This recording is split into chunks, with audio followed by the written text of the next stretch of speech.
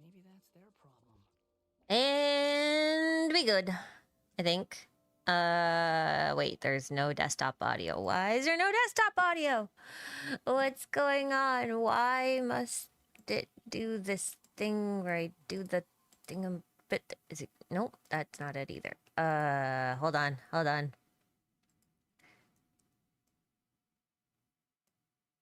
Huh. Can you guys hear the music? Well, like the, you know, in-game audio, I mean. Whoa.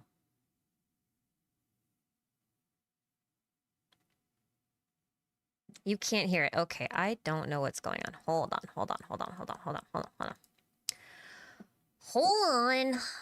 I have to figure out what's wrong here because it was working and now it is not. And that's...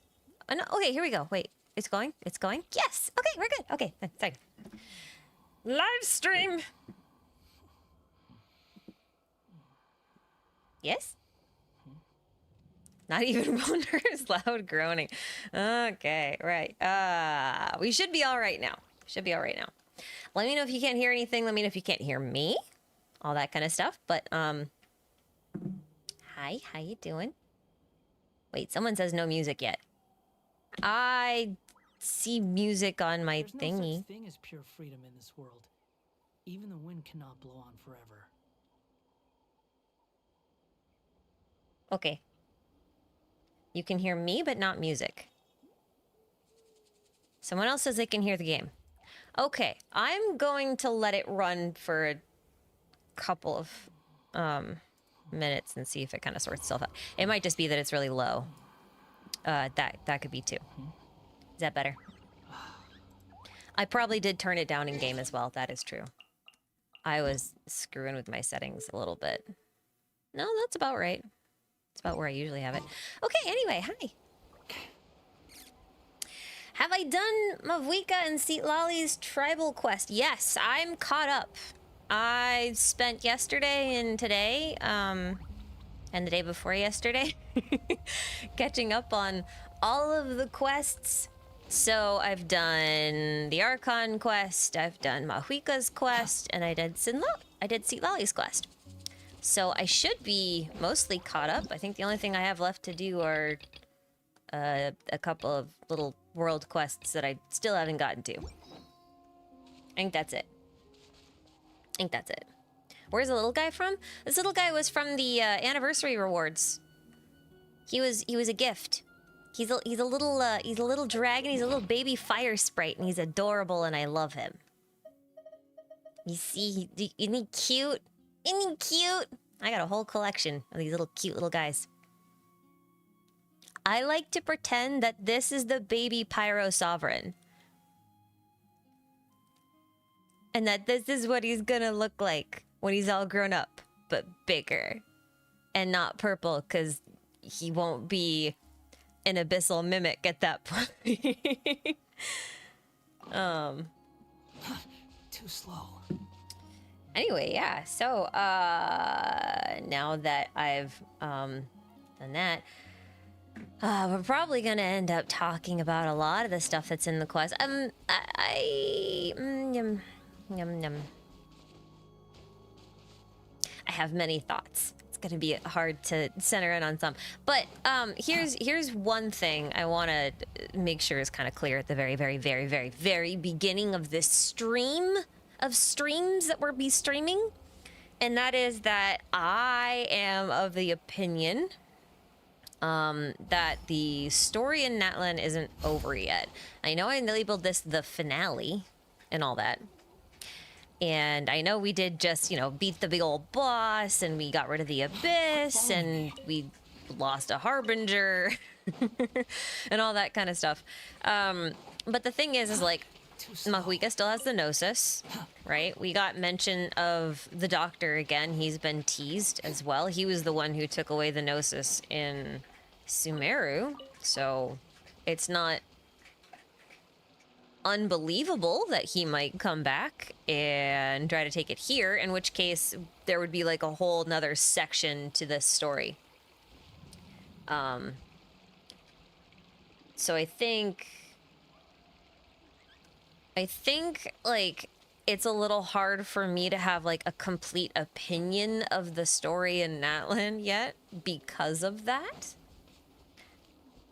So there's that. Wouldn't it be funny if the Traveler ends up with it? Yeah, I mean, it would.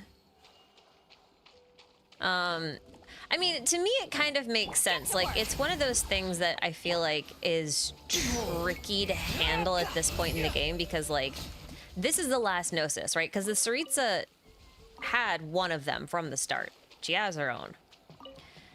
So if she has her own, then this was the last Gnosis they needed to get, so it makes sense that they would delay it. All right.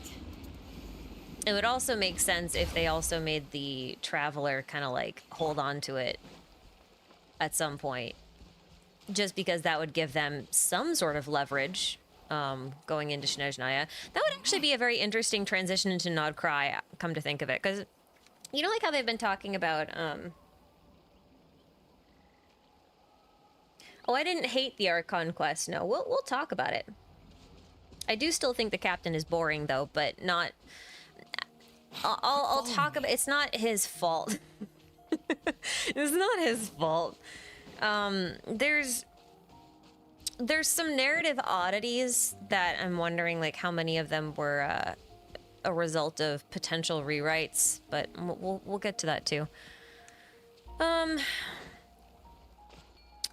So, one thing I was thinking, though, read the whole Harbinger thing and the Gnosis thing. Since Nod Cry has kind of been stated to be the Doctor's hideout, not hideout, but kind of like his space, like his little territory thing. And it's also kind of a sketchy sounding location, like kind of a free-for-all location. I'm wondering if the Gnosis will be given to us as a bargaining chip for the future. As we go into Snezhnaya, if we start in Nod Cry, and then, you know, we'll need a little bit of leverage going in. Maybe. Maybe. Not a good... Dotori's not a good choice to save anything. I mean, no, obviously. He's very self-centered. But yeah, that's kind of, you know, kind of beyond the point. Anyway, Razorclaw, thank you for the super. I know you were having troubles getting into the Discord server. I'm assuming you probably won't be the only one. It's not really... I don't think it's an issue. If you just signed up, like you just became a member, then sometimes it takes like about an hour between you becoming a member on YouTube and YouTube actually communicating with Discord that this is a thing. So sometimes you just need to wait. Like, I would just try to get in like at the end of the stream and then see if it's still doing that. And if it is, then, well, not even to the end of the stream, but like wait an hour. And if you're still having problems, let me know. Or let one of the mods know. I think Jibby's here tonight. I just realized I answered your question too. On accident. I hadn't read it yet. Oh, that's fun. Well, convenient. Excellent. King Lugia, thank you for your super as well. You said, I noticed a crown on the Traveler's head when he's in his Night Soul mode, plus stocks to Traveler is inheritor of the Divine Throne theory. There's a lot of throne. There's a lot of, what do we call it? A lot of different variations to that theory. Just what will we come across? I like having Primo Gems on my head. Like, all the time. I think that's fun. It might take me a bit to get into Night Soul. I want to see the crown. I don't remember the crown. So I guess we'll just wander around as Traveler for a bit. Be good. Yeah. I do like that.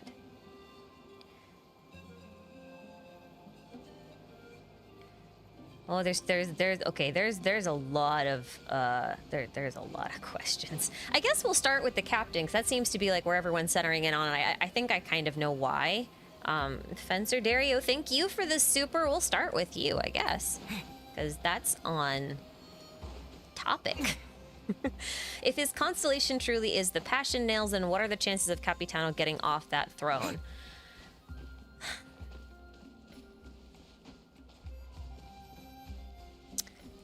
I think... Okay. Here's the thing about the captain, to me, that was probably the thing that I found the most disappointing in the Archon quest. So there's really only two things in the Archon quest that I found disappointing, and the rest I thought was fine. And the first one was the underutilization of the captain. Because he kind of felt like he was supposed to initially have a much greater role, and then just didn't. Like, they wrote him out of it for some reason. And I know, like, he becomes Lord of the Night at the end. I feel like that part was always planned, but I had a hard time with that part of the story because it didn't really feel like that story beat was earned, if that makes sense. Like, it kind of felt like it happened and I understood why, but it also didn't really flow the way I thought it would make sense to. And then given the fact that they made him a whole animated PV and everything, it felt like they had a slightly different plan for him originally, and then they either toned it down or got rid of it in favor of something else. And I think that's part of what makes it kind of feel a bit jarring to me. Now, that said, I am wondering if, like, initially... I don't know why I'm going this way, actually. I do wonder if, like, initially they had the captain being a bit more antagonistic. Like, if that was the original plan for him. And so they were going to have, like, a real about face as opposed to having him show up out of nowhere, fight us out of nowhere, kind of cryptically go about plans behind the scenes, but then ultimately be working with us the whole time and then sacrifice himself at the end. Like, I feel like instead of that, I feel like he was supposed to be a lot more antagonistic throughout the whole thing. And like, the art for this version has the captain and Gasoithoth as Shriekwaddle, and Mahuika and the Traveler on the cover, right? And so, like, you look at that and you go, oh man, all three of us are gonna go to the final battle. And there are only two of us. And I thought that was, like, the biggest opportunity that they could have taken to allow us to feel like that moment with him becoming Lord of the Night was a bit more earned. Because if we were fighting Shriekwaddle or Gasoithoth, whoever you want to call it, the big dragon, with Mahuika and the Traveler, and then they're struggling and the captain comes in to help, then I feel like that would have helped sort of tie things together. But other than that, it kind of just feels like he comes in periodically and doesn't do much. And I wonder if they wanted to go that route, because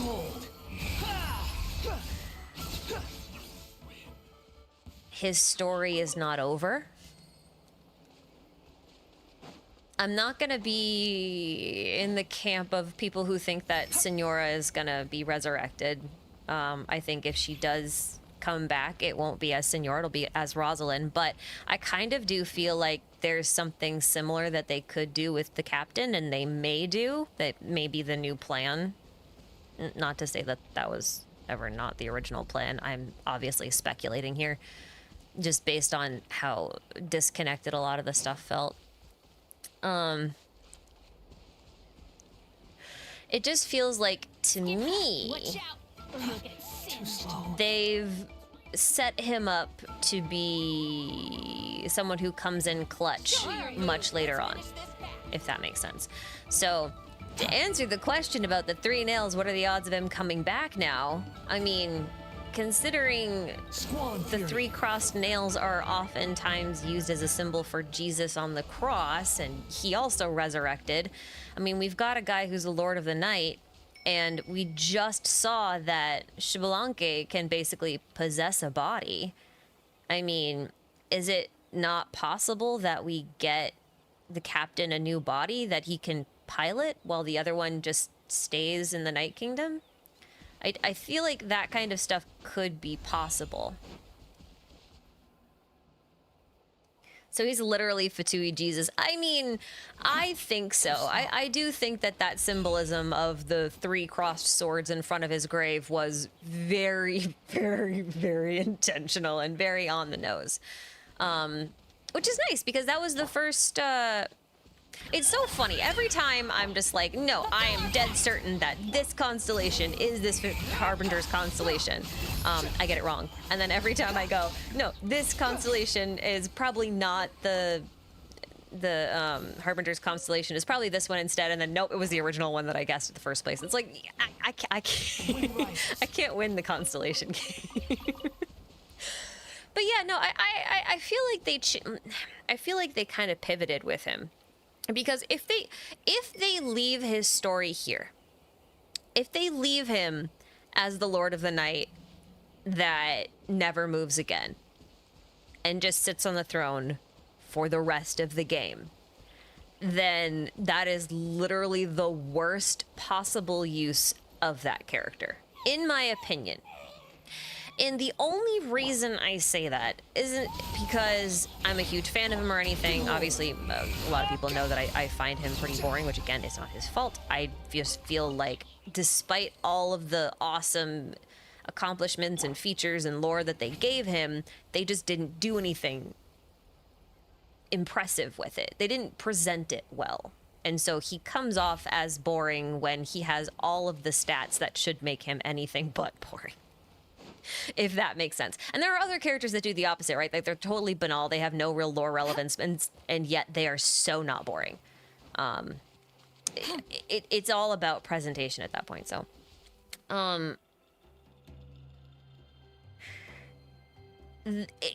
for me, it's the fact that he's the strongest Harbinger, the first Harbinger, and the leader of the Fatui that makes it so strange if this is where they leave his story. Enjo, for example, yeah, I mean, Enjo basically has no real lore relevance. I mean, he's supposed to be like this little kind of goofy side character, and yet he's kind of fascinating in light of that. Yeah, I mean, like, that's basically the gist. And I feel like the captain was missing that something that they gave to Enjo. And that's why he feels boring to me. Even though I do think his story is interesting, I just don't think they did right by it, if that makes sense. And I actually feel like they've been underutilizing the Fatui since Sumeru. Like, Arlecchino was highly anticipated, and let's be honest, I love her, but she did nothing in Fontaine. Like, her boss battle was because her kids did something wrong and she was punishing her kids, right? So there's that. Also, one more bit of evidence that will probably get the captain back in some capacity. Important to note that if you look at the Fatui Harbinger wheel, okay, let me wait before we move on. Let me clarify by what I mean by she did nothing. Her presence in Fontaine was not a pressure on Fontaine, right? Like, if you think about Mondstadt, Signora was just being introduced, so she didn't really have pressure, but she applied pressure just at the end. And then if we think about Liyue, Child applied pressure. Like, he wasn't like the driving force of the whole plot, but he played a very critical role in it. Instead of confining themselves but then to you the get heavens, to Sumeru, and God obviously should broaden their Wanderer is horizons playing in the a world huge below. role in it. because he's like the prime driver of it. And by proxy, Dottore is also playing a big part in it and putting in a lot of pressure. Even though, like, and I understand that in Fontaine, the Fatui weren't the cause of the flood, so obviously, like, they're not able to put that sort of plot-based pressure on there, but I felt like Arlecchino was just there to be like, tisk tisk, you're doing this wrong, and then that's it. So there's no real pressure, no narrative pressure, and I feel like the captain kind of did something similar. He never felt like he was going to take control at any point, and neither did Arlecchino. And that was kind of where, I mean, like, I feel like they're really underutilizing the Fatui of these at that point. You could say the same about Skara and Mondstadt. Skara wasn't in Mondstadt. He was there for an event, a limited event. We don't count that as applying pressure. Like, we'd have to look at, like, Inazuma for that, right? Like, the Fatui were the cause of the issue in Inazuma. They were the cause of the issue in Liwit, and they were the cause of the issue in Sumeru. So, like, I get them applying pressure in those ways there, but then I don't want to deal with him. I don't want to deal with this guy. But then you get to Natlan, and the thing is like, those are low-ranking harbingers, right? Like, those are low-ranking, weaker harbingers that are causing mass chaos. And then you get to the highest-ranked harbingers. Arlecchino is number 4, right? The captain is number 1. We've got these incredibly powerful harbingers that effectively are less threatening than the lowest ranked one, which is kind of, it feels really weird to me. Anyway, so okay, so the thing. Phew. Yeah, the Fatui didn't need to do anything, so they didn't need to apply pressure. But the thing is you could have had subplots with them, right? You could have had subplots with the Fatui trying to do anything else in these nations. I mean, like, literally anything. Maybe Arlecchino was trying to take over the prison system or something, and that's where she was applying pressure. And then, like, because she was down there trying to take over the prison system, like, her presence was also threatening the leakage of the primordial seawater since the valve was down there, right? Like, you could have done some interesting things there and still had them have the same presence overall, but instead she spent the whole time at a tea party, which I didn't really like. I thought that was really disappointing. So there's stuff like that, but okay.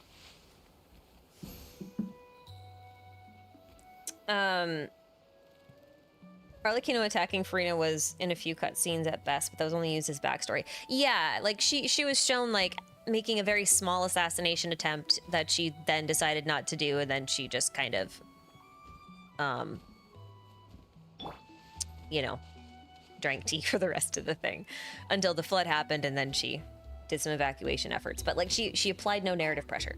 That's kind of the part that gets me. So hold on one second. I want to bring up something, but I gotta swap windows really quick. So give me 1 second. I've read almost every novel from Yai Publishing House.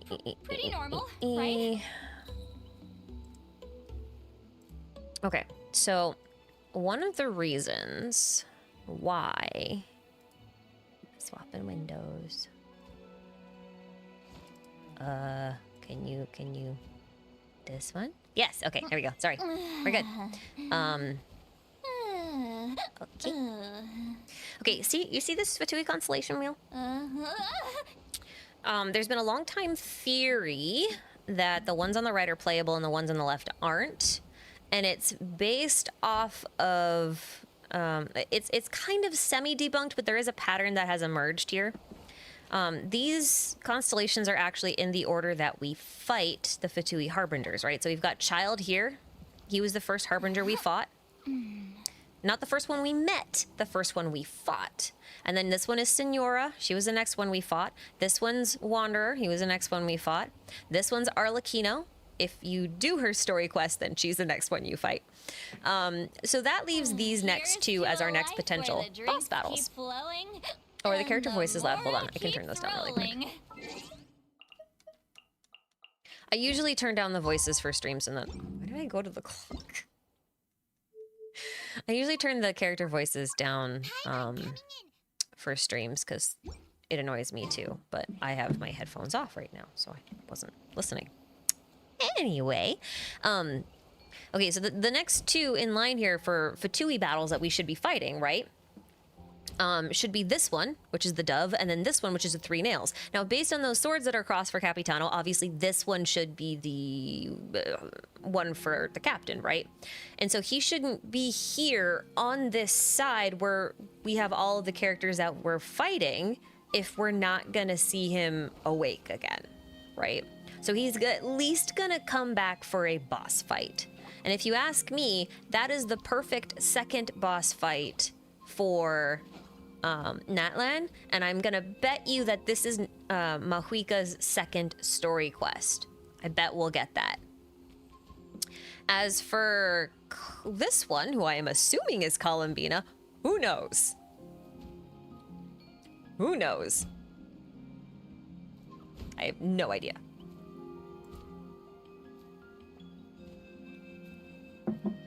Who's the palm of the circle? Dunno. No idea. I do think that this should be like a Natlan Harbinger. It would make the most sense at this point, but we have nothing to go on for this. What if they make him a puppet for Syndrome? A lot of people have said that for Senora too, not just like for Syndrome, but for the Doctor, because the Doctor makes clones of himself and stuff.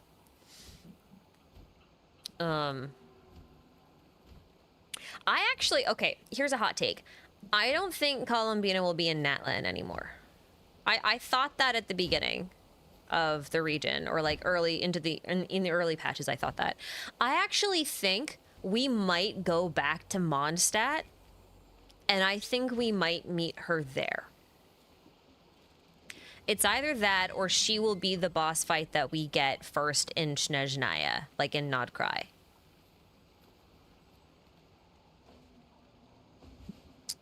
I think that might be it.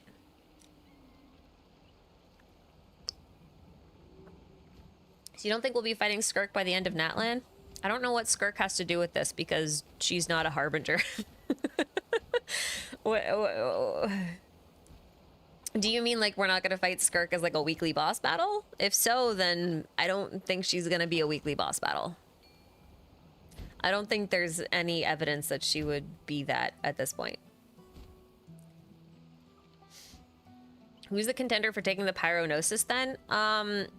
I mean, I do think Columbina or Dottore are the two best. However, if you recall Seat Lolly's quest, the Harbinger mentioned is Regrator, which is Pantalone, who's the banker, the pants man.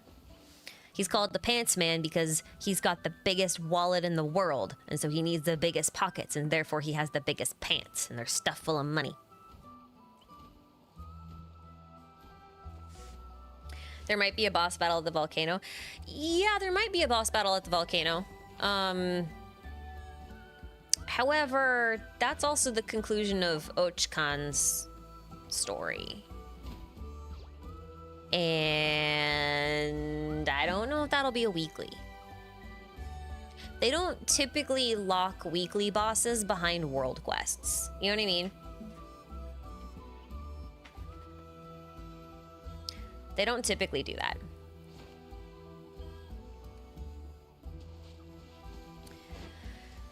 Your theory is that Pentalone's constellation is the hand? Yeah, I've seen that theory before. It's definitely plausible. You're not alone in that. Not by a long shot. Actually, where am I at exploration-wise? Oh, I'm only at 87. Yeah, okay, there's still a lot to get here. Okay.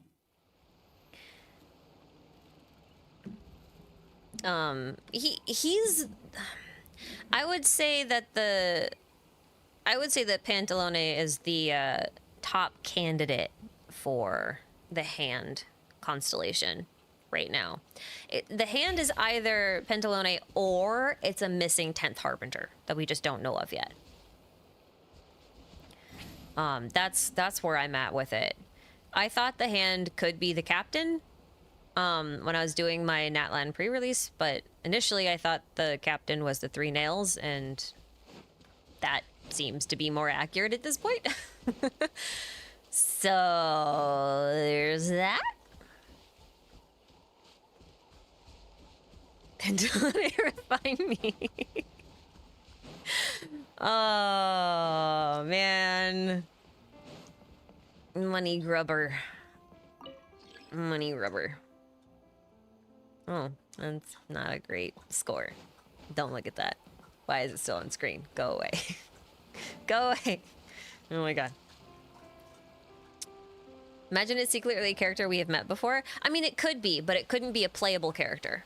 And the reason is because then we'd know, because we'd have seen their constellation. So, like, there are sometimes theories about, like, Kaya is a secret Harbinger or something like that. But it's like, we've seen Kaya's constellation. If he was a Harbinger, then, you know, we'd know. I've seen the same thing for Dainslif. Dainslif's constellation is marked as Snake Ring in his little intro thingy that he has. So I don't think he's a Harbinger either. Also, I think his whole thing kind of goes against what the Harbingers do. But that's neither here nor there. Give me that aphid. For no reason other than I just want it. Oh. Oops. Maybe I shouldn't be over here. See, Lolly, no! It's just nap time. It's okay. She's fine. She's fine. She's had eggs. Oh. I should maybe put the leopard back. Victory! Hell yeah! Is Mahuika immune to that, really? Let us test the theory. We will find out very quickly. Is she immune? Aw, snap, she is. That's cool. I didn't know that. I explored this region before she came out. That's neato! Where the hell is Varga? He's on an expedition! You leave the old man alone. Let him explore in peace. I don't know, maybe he's in the abyss and he thinks he's only been gone for like a month, but it's been like 5 years.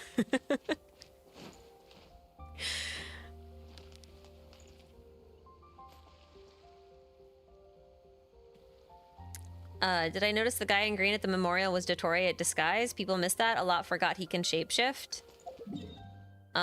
Is he still there? Because no, I didn't notice. I mean, I thought something was weird about the dude and I wondered why he was there. But wait, where is the memorial? I have forgotten. I don't remember where the memorial is. Well.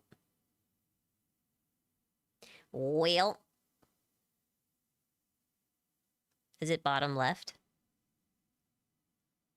I'm gonna go over here. Or we're just gonna run around. Show us your 5-star weapon collection? I mean, I can, but you guys have to understand I've been playing for a long time. Happy?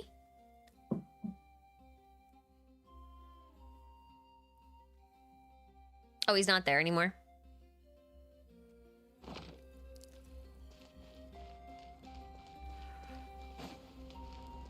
Yeah, I thought he was weird. I don't remember him saying anything that gave it away that he's the doctor, but I only played it a day ago, so I haven't actually gone back and reviewed the footage, but I'll look. It's pretty interesting if it's true. Also means he didn't do anything, even though he could have. Yeah. People are saying same VA. I don't know if that's really a good metric to measure by. There's a lot of instances where, you know, like a voiced character will also share a voice actor with like an NPC. Like that's not uncommon. Like the most obvious one is Ayaka and Catherine. They have the same voice actor. And that one's like, Ayaka's not Catherine. I mean, Bennett isn't Xingqiu. So like, I understand it's like nice circumstantial evidence or whatever, but it's one of those things that I'm like, I don't trust voice acting as a metric of lore. You know, like even take Xbalanque, right? Like he was in a different body, so obviously he had the voice of a child, but the thing is he already had like a proper voice. They could have made him talk in the voice of the that they had actually like assigned to Xbalanque and not to the kid, but they chose to make him use the kid's voice instead.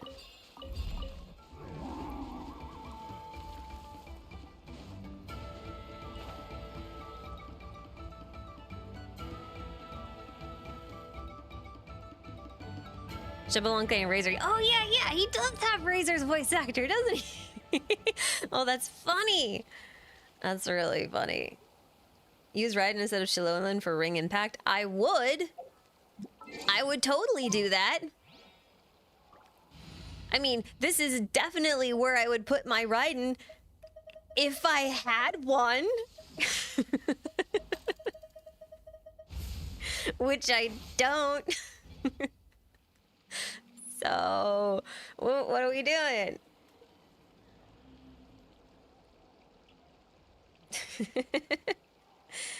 Oh, it's funny.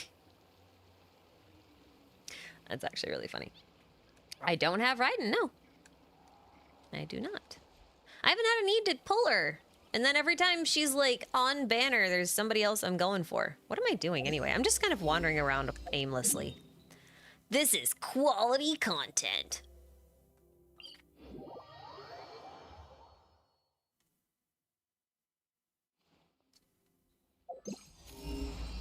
Heck yeah. Wandering is wandering, yeah. And this is just what he does every day, right? I'm just like role playing. I'm in character. I am so in character. I'm just wandering. Living up to my name. Free as a bird. Zip zooming across the sky. Zip zitty zooms. Like the first zip zoomer that ever zip zoomed. Yeah. My thoughts on Act 5. Okay, so I had two big gripes about Act 5. That was the first one. Honestly, the captain underutilization was kind of the biggest one, I think.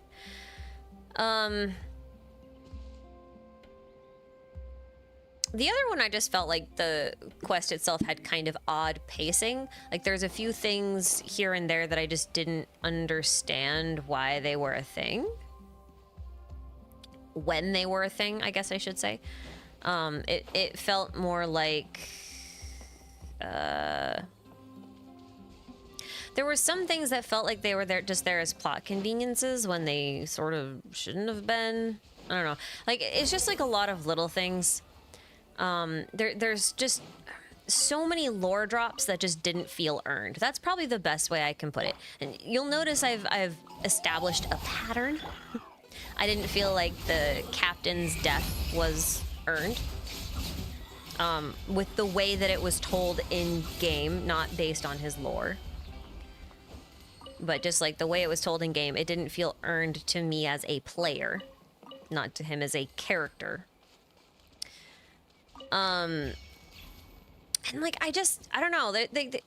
This is like such a weird situation because like my understanding is that Natlan you can access at any point after Leeway, right? After you finish Leeway, you can just like go straight to Natlan and do its story. If that's true, then that's gonna make all of like going and playing all of the other regions afterwards really weird. I don't know if that was just like a limited time thing or if they're gonna... Whoa. He just dive bombed me. That was so rude. It was so rude. I don't know if that's like a permanent thing or if they're gonna like not let new players do that after this patch. I don't remember. Chapter 5 is only quick startable until 6.0 comes out. Okay, so it's like for the next... That's still kind of weird, though, because that means anyone who starts playing this, well, in the next 6 months is going to get such whiplash if they go straight to Natlan and then go to, like, Inazuma. You know, because, like, I don't know if you guys remember this, but, like, in Inazuma, it's so funny because, like, we're very much like, we don't want to be involved in your nation. Go away, shut up. That kind of, like, we have a very I'm looking for my sibling attitude. I don't care about anything else. And then we get to Natlan, we're like, oh yeah, no, we're totally gonna save your whole country. Like, no problem. Like, you skip all the character development, and I'm sure that's going to be extremely jarring. There's little things like that that really bother me, but like I felt like the boss battle against Gosoi Thoth was also not earned as Shweequaddle. Specifically, I thought fighting the Abyss was obviously earned. That makes sense. And I kind of get why they made the Abyss take the form of the Pyro Sovereign. It's like that. It's like the biggest, scariest thing you can have the Abyss mimic is like one of the OG sovereigns. Like, I get it. But on the other hand, I don't even remember if the Pyro Sovereign was so much as mentioned in the Archon quest. Or even hailed, or like if we heard a legend of... I don't remember it, which to me probably means it didn't happen, but my memory's not infallible, so it could have, and I just don't recall. But like... It felt very strange to just have it all of a sudden be a dragon. Like, I would have liked to see them talk about Shweequaddle a little bit. And probably give us a little bit more backstory on it in the Archon quest before just kind of like throwing it there, because it felt like there was no build up to it having the form of a sovereign. It just felt like the Abyss was going to be a giant big scary dragon, and that was it. There was no real rhyme or reason, and that kind of was like that was my second biggest complaint about Act 5. It was the underutilization of the captain, and it was the fact that the dragon aspect of fighting the Abyss felt out of place and not earned. Other than that, I thought the patch was fine. It was a very simple, straightforward story and didn't really have any glaring issues. It was just fine. I didn't love it, but I didn't hate it. But I'm also kind of picky. And also understand that, like, I'm actually a really big critic of Genshin's writing in its story. Where I think Genshin shines is in its world quests, for one, but then also in its world building and archaeological experiences. That's where I think Genshin shines the most, and that's usually where I'm happiest chilling. But like when it comes to main Archon quests and stuff, I'm usually pretty critical by default. So just keep that in mind as well. Yeah. Dialogue is a struggle. You know, it's funny. Right before Genshin released this patch with its finale for Natlan, Zenless Zone Zero released their 1.4 patch with their finale for their first story arc. And even though there were some hiccups in it, there were a couple of slightly odd places where the pacing was a bit strange. We kind of knew why. It was because they removed an entire game mode due to player feedback, and you could totally see where in the story the writers were planning for that mode to be, to break up the pacings. Like, you knew why it was like that, so it wasn't like that upsetting. But like overall, that story was written in a brief and concise way. It was written in a very satisfying way, and every single detail actually mattered, and it never really felt like it dragged. And I thought that was so interesting to see, and to like play through that and then come back and play through 5.3 because the word count difference was insane. like, I don't even know how to describe the difference, but I am very proud to say that I am still quite confident in my assessment that Zenless still has the best writing out of Hoyo's games. I'm going to clarify that does not mean it has the best story, it just has the best writing, in my opinion. Because the writers for that game understand brevity, and they understand contrast, and they have the best feel for pacing that doesn't drag. So I find the contrast really interesting between the two. I have missed a couple of things, so let me, while I've been rattling on about nothing. Apple Bears, thank you for the super. And thank you for making videos. You've taught me a new way to interpret media. Now I see the retelling of old stories in so much media, and it's so cool. The educational aspect of this game is honestly one of my favorite parts. And that's all part of the world building, right? Because they do so much consistent referencing of real world things that it really forces you to learn. And because they're all interconnected in game in a way that is compatible with the way that things are interconnected, you know, in the real world, it's actually very satisfying to make those connections and stick with you. And then you go to other games, you're just like, oh shoot, this is this story, or this is that, or like, blah, blah, I remember Xbalanque from this, I know all that, you know, like, I think that is one of the coolest things. It's probably the most, it's definitely my most favorite aspect of this game, I think. And it's why I've stuck with it so consistently for so long. Easily. But I'm glad that you have also found enjoyment in the thing I enjoy most.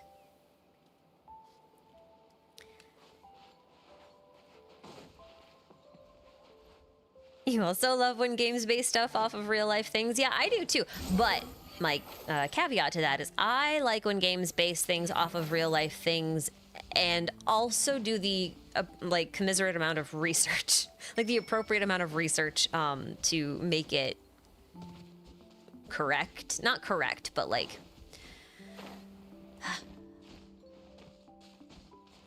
as true to form as they can do it. Not saying Genshin's perfect about it. It definitely has its hiccups. There's definitely times. But I definitely love seeing that in my media. For sure, for sure.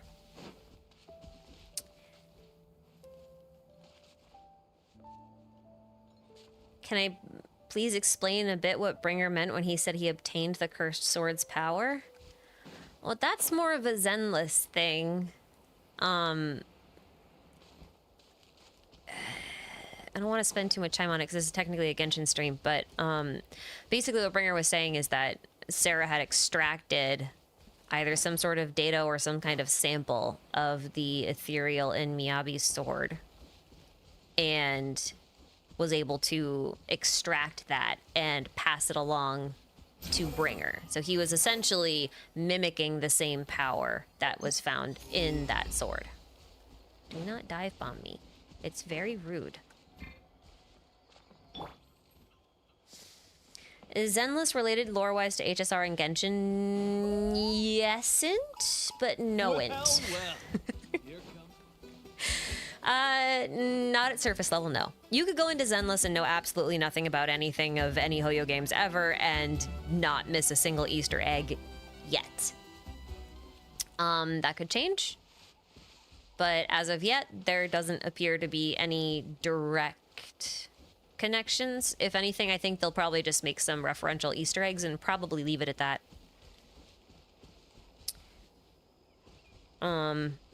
If anything, you know, okay, so, this is kind of relevant. I don't want to do the thingy. Go away.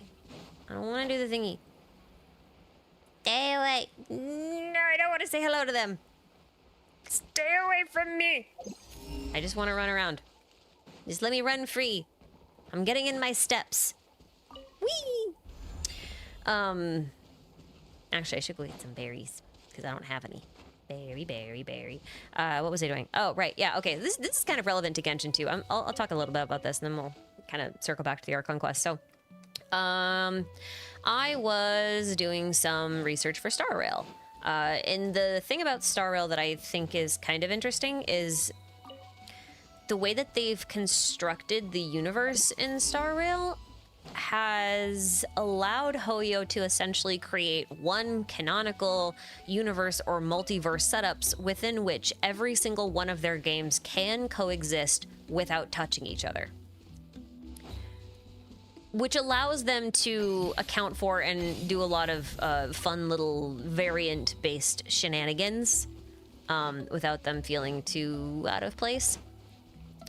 And I would assume that okay, so we know this because we're going to a new planet called Amphorius, which is one that has been hidden away from prying eyes. No one knows it's really there except for this group called the Memo Keepers, as far as we know, anyway.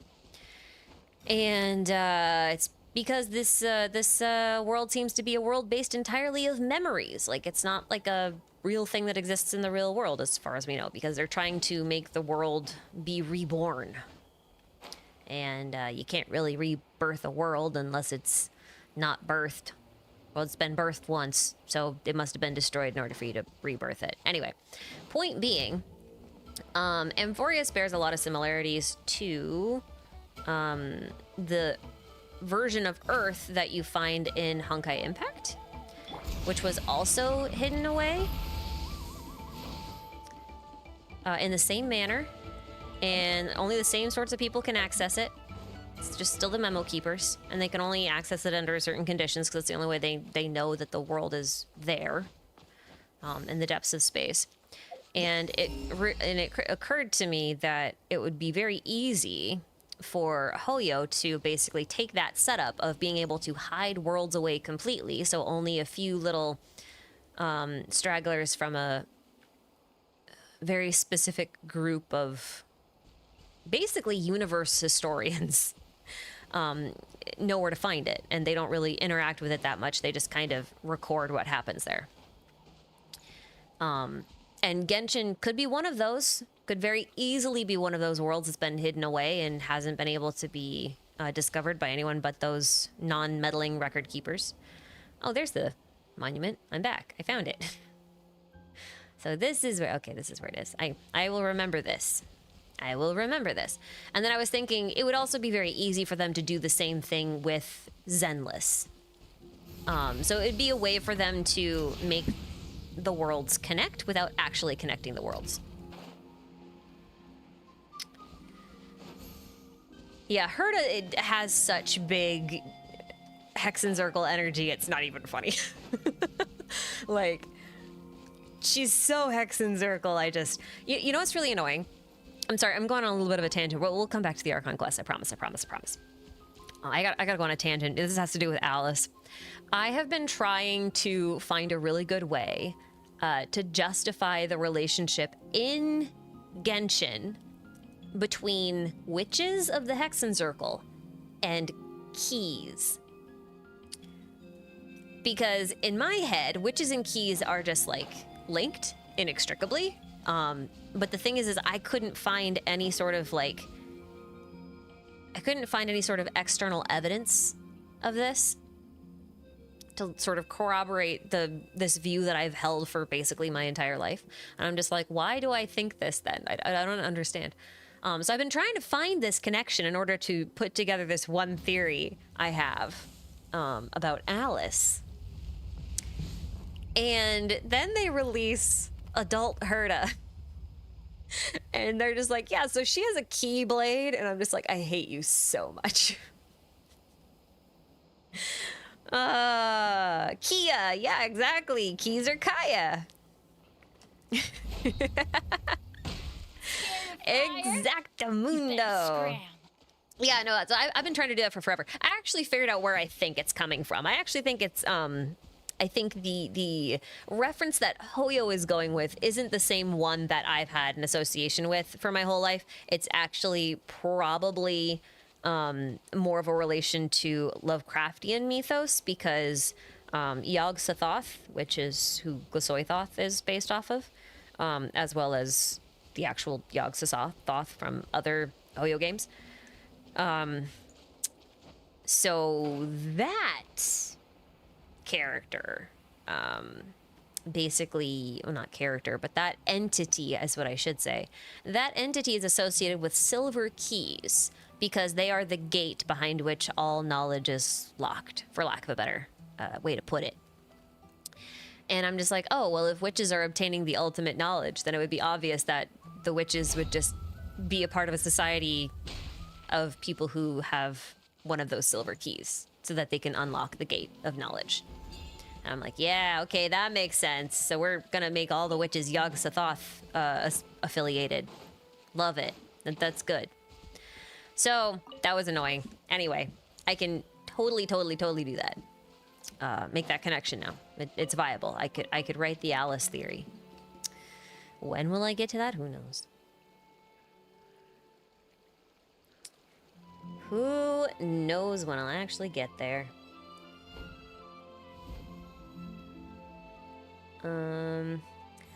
Eli Me, thank you for the super. Did you talk about who the Abyss Dragon was? Also, happy Halloween. What? Happy Halloween? What do you mean? It's genuine. You know what? I'll take it. Halloween's the best holiday. We deserve to say happy Halloween all year round. I accept, accept this. That's really funny. I did. I'm basically like 99% certain that's Shweekwaddle, who would be the Pyro Sovereign, because the Abyss is basically just mimicking the strongest entity that it can mimic, and in Natlan, that would be the Pyro Sovereign, who had been eroded away by the Abyss at one point. We have records of that. We know that they were corroded by the Abyss, so it would make sense for them to be able to take that form. So, yeah, absolutely, that's who I think that was. The better question, not the better question, but the question that more intrigues me about the Abyss Dragon is why the heck it has 2 flaming claymores. That was never explained. That's actually part of the reason why I feel like that battle wasn't really earned. I feel like we should have learned a little bit more about Shweekwaddle, even if we were just given a book about them, or someone told like a random legend saying like, oh, the only thing that could have ever rivaled Xbalanque in the past, the first Pyro Archon, was the Pyro Sovereign themselves. This was a great mystical beast said to fight with 2 gigantic swords, blah, blah, blah, blah. And then you actually get there, you're like, oh shit, that's a big-ass dragon. That would have been a little bit, even that would have been a little bit more rewarding to me. I don't know.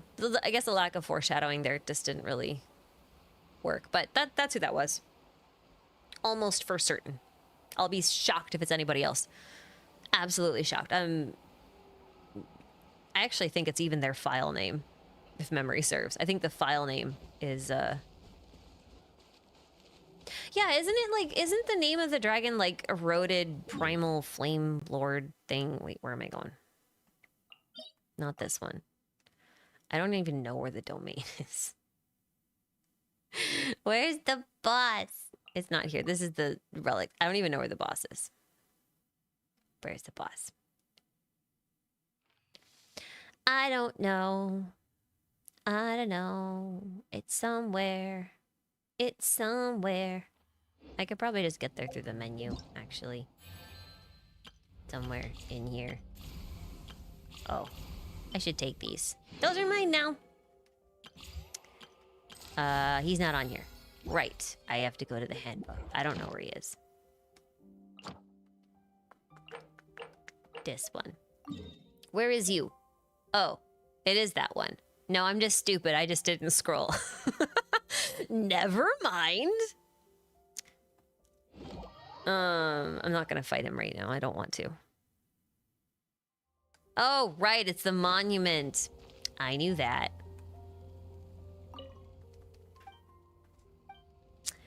I knew it was the monument. I'm pretty sure. Lord of Eroded Primal Fire's Blazing Horn. Yeah. So the Lord of the Primal Fire would have been Shweekwaddle anyway, because that's who the Primal Flame was stolen from.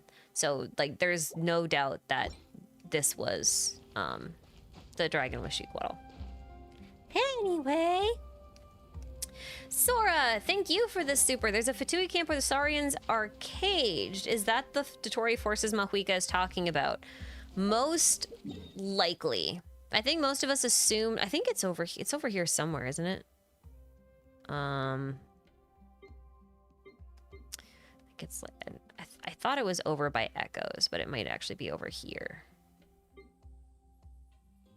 No, not that one. I forget where it is.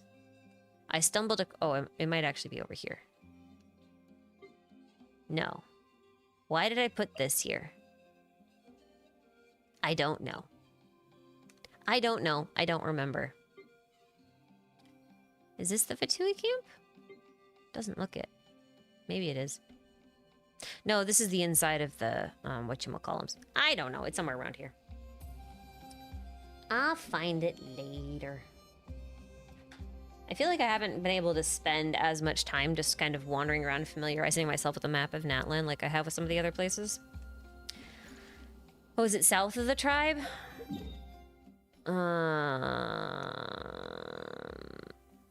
Oh, is it down here? No, that's the thingy. That's Wuck's place. That's the Flamagranite Cave. That's the Children of Echo settlement.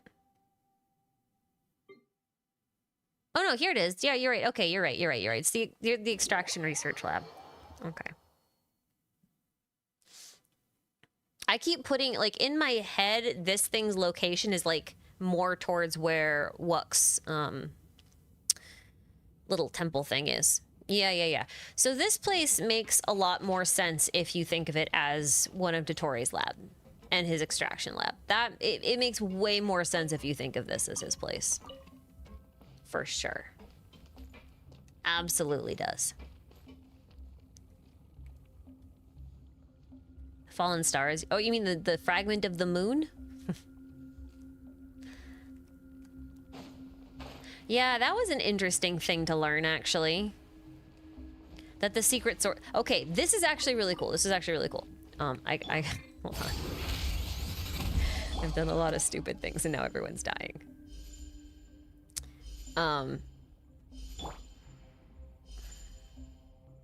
She's a really good healer. Not even her main job. Shalona is Geo Bennett. With rollerblades. Yeah, okay, so I lost my train of thought. Actually, I got real distracted. Oh, right. I think the thing that was the coolest revelation of the entire patch, I thought, was finding out that the remnants of the moon in the sky were where the secret source mechanisms came from. That is such, for me, a fantastic piece of lore, because I have been trying for the last however long to prove that the moons were dragons at one point. So if the dragons used secret source mechanisms, and that was like their technology, and that technology came from the moon, then it's very easy to make an argument now that things related to the moon and the moon sisters may actually be more draconic than anything else. Which is interesting, because it then suggests that there were 7 deities that were like really super extremely powerful. Because you'd have the 4 shades of the primordial one and then 3 lunar sister dragons. Can't prove it yet, but I have a theory. When did we learn that? We learned it when we were talking to Malwika.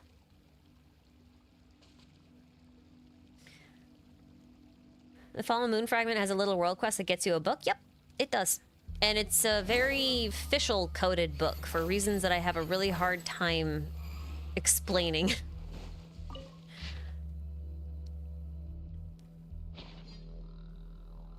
Yeah. This is totally Dotori's lab. There's I've seen a couple of people suggest that this lab might actually be like,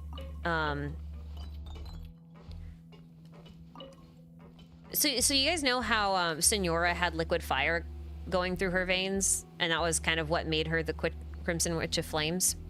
She pumped liquid fire through her veins. Well, like, this is all phlogiston. Phlogiston is liquid fire, right? Basically, right now. Or at least in this form. And if you were to use phlogiston as blood, it would have to be in a liquid form, so can't really have gaseous blood. Is there such thing as gaseous blood? Now I'm curious. The world's a weird place. It could be a thing. I want to find out. I'll Google that later. So, I was thinking about this later.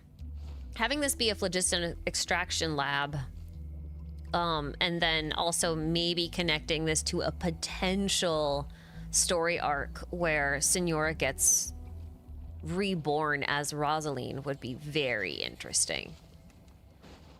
And I could totally see Dotoria going for that because he would be defying the rules by basically what had just happened? What? That was funny. I don't know what happened to her. She like went up in the air and then died. That was funny. Still no good. Okay. Well, we'll just sit here and bean him until he dies, I guess. That was really funny. Okay. Lots of eggs being used today. Yeah, because like if he was to bring someone back from the dead entirely, like to give them a whole body and everything, like he would be defying the rules of the world. I feel like that would be right up his alley. You know what I mean? I didn't say Senora was coming back. I said Rosaline could be coming back. I don't think Senora, as in La Senora, comes back the way that we knew her. If anything, I think we could get Rosaline. I really do. I think that's a possibility. Is it a big possibility? No. But it's not impossible. I think it's about as likely as the doctor. Not the doctor, sorry. As the captain coming back, frankly. I feel like if you entertain the idea of the captain coming back, you have to entertain the idea of Senora coming back.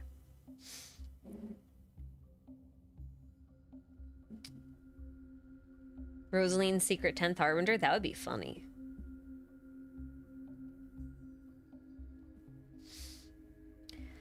You hate the reviving trope? It's stupid and makes characters' deaths less meaningful. I mean, yes, it does. However, couple of things. One, Genshin is... I just realized her whole thing pulses rainbow colors. That's cool. Oh, no, don't hit me. I have no HP. It's very rude to hit me.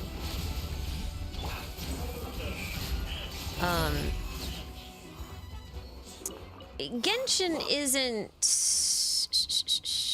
going for that kind of emotional weight, I think. I think the message of this game is that memories are your life, right? Memories are life, so if you lose your memories, you've kind of already died. And it's not really about the body, it's about the mind more than anything else, at least in this game. So for me, having Rosaline come back isn't really the same as having Senora come back because she doesn't remember being Senora. Like, those memories aren't there. So Senora remains dead. Also, Genshin is very much a fairy tale. And the Archon quests tend to stick to our, like, more vanilla definition of what a fairy tale is. The very, kid-friendly kind of version. And then the world quests tend to be the same sort of vibe that you get when you read old fairy tales as an adult. And you go, holy shit, this was messed up.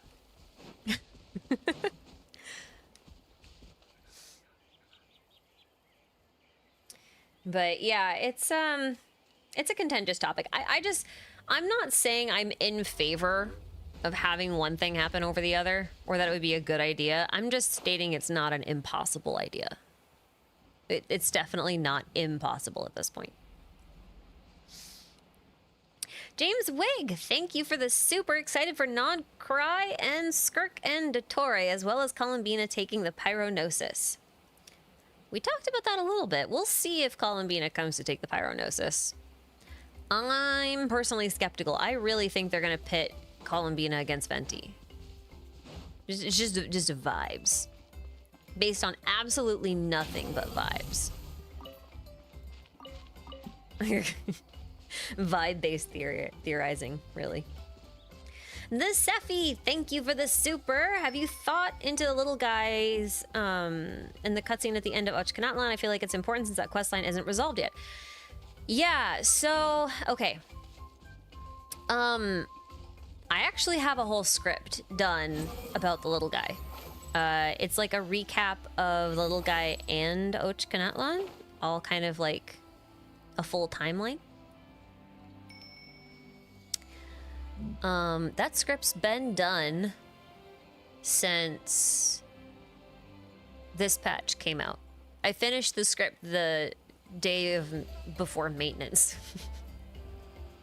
And then I had to pivot and finish some other projects, and I just haven't gotten around to editing and compiling that yet. But I was also trying to decide whether or not I wanted to release that video before we go to the volcano or after, and like make it a complete I wasn't sure if I want to make like a complete little guy quest like from start to finish, or if I wanted to do part 1 and then do a part 2 at the end, which is kind of why it's been sitting there. But I have a plethora of speculations on it. Yeah. But the thing is, I don't know when we're going to the volcano. It also feels weird because, like, this is another thing. Like, we just fought Shweekwaddle, right? Like, we just fought Shweekwaddle. Well, the mimic of one. So it'd be very strange to get to the volcano and then, like, fight Shweekwaddle again. So something else has to be there, you know? And that makes it kind of strange. But also, like, if it also would feel, I don't know, if it would feel very weird if we took our little guy and he was, like, gonna be the next Pyro Sovereign. Because if you really think about it, right, the theme of Natlan is, like, humans can become a god. Just by being super strong and wanting to be a leader and winning a tournament and all that kind of stuff. And Mahuika came from a Dendro tribe. So it's plausible that she never had a pyro vision, you know? It's possible that whoever inherits the position after her doesn't have a pyro vision. It has some other kind of vision. And if that's the case, then, like, could the same not be said for Shweekwaddle? Like, any of the Saurians who get blessed by the Flame Lord, like, who have that blessing, could then become the next Flame Lord if they get sufficiently blessed. Because, like, every Saurian in Natlan has some sort of affiliation with fire, right? And I know a lot of people will say the Kukasaurs are pyro-based. I personally still think they're animo-based. And the reason is because, like, with every other element, elemental infusion of pyro doesn't last. It gets removed, right? Like, if you apply cryo and apply to pyro, it gets removed. Apply hydro, vaporize, gets removed. Geo, crystallize, gets removed, right? You can just kind of like go, burning kind of perpetuates it indefinitely. That one I give you, but it's not an infusion. It will eventually eat away at the aura and just kind of like go away. But when it comes to Animo takes on the properties of whatever it swirls, right? Like, you have Animo infusion, which is something that you don't get with the other elements. So, like, I still see the Flower Feather clan as being more of the Animo representative in that way. So I think it's possible that knowing that Ochkan has the blood of the Pyro Sovereign, and that's what the Flame Lord's blessing is, I think it's very possible that the little guy also has the blood of the Pyro Sovereign and therefore could basically be their heir to the throne, so to speak. You know what I mean? You know what I mean? Which would mean that if we take the little guy to the volcano, maybe we throw him in the volcano and then he comes out as a pyro dragon. The same way that, like, the Pyro Archon of Natlan may start out with one kind of vision or elemental affinity and then get thrown into the Sacred Flame, and now they're Pyro. That was a lot of words to say a really simple idea. It's a lot of words to say a really simple idea. But we'll see. We'll see. I think that's where it's going, though. Although there's a lot of stuff that Wux says in that cutscene, so I'm not really sure what in specific you were referring to. Maybe that one wasn't it. Or he becomes a potato. He's already a little potato. He's a little hash brown. He's deep fried, golden brown, and delicious.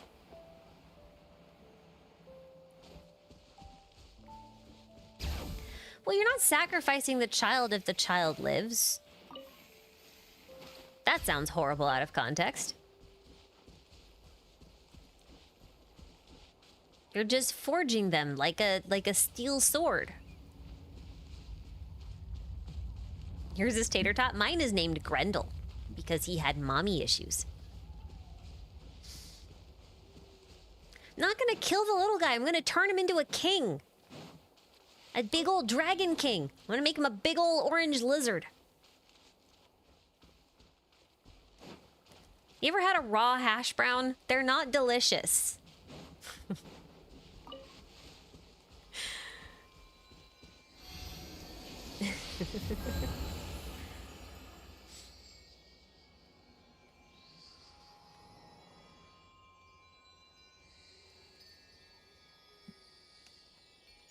What are we doing?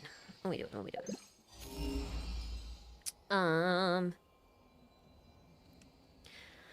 Razor Claw, welcome back. Did you get your stuff resolved with your Discord stuff? Did you check it? You should check it, because I think it's been like an hour at least. Do you think we'll get an Inazuman patch with Chronicle Wish banner in 5.4? Ooh, huh. An Inazuma patch, huh? Well, I mean, given Mizuki's here, I mean, it seems reasonable to assume that we're gonna go to Inazuma at least for a bit. Okay, so okay, here's the thing. The Collective of Plenty lives in the volcano. Okay? So if we were going to the volcano in 5.4, which is like the one of two remaining regions that we know of in Natlan, it's that and there's Javari, right? So if we're not going to the Collective of Plenty, then we're not going to the volcano. Full stop. Which means that we're not going to go see Eon Sense, and we're not going to get a whole new tribal chronicle or anything. We're not going to get a new region to explore. We're not going to get any of that. So that is probably at worst, we're at best 5.5. Which means that next patch with Mizuki, it would make sense if it's like an event-only patch.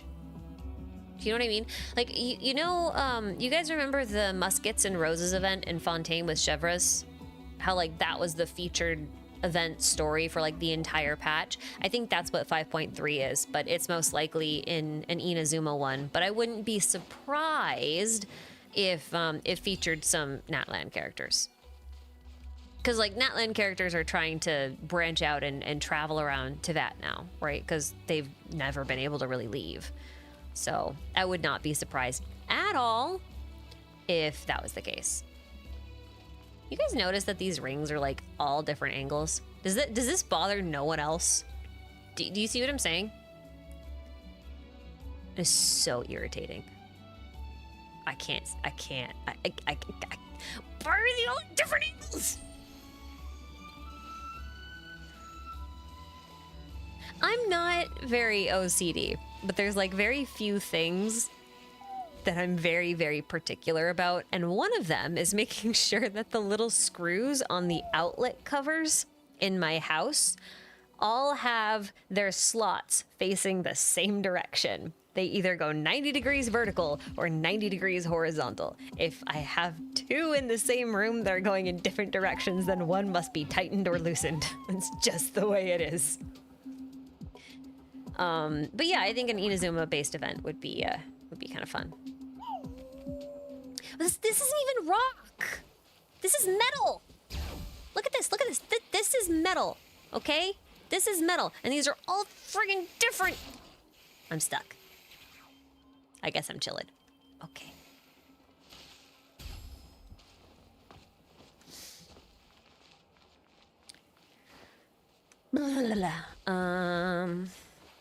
What do I think about phlogiston is light and traveler white light is actual light?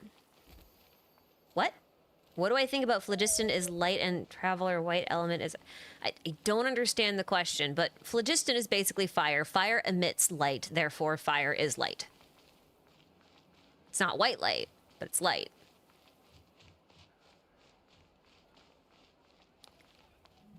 You thought I needed some time? I did not... Okay, who keeps spreading this? I severely question some reading comprehension. All right, let me explain something. When I say I need to slow down about something, I literally mean I need to slow down, not that I need to stop. Right? So with Genshin, one of my biggest issues with Natlan isn't necessarily with its story or writing, because like I said, I've always been hypercritical about the story and writing of Genshin in general anyway, so at this point I'm kind of like, it's whatever. For me, it's just that, why did we get so much lore all at once? Like, I could write maybe 30 theories, you know? Just pick one topic and I could write something. And I find that overwhelming. So for me, it's more about, when I say slow down, it's more about giving myself permission to not have to cover every single little thing. Because this is the first region where that is actually impossible for me to do. Just full stop. I just can't. So that's what I mean by slow down. I have one script written, waiting to be edited. I have another script that I am currently in the process of writing. I have a theory that I'm in the process of writing, and those are just the ones that are currently in production. But I have to be really selective now about what I'm covering because of the sheer amount of topics that Genshin is throwing at me. That's what I mean by slowing down, because I don't want to get burned out. I don't want to be put in a position where I can't take anymore. You know what I mean? It's just pacing. You don't sprint in a marathon, you know? That's not how you win. So that's kind of what it is. And what actually really annoyed, like what part of what triggered that whole thing was just that a lot of the lore that we got in Natlan felt like we were playing catch up for lore that we should have gotten in other regions. So a lot of the videos and discussions that we should have been having should have been happening literally years ago, right? And that's where, for me, it's been a bit of a short circuit in my head, trying to figure out how to navigate that. And so in order to help navigate that, I just shifted my attention for a little bit over to Zenless, which was fine because it had a finale going on, and then over to Star Rail, which is also fine because we're getting a new region there, and obviously there's lots to speculate on there and lots of research to do, and I find it's actually like a focused it's more focused, so it's easier for me to be like, oh yeah, no, I can totally deep dive into this, right? So like Zenless and Star Rail right now are way more focused than Genshin is, and that is unusual. It's usually the other way around. Maybe not for Zenless. Zenless is kind of always a bit more focused, but that's beside the point. That is besides the point. But that's basically all I was saying. I was just saying, listen, there's a lot to cover. I need to have permission to not try to blitz every single topic. Because I just can't. So I gotta pick and choose.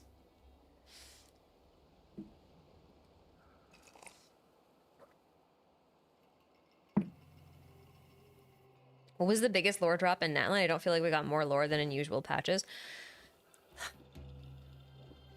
No, we did.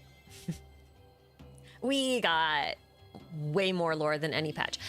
However, a lot of the lore that we got was confirmation on things that we've been speculating about that should have been confirmed ages ago but wasn't, right? Like, for example, Seelies are angels. I've been saying that for literally years now, and it's only in Natlan that they're like, oh yeah, by the way, we Seelies were angels. It's like, oh, great. Feel like we probably should have learned that ages ago. Should have had that confirmation somewhere. They could have put it in a book somewhere, right? There's lots of things that they could have done and didn't, you know, like it just felt like they were really withholding a lot of that sort of information. And it makes it a lot hard. So if I want to say, make a video about biblical inspiration or whatever, right? Like, I have to go out of my way to prove that Seelies are angels every single time I want to bring up some point or potential connection between angels, Seelies, and some other celestial happenings in Genshin. And that is really annoying. But now I can just say, oh yeah, so the Seelies are angels, blah, blah, blah. And I can just keep going. I don't have to do anything else. I don't have to prove anything because it's like confirmed now, right? Like there's a lot of that. There's a lot of that. We have a better understanding of the abyss now. We know what erosion is now. Do you know how long we argued about what erosion meant in Liyue? Like, so long. There's so much arguing about that. Like, it's not even funny. You know, like we're even getting Conria lore. We're learning about, we learned about, our sibling, even though they haven't made an appearance here, we learned that our sibling is a vessel that can handle unlimited amounts of abyssal energy. You can just absorb it, right? We learned that that's part of what the sinners were doing. We learned that people in Conria didn't really know what the sinners were doing. We learned that Conria had crazy-ass technology that could apparently manipulate the soul. You know, like, there's a lot of stuff here. We also now know that Renova and the Omnipresent God statue are both likely archangels of sorts, right? Like, they're almost certainly that. We've been speculating about that for ages, but now we've seen that Renova is a biblical, monstrous eye-like entity in the sky, or at least that's the form she currently takes. And then in Inazuma, the Omnipresent God statue is a woman with wings that are full of those strange little eyes again, right? Like,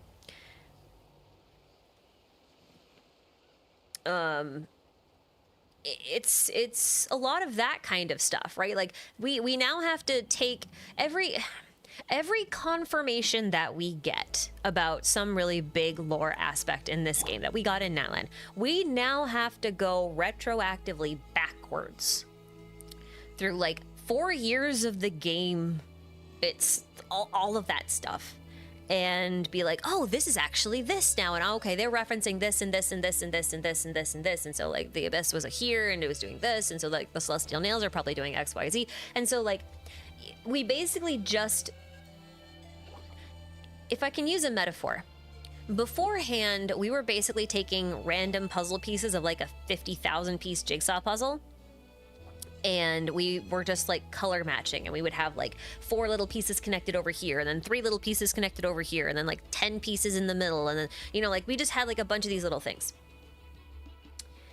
And in Natlan, they basically said, oh, we didn't give you guys the border pieces. Okay, here's all the edge pieces. And we're like, oh shit, edge pieces. We go snap, snap, snap, snap, snap. And then now that we have the edge pieces, we can see like the frame of the whole bigger picture, right? And now we can look at all these little 3 or 4 chunk pieces that we have, and now we can start putting them into the border where all the edges are. Like, you know what I mean? Like, that's what Natlan did. And it just recontextualizes a lot of stuff. And even at that point, that's where it gets really hard.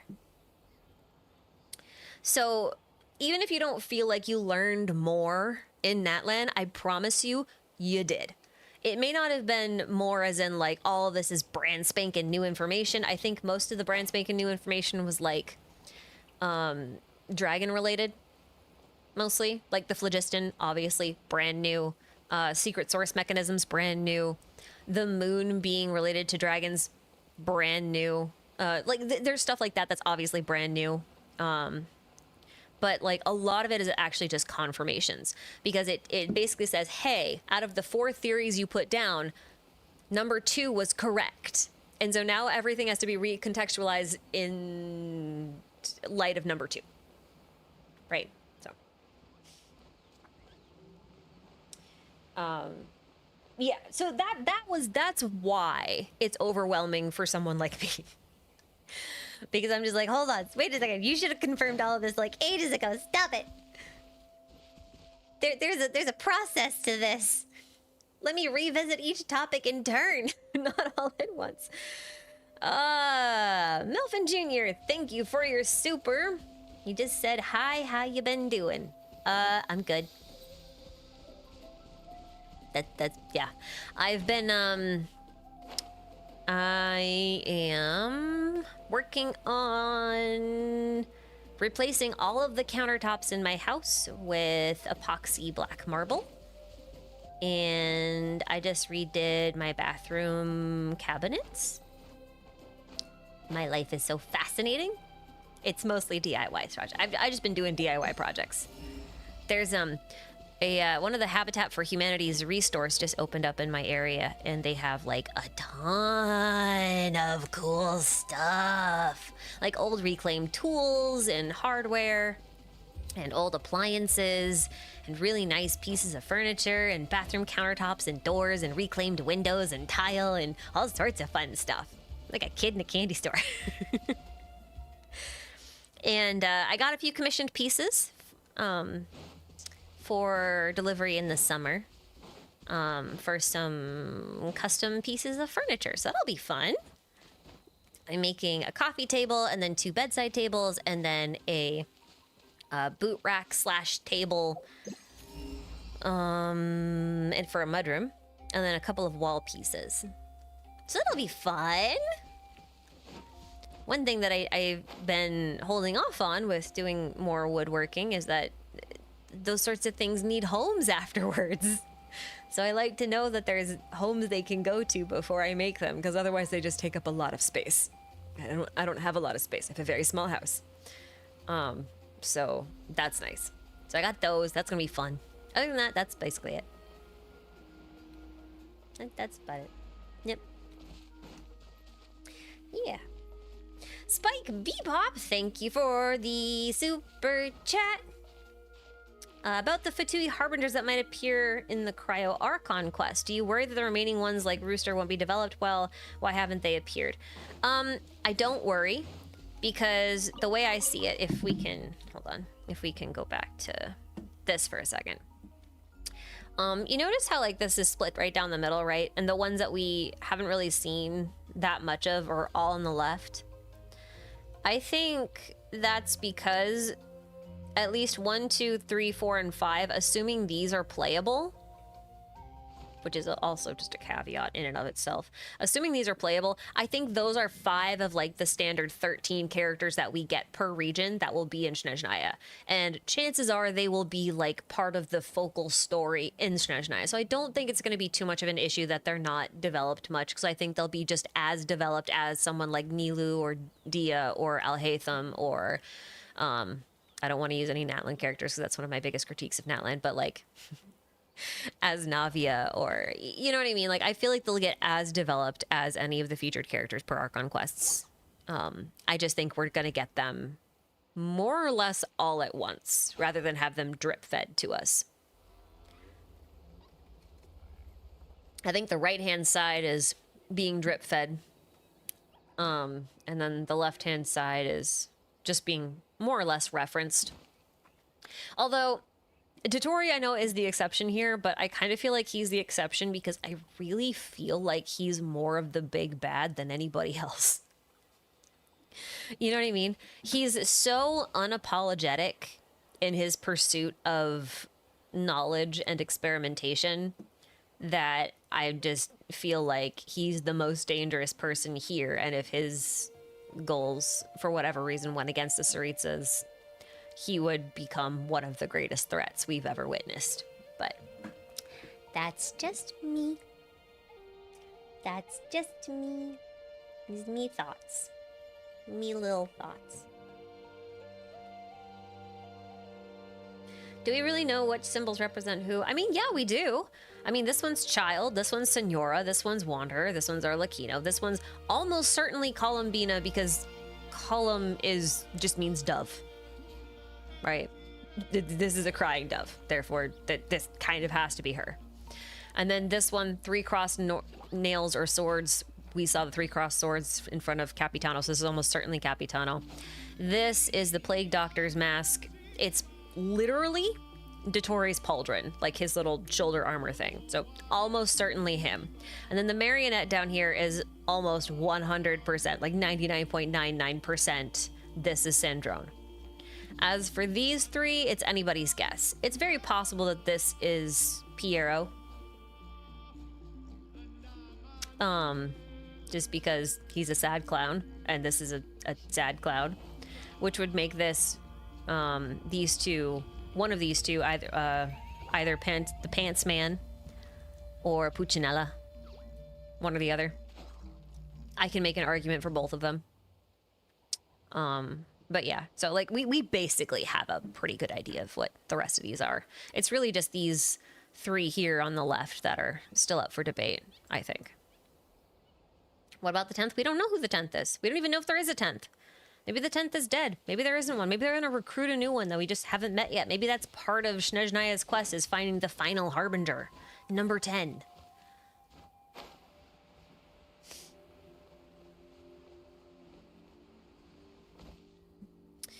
What do I think about the ancient name Mongozo in Shilinen's trailer really focuses on? It's her teacher's name. She made the ancient name for her teacher. And her teacher gave her guidance. I thought it was pretty straightforward. I don't think there's anything more to it than that, really. Raven, thank you for this super. Back to the Rosalind topic. What if they bring her back in HSR style? I want to expand upon it, but spoilers, thanks for rotting our brain. I don't know what that means. I legitimately have no idea what that means. Because as far as I know, HSR hasn't done that. At all. Yeah, aren't all variants in HSR for living people right now? Right? Because like Don Hung has one, he's alive. Who else has one? March has an alt, she's alive. Allegedly. Who else has an alt? I think that's it, but apart from the Trailblazer.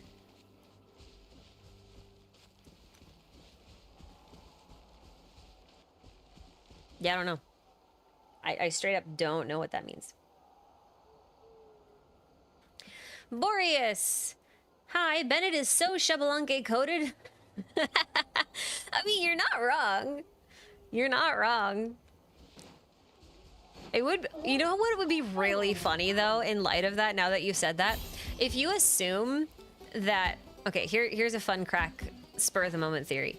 If you assume that souls in the Night Kingdom can be reborn outside of Natlan for whatever reason, Well, even inside of Natlan, because, like, we assume that Bennett was found in the Mare Javari, right? I can't remember if that's actually in his story or, like, if it's just inferred.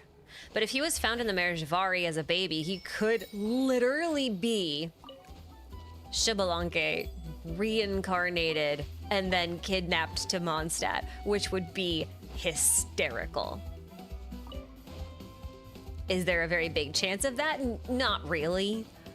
But it would be really, really, really, really, really, really, really, really, really, really, really funny. Super funny. Anyway, Charlie Cornford, thank you for the super. You didn't say anything, but thank you anyway. Appreciate it.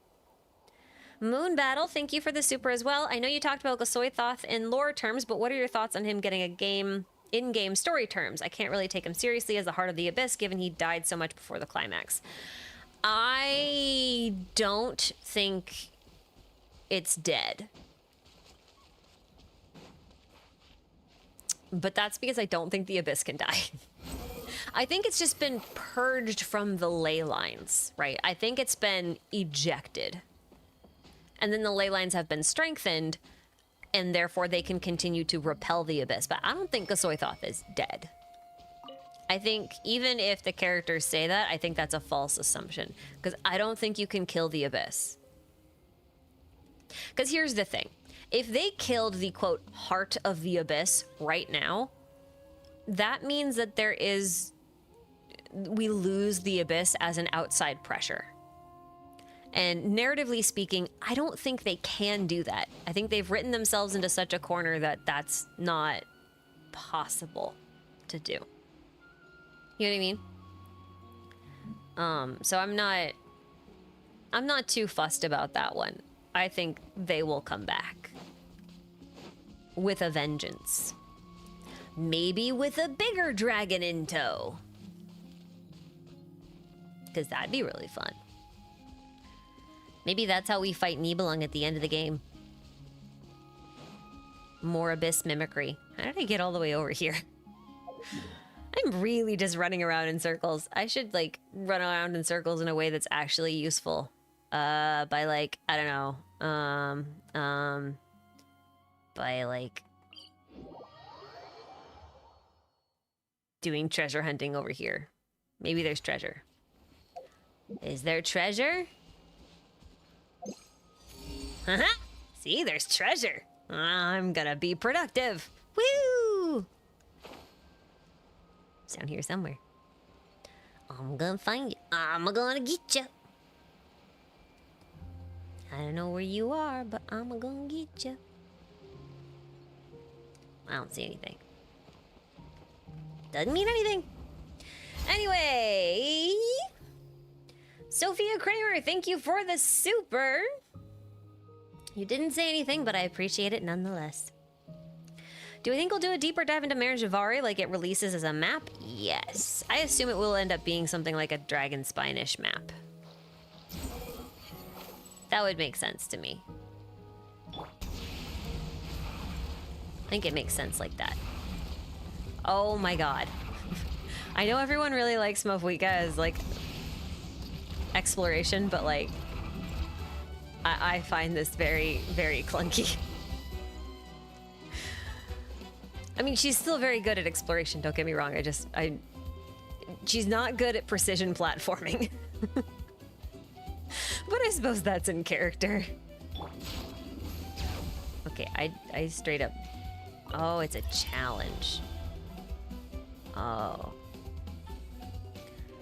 Well, that's a bit... Where am I going? Is there a spirit way? Oh, there is a spirit way. Oh, okay. I won't get there in time, probably. We'll try, I guess. We got it! Yay! Good job! Shilonen is a smooth explorer? Yeah, I think so. It's because she goes too fast. Yeah, you know what else it is too, though? It's the fact that this is for most of Natlan's characters, though, or well, Shilonen and Mawika, but it's really only a problem with Mawika. if you swap into her and then you want to like, and she's like in the Night Soul state or whatever, so she like auto uses her skill. Oops, I'm gonna die. Whoa! I lived! Damn.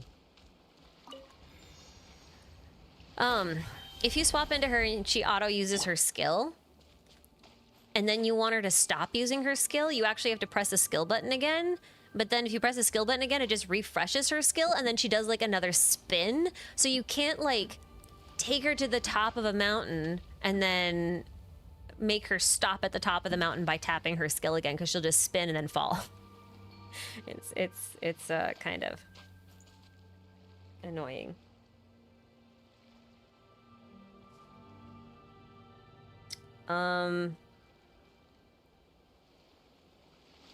That might be the weirdest super I've ever gotten.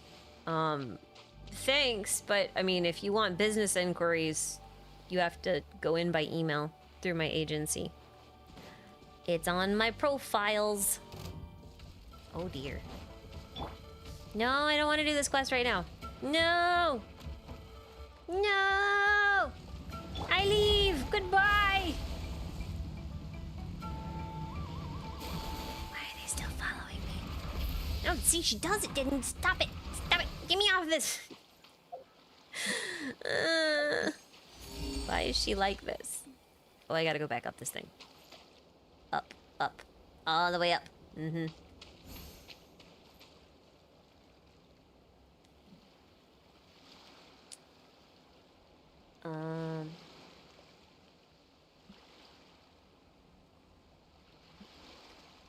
Neon Scorpion, thanks for the super chat. I'm a bad person, but it's pronounced Sandrone. Yeah. But see, I like drones. I don't actually, but like I associate drones with Sandrone. I call her Sandrone or Sandrone. I don't pick one. I do them both. I figure I'll annoy someone with either pronunciation, so I may as well annoy both of them.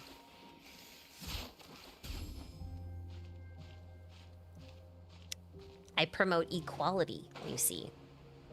Equal annoyance opportunity. Wherefore is it really in? I don't want to go do that one though. I don't wanna. Okay, I'm gonna run away now. Bye-bye. I will call it all sorts of things. I will call him Pantsman. I will call him Pantsalone. I will call him Pantalone. I will call him all sorts of things. Unapologetically.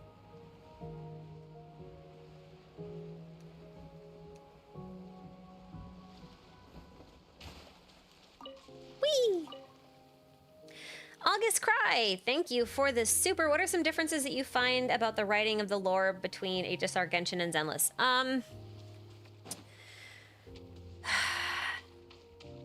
It's not the lore that differs. I think the lore between the games is actually pretty consistent.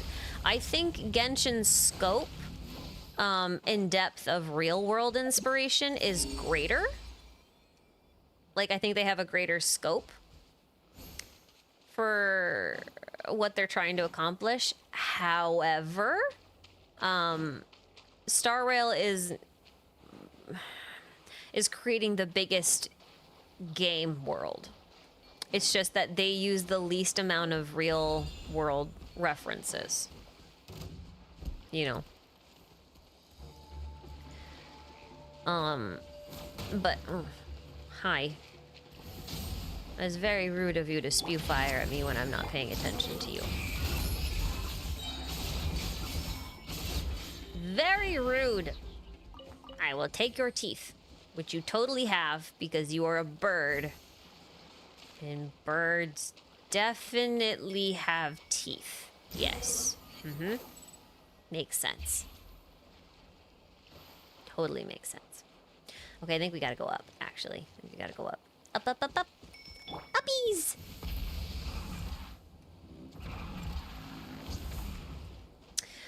What was the question?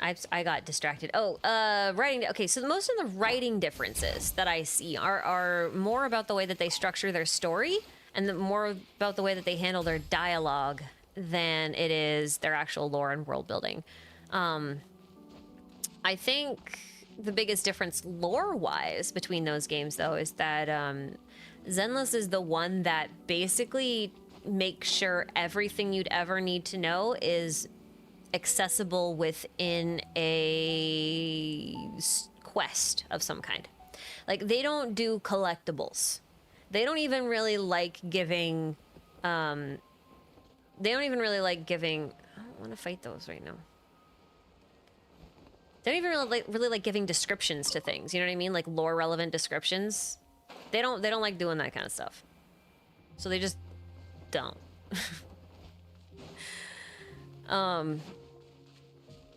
That's like the biggest difference. Star Rail loves collectibles. Genshin obviously loves collectibles, and they love hiding lore everywhere. But like Zenless barely even has a decent glossary of terms, which is fine. That doesn't bother me that much. But that's like the biggest lore difference, I think. Writing difference, though. I think Star Rail and Genshin, in my opinion, are on par. I think Star Rail is a bit more risky with the types of stories it wants to tell. They're also less protective of their characters. What I mean by that is they're not afraid to kill off characters when necessary for the narrative. And I think part of that is because Star Rail just has a lot of characters. So I think there's a level of your favorite character may not be safe when you play Star Rail. Like, you may actually like a character that is playable and dies. That is an actual possibility in that game. That is not apparently possible in Genshin, or at least not yet. I think that's one big thing. But for Zenless right now, the bigger thing is that it's all about brevity. Some of their plot lines tend to be a little bit predictable, which is fine, but like oftentimes they'll have a lot of little things that come up that you'll be like, oh, there's no way this one offhanded little joke that I just witnessed between two characters that was almost super cringe is even remotely relevant. And then you get to like the climax of a story and suddenly that was like the most important thing, but then so was every other thing, and then suddenly everything clicks into place like zip zip zip zip zip, and it's really cool. So that happens a lot in Zenless. They're very, very cohesive. The writing is a lot tighter is how I would describe it. It's just tighter. I feel like Genshin and Star Rail have very loose storytelling methods, whereas Zenless is just, again, much tighter. I don't know how else to explain. Oh, it's in here. There's an event in here. But what if I don't want to do the thing that I need to do the thing that it wants me to do? Like, do I just not do the thing? Is that what we do? We do not? I suppose we could just do not.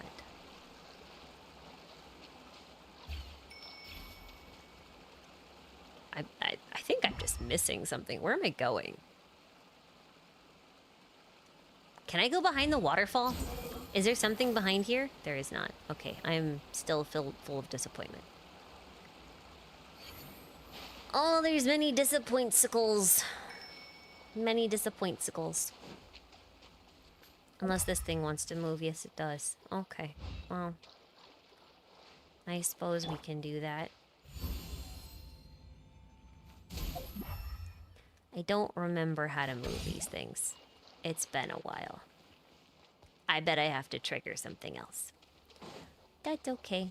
I guess we climb this thing again, or we warp. I don't know. Let's just do this.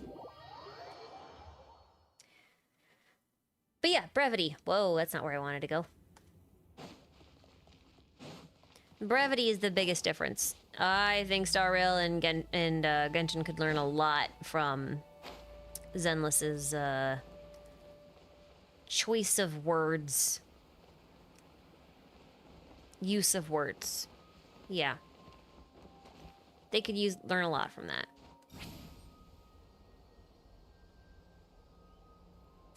Anyway, Phase and Masher, thank you for the super. In Final Fantasy XIV, they don't end the epic story until 3 patches after the expansion. Likewise, do you think Natlan AQ isn't actually over yet?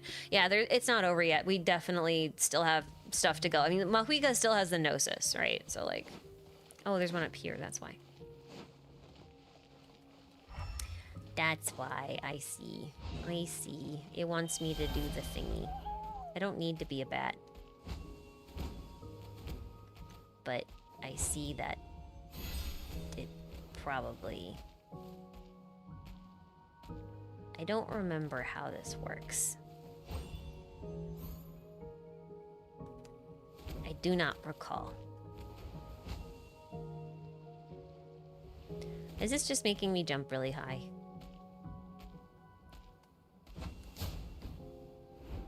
Maybe. I don't remember how this puzzle works. Whee! But yeah, I don't think it's over by a long shot. By a long shot.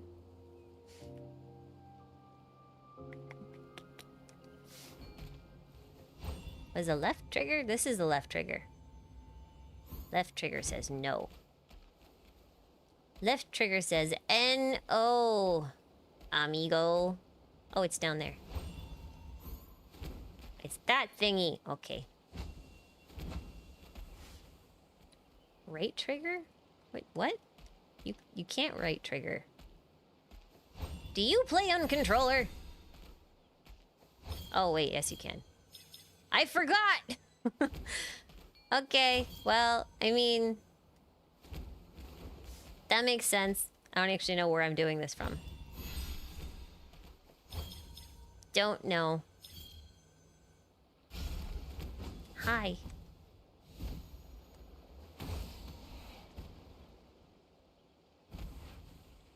What's the point of view when I can fly? I don't know. What is the point of it when I can fly?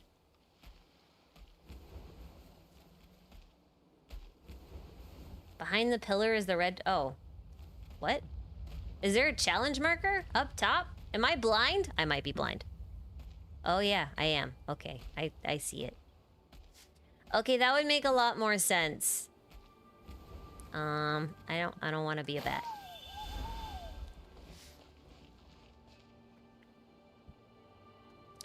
Would that mean a story quest would be required for the next Archon quest? I mean, they've done that before. They've made Archon quests locked.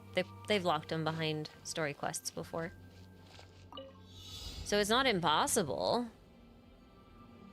I see. Okay. So, in other words, my job is to cheat. Like this.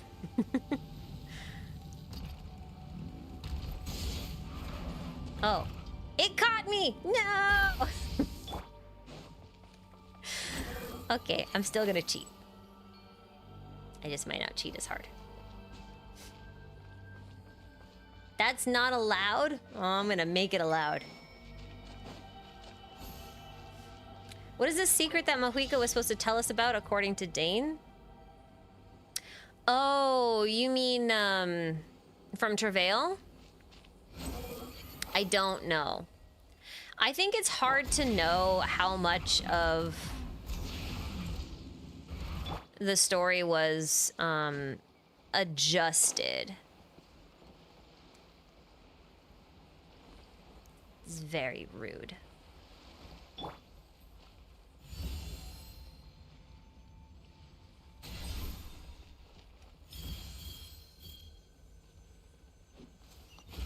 Ta-da! Give me my treasure!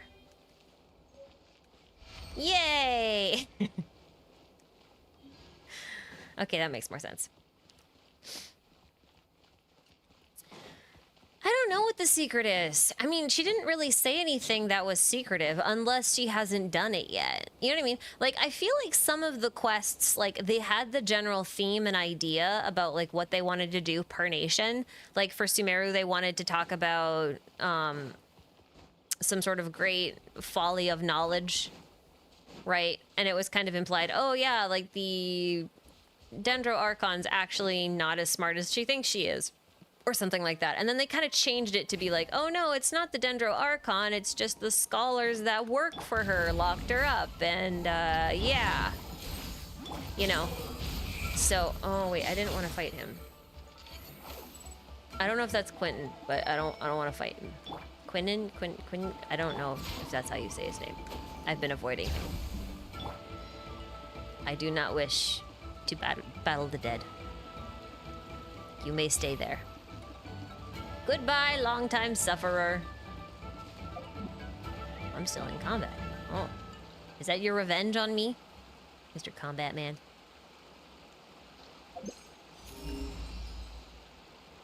Well. How big is the chance the little one become the new Pyro Sovereign? I think it's pretty good. Or at the very least, the little guy might have some sort of catalyst in order to become the Pyro Sovereign. The thing is like, Ochkan was supposed to be the next Pyro Sovereign. That was kind of how Wook saw things going down. That was kind of the plan. He's like, you have the blood of the Pyro Sovereign, and therefore you shall be the next Pyro Sovereign. And then Ochkan was like, no, I'm gonna marry Shibalanke. And then Shibalanke was like, see ya! I'm gonna go sit in the Sacred Flame for like 4,000 years. And then Ochkan was like, no, my husband!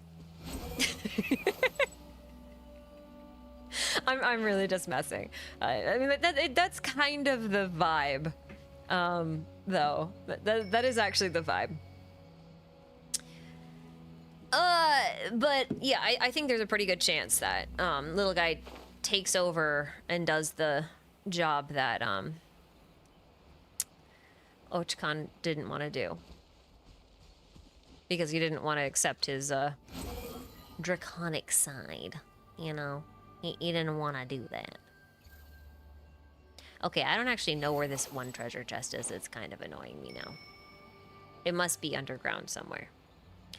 But I don't want to go underground. So we're going to go, like, over here or something. Did I just ship Ochkan and Shibalanke? I'm being facetious. But, like, it's undeniable that Ochkan was pretty obsessed with Shibalanke.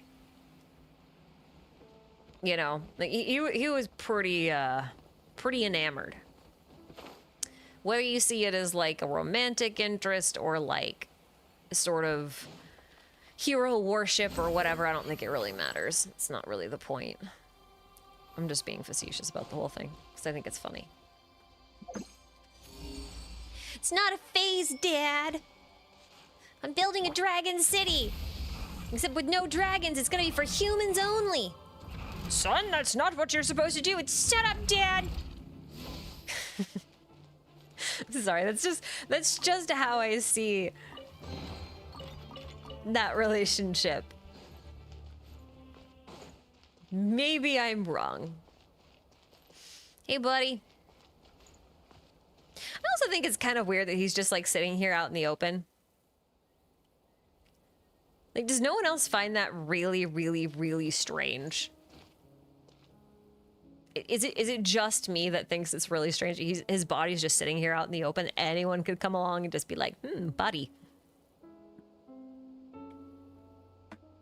It was a little more tragic. Of course it was more tragic than that. I'm making light of a very tragic situation. I mean, countless people died. He went mad and then died. And then wandered, was actually then stuck in a machine for like a couple thousand years and then wandered around as a little lizard for another 500. Now his body's dead. After his dad used him to like steal the souls of countless adventurers. You know. Yeah, no, I mean, like, it's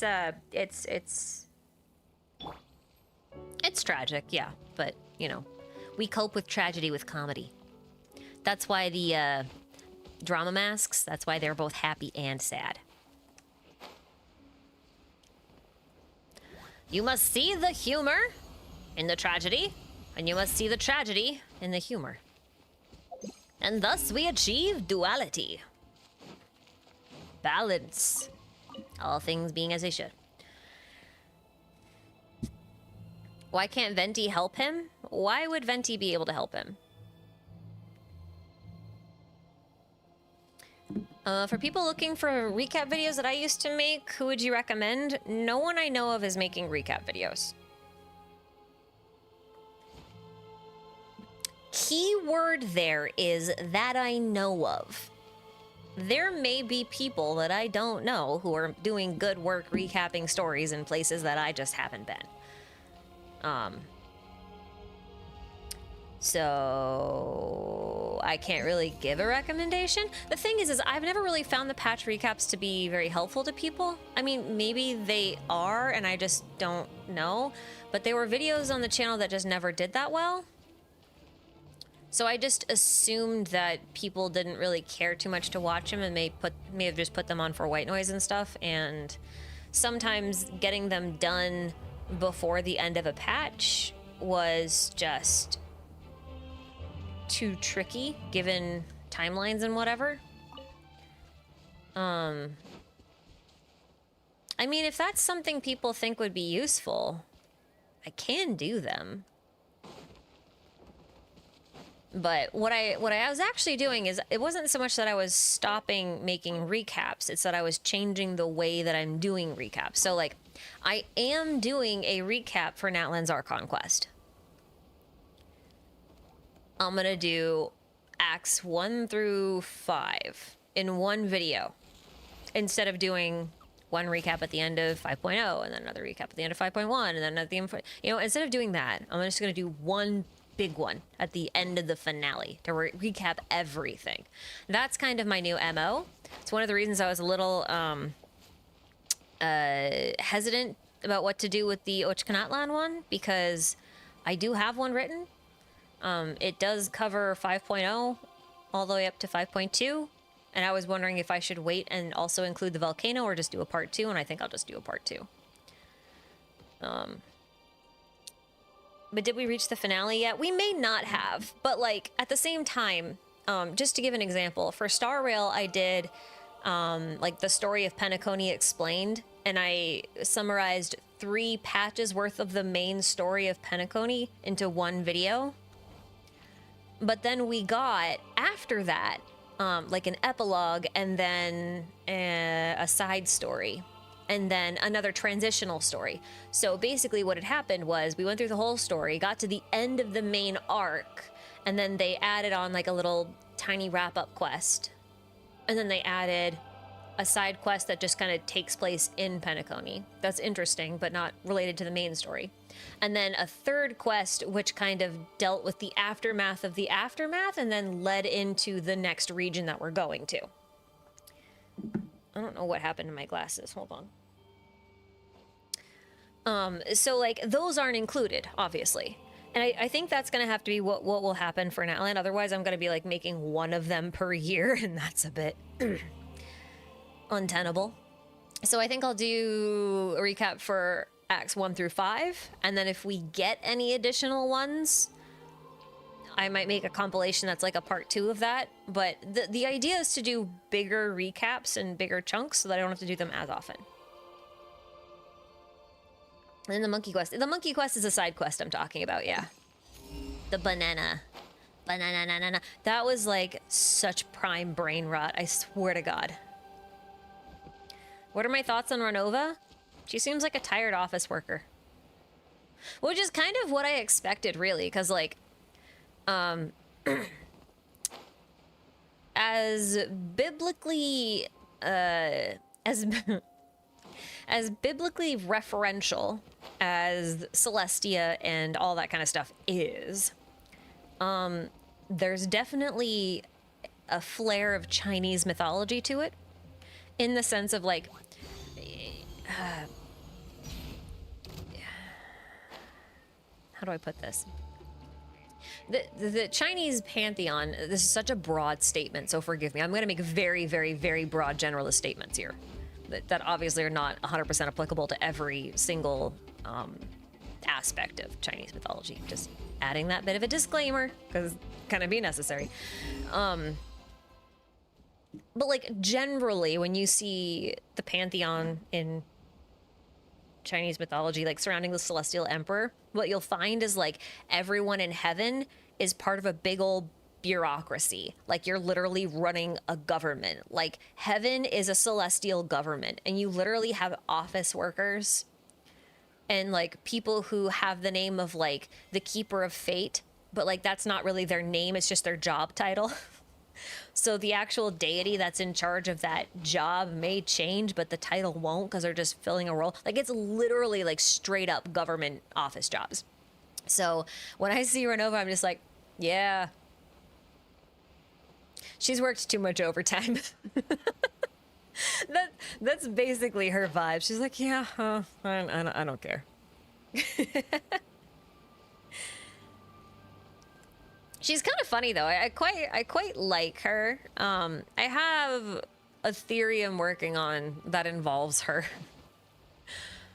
which I'm actually quite happy about, because I can prove out a couple of things from a hypothesis that I quite liked that was kind of weak before. So that's fun. I like that. But overall, I mean, Renova just seems to be like someone who's out there doing her job. Her boss was like, hey, you gotta enforce the rules of death. You know, like, we've got the living, we've got the dead. Your department is the Department of Death. You gotta enforce it. Do your job. I'm going to bed.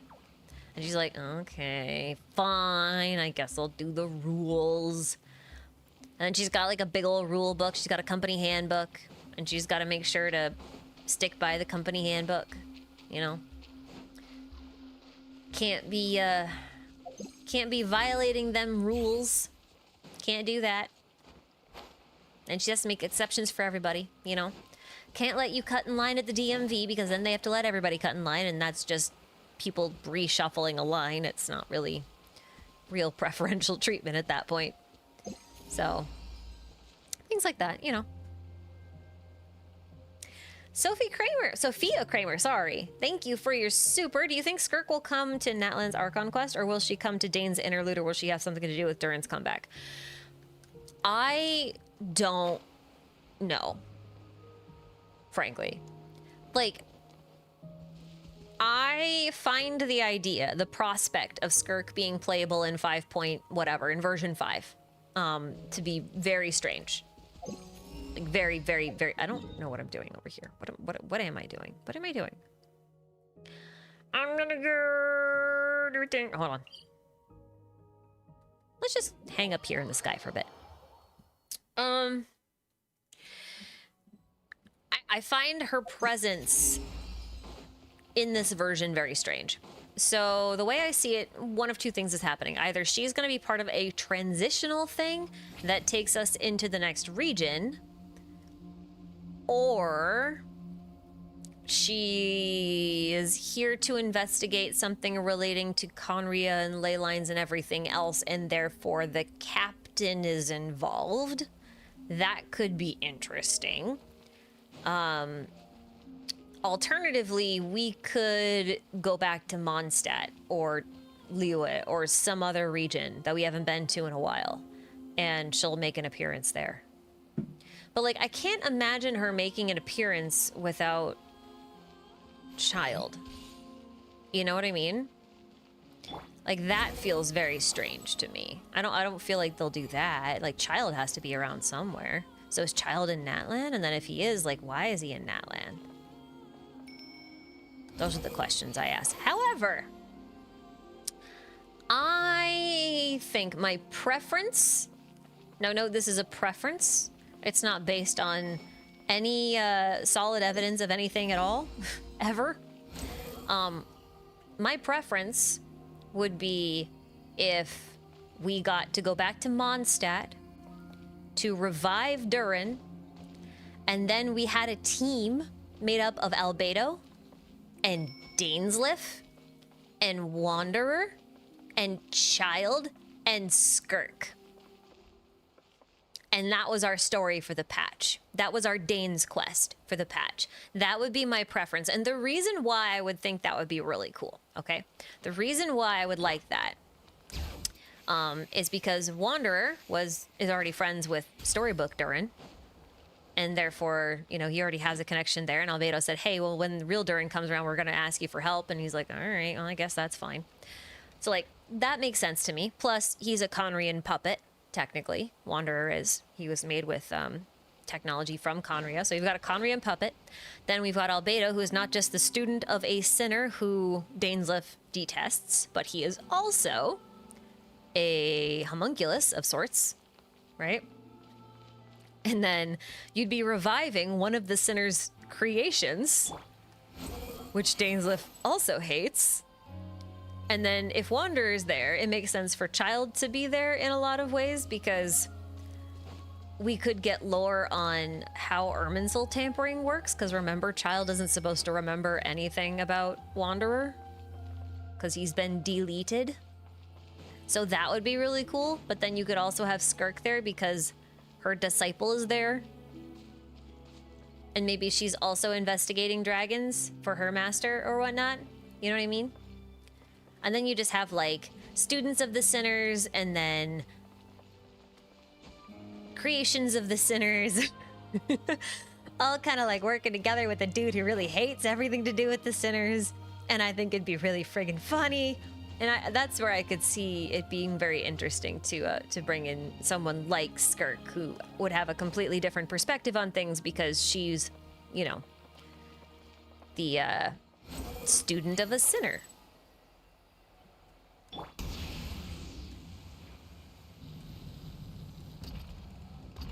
Yeah. Whoop. Fuika, stop it! She's not good at precision. It's totally destroyed and I'm sad about it. Come back, Mural. I miss you. Are you the same on both sides? You are not the same on both sides. I never checked. I never checked. Yeah, they only show you the least interesting parts of this mural. Except for, like, the one scene where he was standing in front of the most important and interesting part. Of course. Of course. Of course. Anyway, that's my wish list. It's based on nothing. Oh. Hey, look! I found Bana's goggles. I didn't come back here. I didn't realize these were here. Whoa.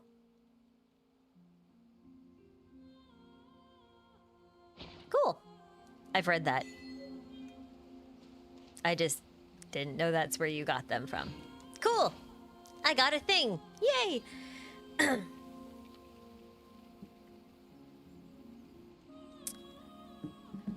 Oh, I don't know if Skirk will be like in a, like, before the other one. So the, I guess the one thing that's important to note is like the order of the characters that were released.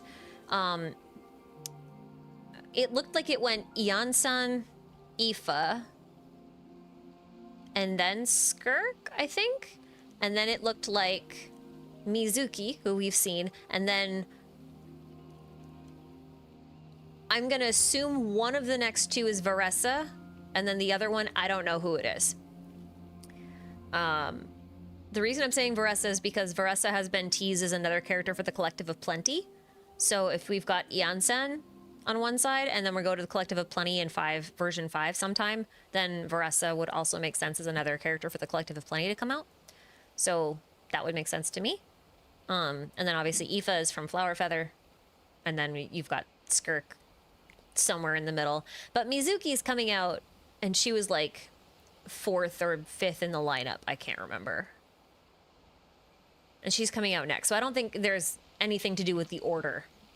I don't think the order of the characters that appeared has anything to do with their release date.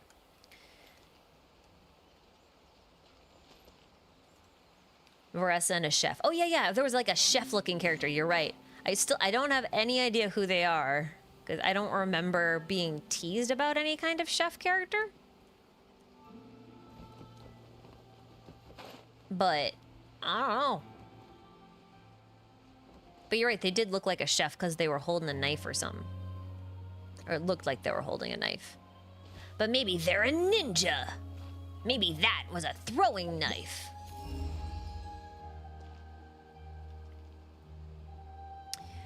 And Durin and Skirk or Albedo has some metaphor with the King Durin, right?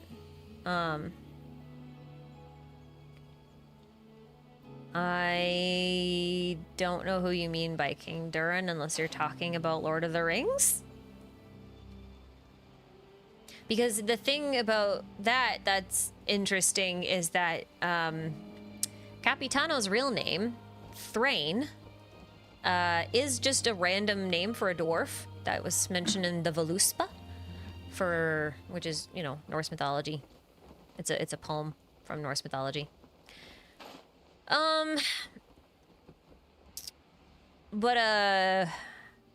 It's I think the more interesting connection with Thrain is that it's actually a fairly prominent dwarf from Lord of the Rings, who had something to do with the King Durin, I think.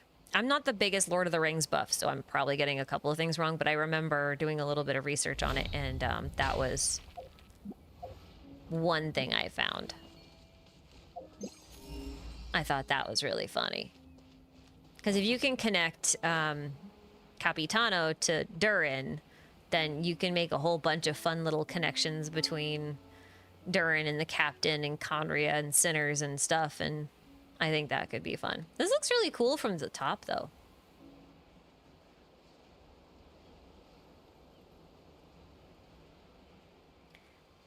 Capitano is a maggot man, confirmed. Okay, for context, because that sounds really derogatory if you don't know the context, in some versions of the Norse creation myth, dwarves were created from the maggots of the giant Ymir's body, and Ymir was the giant whose body made up the whole world. So basically, as he died and his body was rotting, he was full of maggots, and then those maggots evolved into dwarves. That was one of the retellings. The other retelling has dwarves as being born of a different type of tree than normal humans.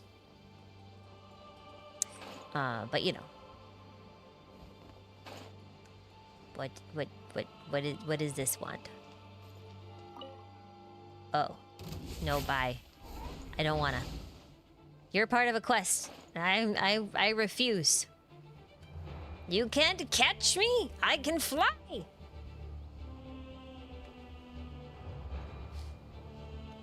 Thrain was said to be born from Ymir's leg.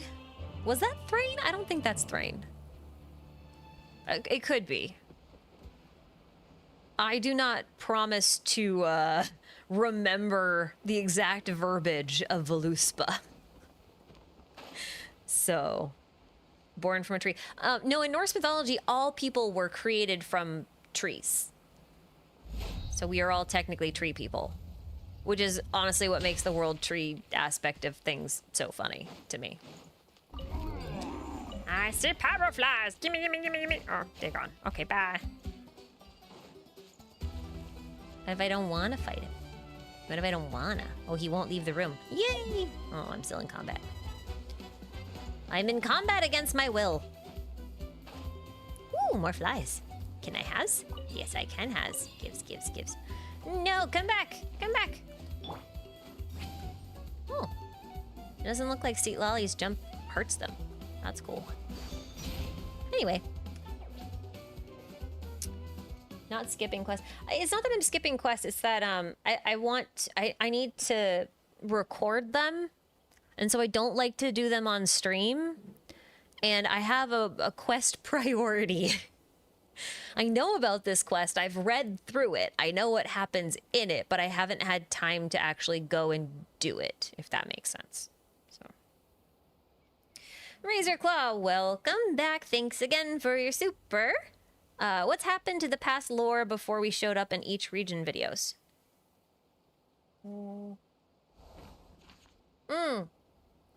you mean the beginner's guide to Genshin lore per region? I was doing those. And they kind of fell into my recap category where not a lot of people wanted to watch them. And they take a lot of time to do. And a lot of the time I was never able to finish them until the end of like a 3.x or 4.x or 5.x, you know? That was tricky. And so I just haven't done them. I think the only one I'm missing right now is Fontaine. And really, I guess the thing, you know what's kind of interesting is I could turn the little guy script that I have into a beginner's guide to Natlan. I could.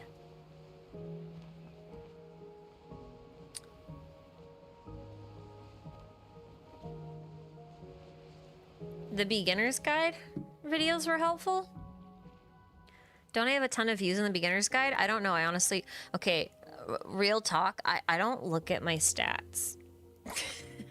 I don't look at my stats very often. I look at my stats like 3 times a year. There's only like 2 numbers that really matter to me when it comes to YouTube, and views per video isn't one of them. Unless I'm trying to do something new and I'm trying to gauge how well people like the new thing. Or if I'm trying to figure out if I want to keep doing XYZ kind of thing. But it's one of those things where, like, I think they have quite a few views on them now, but I'm not sure. They tend not to do very well on release. Like, I think for a while it was hard for me to get one of the, it was hard for me to get a beginner's guide video to break 50,000, which for my channel isn't great for Genshin. It's good for a game like Zenless. It's fine. It's totally acceptable for a Star Rail video, but for a Genshin video on my channel, that's very low. I think they're a lot higher now, but they've also all been out for a long time now. So there's that. I mean, I'm only missing 1 right now. I could do them. It's just that there's some where I think I got some stuff kind of wrong in hindsight as we've gotten new lore, and I've wanted to adjust.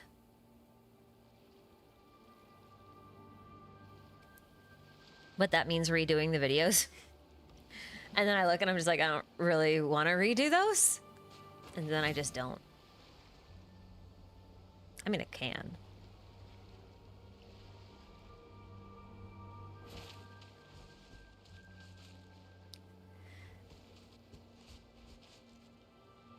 Yeah, so, okay, so real talk, like the only metric I actually care about is the total revenue earned at the end of the month, because right now YouTube is my job. So that's really the only number I care a whole lot about. View counts, bounce rates, retention, all that other kind of stuff. It's interesting, and I do like looking at them like a couple times a year, just as like a, you know, here's how your year went, here's how videos went, here's what people were interested, here's what they weren't, because I just find it interesting. But I feel like a lot of people get really sucked into looking at their stats, and then they're like, oh my god, my recent video was only rated 6 out of 10. Like, I gotta do better. Like, this is doing terrible. Like, I'm falling off. And I'm just like, no, I'm just gonna post. I'm just gonna do my thing. And if I meet my minimum benchmark for the month, I'm happy. If I do better than that, I'm happy. If I do worse than that, then something's gotta change. But that hasn't happened. I'm not really a perpetual growth kind of person. I'm fine with number go up to a point, but after that, I'm fine with number stay flat. Because I prefer sustainability over growth. But that's just me. Will I be making Emphoria's lore videos after 3.0 comes out? It will be very interesting. Yes. Yes. You know how I said I wasn't doing recap videos anymore? I'm probably going to do recap videos for Emphorius. That I will do. Because Star Rail was just like, hey, so we're going to make our story 8 patches long instead of 3 patches long like we have been. And I was just like, oh. So here's the thing. For those of you who've played Star Rail, Penacony's main story was about 20 hours long. Story. Just story. That was 3 patches. 20 hours-ish, give or take. If they do 8 patches, 7 or 8, usually it's 2.7, 2.8, or, you know, the 0.7, 0.8 patch where they move on to the next one. I'm just doing 8 to be on the high end. But if they do 8 patches of story, and they even keep, like, the story level, like, amounts per patch down a little bit, so it's less than what it was in Penacony per patch, you're looking at, like, a 40 to 60 hour quest. And I don't know about you, but that sounds like something that would be an absolute nightmare to recap at the very end. Plus, I would have to wait an entire year to do that. So I will probably do recaps of Amphorius as we go, because we've had that heads up. I'm just like, okay, yeah, we'll we'll do that. It's literally an entire year. Yeah, literally an entire year. But yeah, it's a thing. I mean, I can do recaps again. If people really want to see recaps, I can do them again. It's not that much of a problem to do them. I was just trying to reduce my workload, and I figured that was like the lowest lying fruit where I could do that.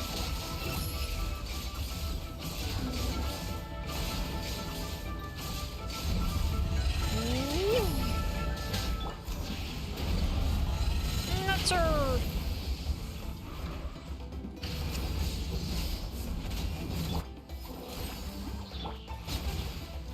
Yum, yum. Give me your pillars.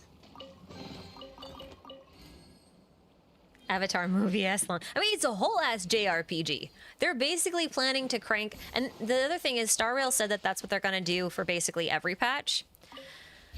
Going forward, like they're gonna start doing 8 patch long stories for every world going forward. And, like, obviously they're going to have, you know, a little bit of downtime where they go back to other planets or whatever and revisit some older stuff now and again. But for the most part, like, this is going to be the new norm. So for me, it's about being preemptive on finding balance. And I got to find balance in Genshin, too. But, you know, if you guys prefer patch-based recaps, I can do those. I won't do them for Zenless, I don't think, because Zenless allows you to replay the story whenever you want to, however you want to. So I feel like it's way less useful there, which is why I definitely prefer doing like more consolidated ones for that one. But for Star Rail and Genshin, I'm happy to go back to doing recaps if you guys would actually prefer to have that. Do I think the walls of the Night Kingdom look like fallen pieces of the moon? No, but... Hold on a second. There was something I noticed that I thought was interesting. This is just the fastest way to get to a Night Kingdom area. I want to find... Where's New Walls? There's New Walls. You guys notice that the walls of these light barriers are quite similar to the patterns on Gosoithoth. Like, they're not as consistent, and obviously they lack the diamonds, but I think it's fascinating because it's a light wall, right? And the light wall is keeping us out of these rivers of souls, which is what this liquid should be that we're walking on. Like, this should be the liquidy stuff that the souls are made out of. So I find this really interesting because I don't think this pattern is found in many other places like this. And then the diamonds that are on Gosoithoth's thingy, like his little, or its little swirlies,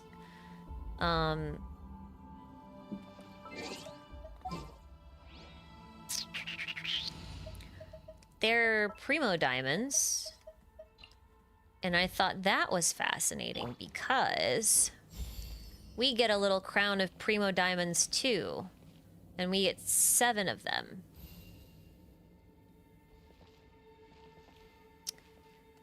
And I'm still mulling over the relationship between Abyss and World, because I'm still... that theory still lives. And actually, I think it got more credibility after this Archon quest. Personally. Thoughts on powers that people of Nod Cry have? I'm gonna assume that Nod Cry probably has a lot of really weird powers thanks to Dottore, since that's kind of his home place. And seeing how much stuff he likes to study and the fact that he can make clones that can kind of like observe time itself, I do wonder if he may have been extracting ancient technology, not just from Conria, but from all over the world. And the powers that they have there are like really crazy technology that he's developed. That'd be my guess. What do I think the Traveler's Sword in the cutscenes being suddenly changed from Dull Blade to Prototype Rancor in 5.0 mean? The Traveler's Sword actually changes quite often. I mean, most of the time they've used a Dull Blade, that is true. But this isn't the first time they've used Prototype Rancor. And actually, in a couple of cutscenes, they've used Skyward Blade.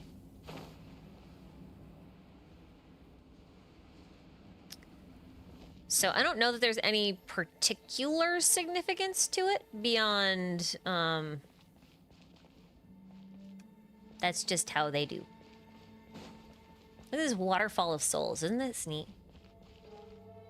I think this is cool. I like it. Skyward Blade, when? It was during Yunjin's opera event, I think. They were in a hand-drawn cutscene wielding a Skyward Blade.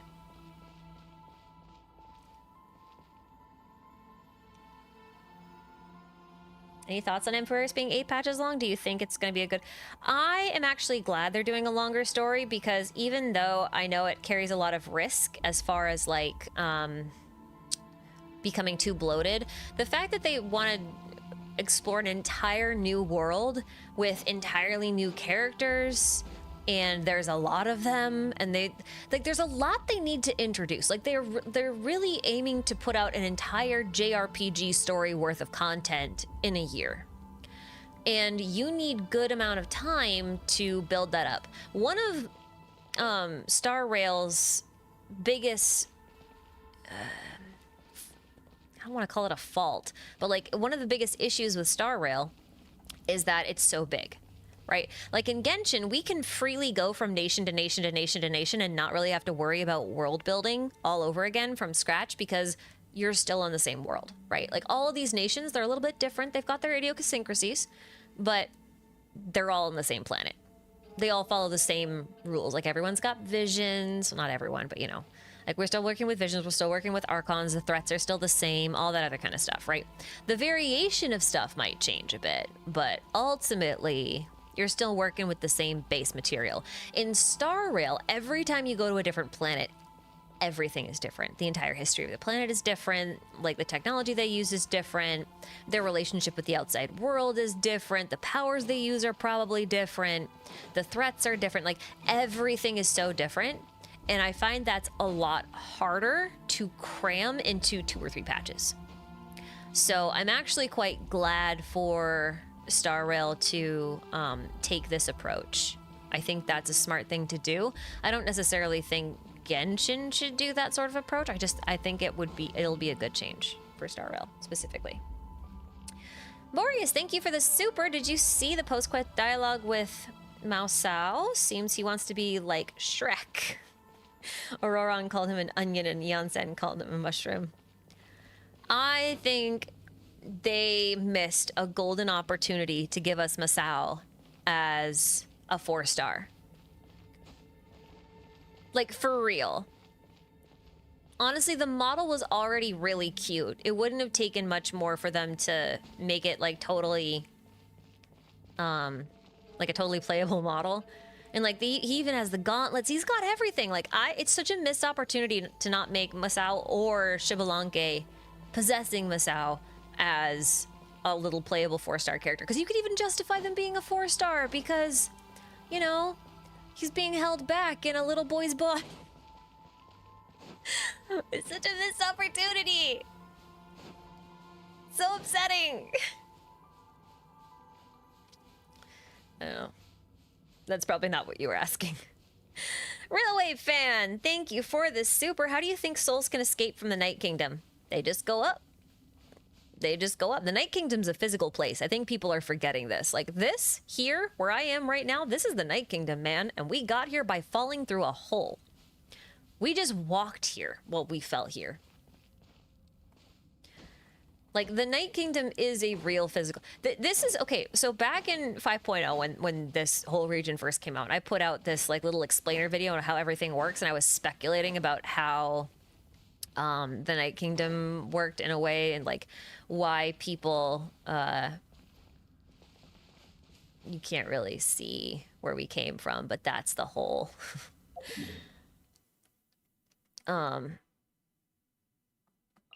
Yeah, so, like... I was speculating that the Night King, if the ley lines are like rivers that flow through the physical roots of Irminsul, and we see them in places, because we do. We see them all over the place. Actually, the easiest place that I remember us seeing them is like over here. I think. Yes. I haven't been here in a hot minute.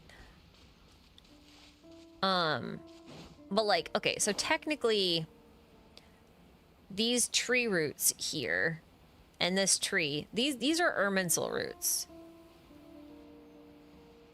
And we know this because in A's second story quest, a couple of these got busted open and they were leaking this blue powdery sort of liquidy stuff, and then souls came out of them. So we know that these physical roots are literally Irminsul's roots, right? And if the ley lines where souls are normally supposed to go are physical things, then it makes sense that the Night Kingdom where souls go is also a physical place thing. So if I think of these roots as like rivers within tree roots, you know, then I can think of the Night Kingdom as a lake or a reservoir. So instead of being a tunnel, it's a whole ass cave. That's kind of how I think about it. So, I mean, if you can have souls escape from the ley lines by just cutting into them, then you could theoretically have souls escape from the Night Kingdom by drilling down too far. Which is actually what happened with Ochkan. As far as I can remember, Ochkan had the artisans and the laborers, not the artisans, sorry, just the laborers, dig down too deep in the base of Natlan, and they unearthed, like they went down too far, and the abyss that was down there leaked out. You know? So, it's a thing that can happen. It's 100% a thing that can happen.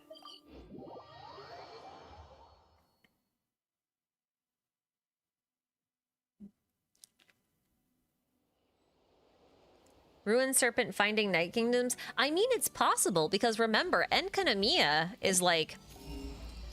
It's very Night Kingdom-esque, right? Hold on. Let's go say hi to our favorite little spot. Enkanomiya is very Night Kingdom-esque. We get here by falling through the ground and going down here a really long way. Time stops here, right? It has to, because like otherwise the timeline doesn't make sense. So, time stops here in Enkanomiya. It's an underground nation, right? And it's really weird. It's got its own little light source thing. And it was full of ghosts. Full of ghosts. I couldn't go anywhere. Istroth's power turned everybody into ghosts. I'm gonna turn off the sun. You know what's interesting, though? I just realized. Check this out. You remember I was talking about the light patterns on the light wall and how similar they were to Gasoithoth? Like their little swirly patterns? And I thought that was strange.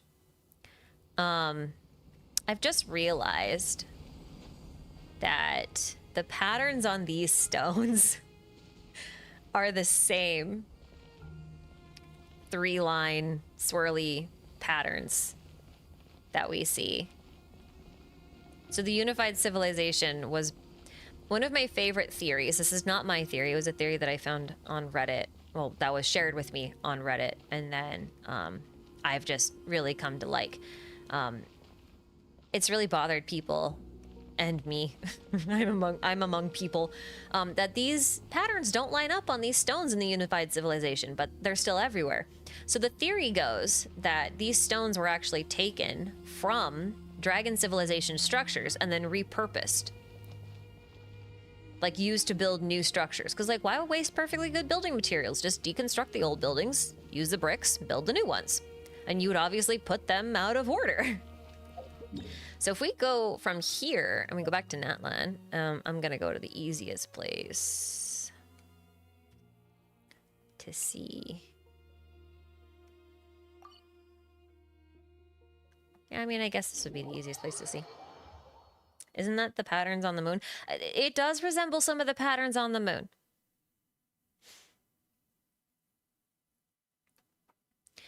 So these are still unified civilization stuff down here. You can tell from all the patterns and everything. Where is the... There's a dragon one. This isn't it.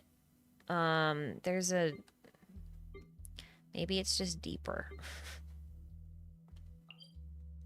I don't remember. I gotta go find dragon ruins. Where do I find dragon ruins? An excellent question. Yes, I ask good questions. Anyway, the point is what... Oh, you know what I'm gonna do? I'm gonna just, I'm gonna go to the surface for a minute. Hold on. Oh, we could just go to Natlan, couldn't we? Yeah, we can go underground in Natlan. Because underground Natlan should be original Dragon Civ stuff. I didn't look too carefully down here. Oh no, this is different, slightly different architecture. This might not help prove my point. Anyway, the point is, the theory goes that like the original Dragon civilization probably had all of those stones lining up properly so that they all wove like a cohesive pattern. And then the unified civilization that came afterwards basically dismantled a lot of the old architecture and like rebuilt it. Yeah. But I think it's interesting in that where am I going? Hold on. I don't want to go down that. I don't want to. I want to go underground. I want to go to the furnaces. I guess we'll go to a furnace.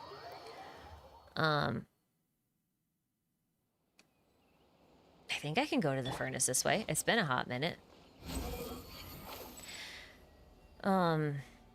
I was just wondering if that could be used as a type of proof point to prove that dragons in the abyss are a little bit more closely tied than we assume, if only because that's a repeating pattern.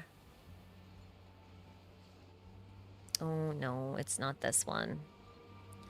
I don't remember how to get to the furnace. Oh no, it's over here. Never mind. Will I stream till Herda trailer later? What time is Herda trailer? I'm probably not going to stream for that much longer. Really. I should stream more often is what I should do, but I always say that and then I don't. Because every time I stream is mental energy that I have not spent on making new content. It's always a trade-off. Do I spend time making videos or do I spend time chilling with peeps on stream? Gotta make trade-offs.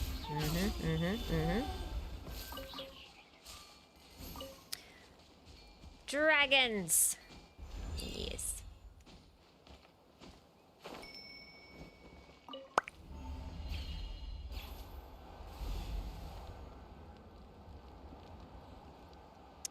Okay, I think this is still gonna stay as weird Natlan architecture, actually.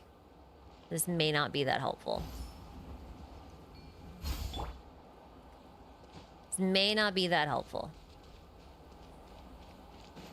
Probably not. That's okay. It's okay. It's okay. Everything here is Dashrik coded. It's fine. I will live in my little delusional hole.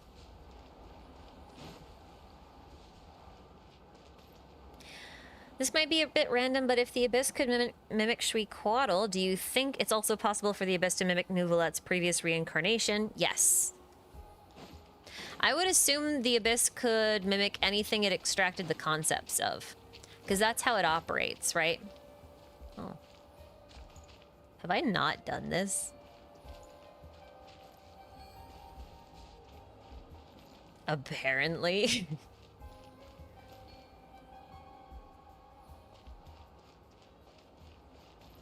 Oh. Did I just not finish this one? I mean, it's possible.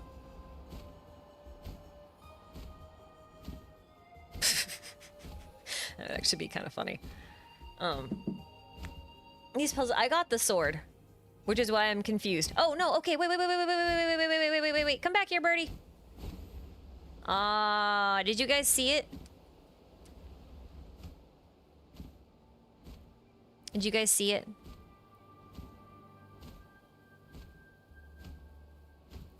Yeah, those are the lines. Those are the lines. We're gonna just... Okay, hold on. We need to live a little dangerously with Mav for a bit.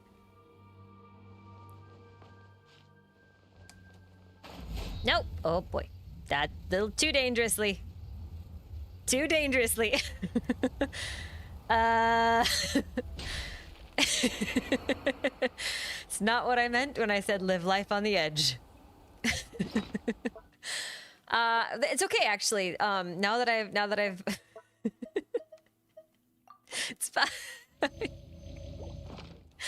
I just noticed over here we have them again. So you can see the wavy patterns on the dragon stuff down here. It's just not on the floor tiles. So you can actually see how they would cut these sort of bricks from all sorts of stuff. And then they would use those as floor tiles and stuff. Too many eggs are used in stream. Yeah, well, okay, a couple of them were not my fault. It just, they were just very random jumps. Anyway, I was thinking about this the other day. And I wanted to share. Because I thought it was interesting. Because, like, I was already on board with the dismantling dragon architecture to build unified civilization architecture, but I wasn't thinking about the Gasoythoth lines versus the light wall lines versus the dragon architecture kind of stuff. So, I think that's cool. That's cool. The amount of Mafwika death in this stream is really funny. Yeah, it's not on purpose. I like her. I mean, I like her enough to get her signature. So it's not on purpose. The Wives of the Tunnel had the lines too. Yeah, I tried. I tried. I didn't do a good job trying to stop. I just kind of I'm trying. I keep. Oh. Wait, no. Huh? Oh, that looks uncomfortable on my ankles. Anyway, point being, you get my point, right? You guys see what I'm saying. That's fine. We don't have to beat this dead horse anymore. We can let him rest in peace. Thoughts on Natlan's Ignition teaser being post 5.3? Yes, I'm on board with that. The only thing that doesn't make sense is the fact that the captain is there, because obviously the captain is now on the throne. But the thing is like I feel like when you I could be wrong, but in the trailer or in that Ignition teaser, it did seem like he was in the Night Kingdom. So I do wonder if there's like a copy of the captain in the Night Kingdom that can just kind of like wander around the Night Kingdom freely while his physical body stays up here. But we know that they've changed the pilgrimage now to be a sports event. There's still combat, but there's racing, there's ball games. And I think that's fantastic because it means that originally the pilgrimage was effectively training for war. And then after the war was over, now sports replaced war, basically. So my original prediction about them using the ball game as a proxy for war kind of came true. So I'm on board with the pilgrimage the ignition trailer that shows the pilgrimage selection taking place after 5.3. And actually, I'm going to argue after 5.5 and up. And the reason is because if it does take place in the future, right? Like if it does take place post quest and all that, the captain is awake and can apparently legally participate in the pilgrimage.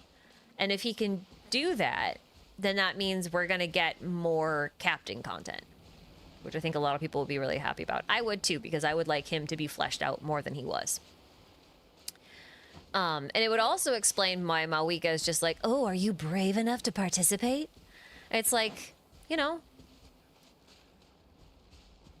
he's probably very confident in combat, but he's probably not that confident in, like, sports. You know? And that's one of the reasons, that's another one of the reasons why I think it's actually quite likely that his story is not over. And that we'll get more from him. So there's a lot of evidence for that, which I think should make quite a few people happy.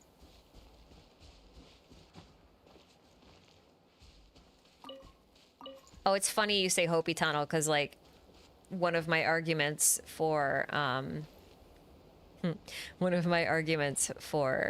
Capitano having the hand constellation was because that is also known as the Hopi healing hand, because it is most commonly associated these days with the Hopi tribe, which I think is fitting here. But obviously that's not his constellation anymore, so it's not really a thing, but you know.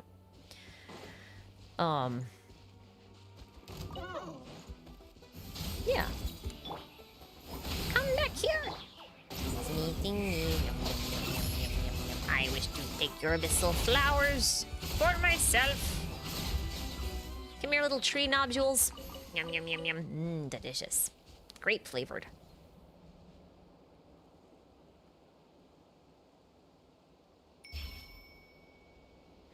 Did the devs say in the 5.3 that there will be more captain-related story in the future?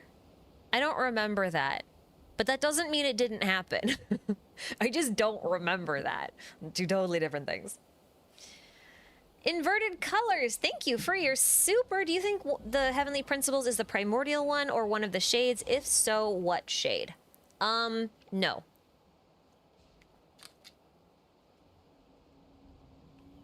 So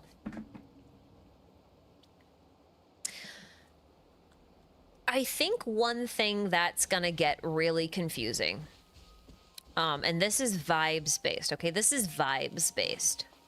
Keep that in mind. Actually, this next part actually isn't vibes based. It's got roots. So the idea of a heavenly principle or a divine law, the concept that we see in Genshin is actually very deeply rooted in Chinese mythology, and it's a very common thing. It's a thing you'll be very familiar with if you've ever consumed any xianxia or wuxia genre novels or comics or movies or shows or whatever. If you've ever consumed anything from that genre, it's basically Chinese high fantasy, then you'll be quite familiar with the concept of a heavenly principle. But do you remember how I was talking about how Renova felt like she was more of a office worker, and that's a very Chinese mythology kind of thing? Do you remember that? Because one of the... How do I put this? One of the traits of that kind of system is that, you know, you basically have a job title. And the one who issues divine law is the heavenly principles, basically. Heaven's law. And that would be like the highest ranking member of government, essentially. So if you think of the heavenly principles as a title that could be inherited, things get kind of interesting, because the heavenly principles could be the primordial one, but the heavenly principles also could refer to at certain times as Nibelung, because there could be a point in history where Nibelung was issuing heaven's orders, heavenly decrees, right? And it could be that the primordial one, or as I like to call them, the first descender, inherited that title, and therefore is now the heavenly principles. They are...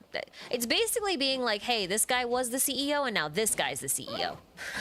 And that's basically what we're dealing with. So when I say yesn't, it really depends on the context. I don't think a single shade, is the heavenly principles. I think when we say they split into four, or they made 4 shades of themselves, one of 2 things is true. Either the primordial one or the first descender literally split themselves into 4 pieces, which is made up of Renova, Istaroth, and 2 others. Or the first descender literally made them separately. And then they're like a separate entity entirely. But I don't think they are like a shade themselves. I think I actually have to go in here to get the thing, and I don't want to. Can he die? If I ignore him long enough, will he die? Is that a thing? I'm not saying I want him to. I'm just asking if he will. Because, like, I don't want to fight the thing, but I think it's not going to let me get the thing unless I do. Oh, no, I can. Bye. Good luck, guy. See ya. Have fun.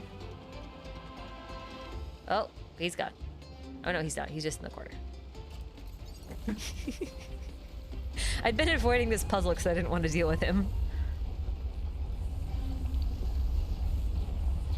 Woohoo! Look how moon-shaped this is. Oh, the other thing about the captain, right. So one thing that's been really explicitly missing from Natlan is that a Hunahpu. So Xbalanque is actually only one of the hero twins. There were 2. It's very interesting to me that they've always been mentioned as a solo entity and never as a pair. Because in the end of their myth where they play ball games against the gods of the dead and then win, they cheat, but the gods cheated first, so it's fair. So at the end of their myth, one of them becomes the sun and the other one becomes the moon. Now what's interesting is Hunahpu is supposed to become the sun, if I remember correctly, and Xbalanque was supposed to become the moon. Now obviously in Genshin, Xbalanque became the sun, but there was no Hunahpu, as far as we know. However, I would like to argue that the script got flipped here, and that metaphorically speaking, because she's the inheritor of Xbalanque, Mahuika is technically the Xbalanque half, which means, you know, she became the sun. And if that's the case, then the Lord of the Night should be the quote-unquote Hunahpu here, because they would become the moon, because they're governing over the night, right?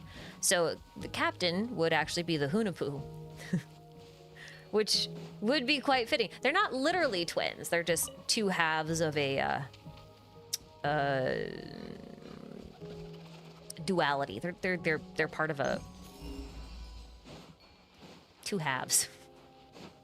They're part of a 2 halves. I am full of eloquence. Do I think Hoyo is gonna go full neckbeard bait mode and make the PO a waifu, or do you think they're gonna stick to the text and keep them androgynous?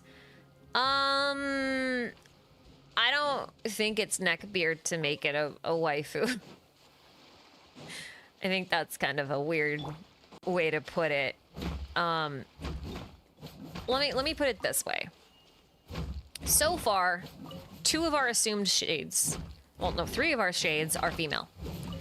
So if the primordial one made 4 shades of itself, and we assume that shades are their shadows, so they are at some point like copies or clones of themselves, then I would assume that if 3 out of 4 are female, then the primordial one would also be female. I mean, at this point, that makes the most sense. And also, if you think about Paimon potentially being a shade or the primordial one, depending on what camp you're in, you might also look at that and be like, oh yeah, no, it's gonna be female, for sure. I think there's a very, very, very small chance it's not female.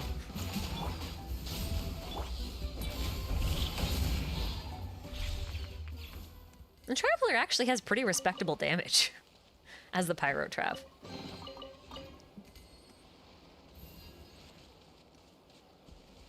I mean, it's not great, but like it's pretty. I mean, it's not the 300k melts that you're gonna get from Mahuika, but I also don't have like the best gear on them right now.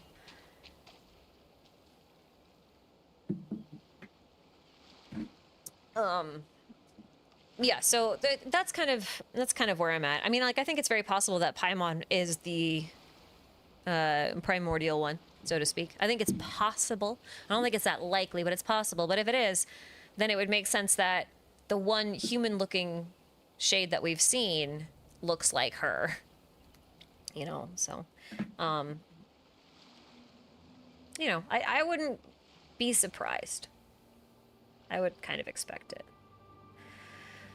Polaroma Prism, thank you for your super. Your name is hard to say quickly. There's a lot of... It's not hard to say, it's just hard to say quickly. Thank you for your super. Bale Moon, Bloodfire, and the Shades, what's the link? Yeah. I'm not sure.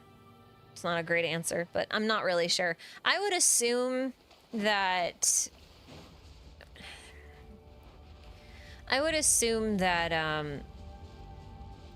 the Bale Moon Bloodfire is less of a shade-related thing. Oh. Do I have to fight you? Oh, I gotta follow you. Okay. These things remind me of the stuff on the second Golden Apple Archipelago. Little dream birds you had to follow around. Anyway. What was I saying? Oh, right. So if Renova is this big red eye in the sky, you could assume that that might be the red moon that they're talking about, the crimson moon or whatever. I could totally see that. If we assume that Conrio was located in a night kingdom, then it would make sense if they had like a ruler of death that was looking over them. It would actually make a lot of sense. Whether or not she was in favor of them or whatever, I don't think is really the question. But this might not be where I'm supposed to go. I wasn't really paying attention. What was I doing? Oh, I might have to be over here. I was not paying attention. Are they up here? Did they go this way? I can't find them. Maybe they don't exist anymore. Or maybe they're all the way up there. Who knows? Not me, nor do I care. If you assume that much, then we can also look at like the whole idea about memories being related to death and whatnot. And then you have to ask the question, well, does Renova govern physical death, spiritual death, mental, emotional, memorial death? Like, what kind of death does she actually govern? And that's where I think it's hard to say what the connection is. Because, like, the Bale Moon Bloodfire that Arlecchino has destroys memories, which is effectively a death, right?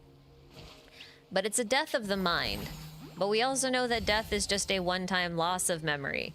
So it's just, I don't know. I don't have a good answer. It's just one of those things where I can totally see a loose link, but if you ask me to elaborate, I don't think I can.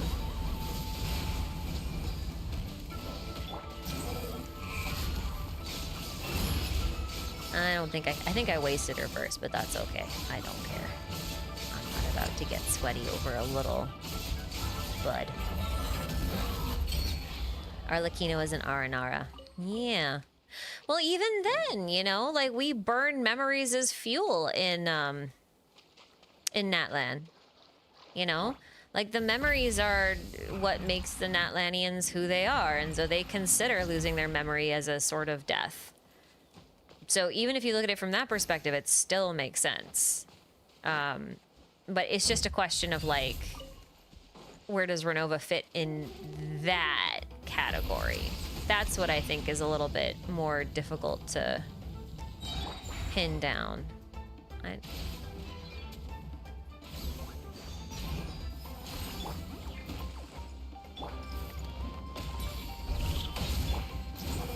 That's what I think is harder to pin down. Is there a chance the Traveler's some kind of puppet? You mean like Wanderer style? Yeah, I think it's possible. It'd be impossible to tell. Because according to what we know about Wanderer, and this is also still slightly speculative because the source material is a little slightly unreliable. But from what we can tell, apparently he originally started out looking a lot more like a puppet, like his joints were even puppet-like. But then as he aged, the joints kind of fused together until he became more human-looking. So if the Traveler was a puppet, we'd never know.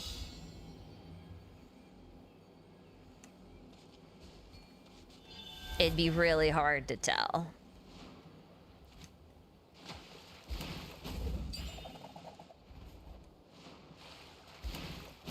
Oh, the Kaholasaurs are so retro gaming. They're just as clunky as old retro games, too.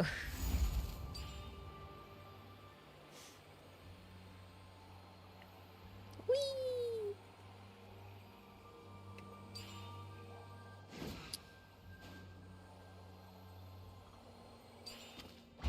Yay! Gimme, gimme, gimme, gimme, gimme, gimme. Yum, yum, yum, yum, yum, yum, yum, yum. I eat the contents. Nom, nom, nom, nom. Okay, bye.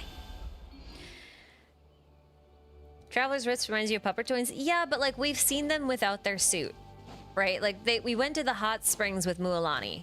And if you play as Ether, you get, like, the full shirtless experience. So you can see where all of the joints should be and aren't. So, you know. Have I heard of the Rerir Rasher of Solnari theory being... Oh, sorry. Have I heard of the Rerir Rasher of Solnari being Kaya's father theory? No, I haven't. But I wouldn't be surprised if it was true. It'd be hard to prove one way or another, but that'd be kind of fun. You still don't get Mawika's plan? How do I explain Mawika's plan? Okay, so 500 years ago, Natlan was devastated by the Conria Cataclysm, right? Like, they were already pretty fragile due to their situation out here on the outskirts of Teyvat. Their ley lines had always been a bit fragile, but the Lord of the Night had been able to maintain the ley lines because at the time, they didn't have to fight off the Abyss. And then what was happening was when Conria did the thing, the Abyss infected the ley lines, and that basically wore away at the Lord of the Night and made it very difficult for anyone in Natlan to do much of anything. Like, it basically just destroyed the entire nation. Because, like, the ley lines are the blood of the land, right? With the Abyss in there, it's like having a blood-based disease. It's like having bacteria in your blood that you can't get out because you can't actually perform a transfusion because no one has your blood type, right? It's like really toxic. So ley lines are basically the accumulation of time and memory.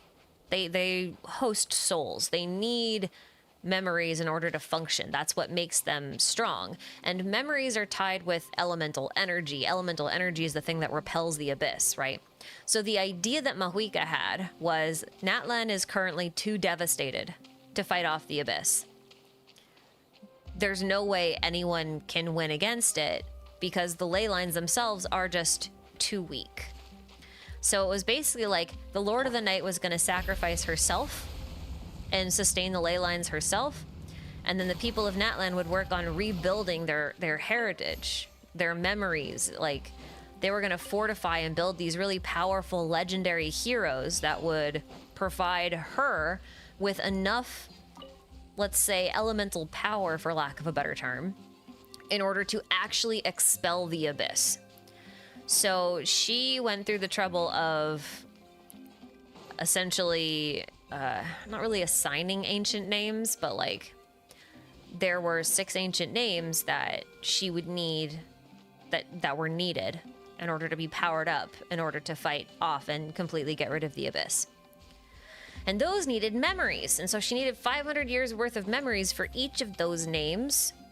And in order to make sure that her vision for the future came true, she decided to travel to the future to make sure that she was the Archon that was there to execute the whole plan in the end. So basically, Natlan was out of power, and they spent 500 years charging up batteries so that Mahuika could laser blast the abyss into nothingness. That's basically the TLDR of the plan.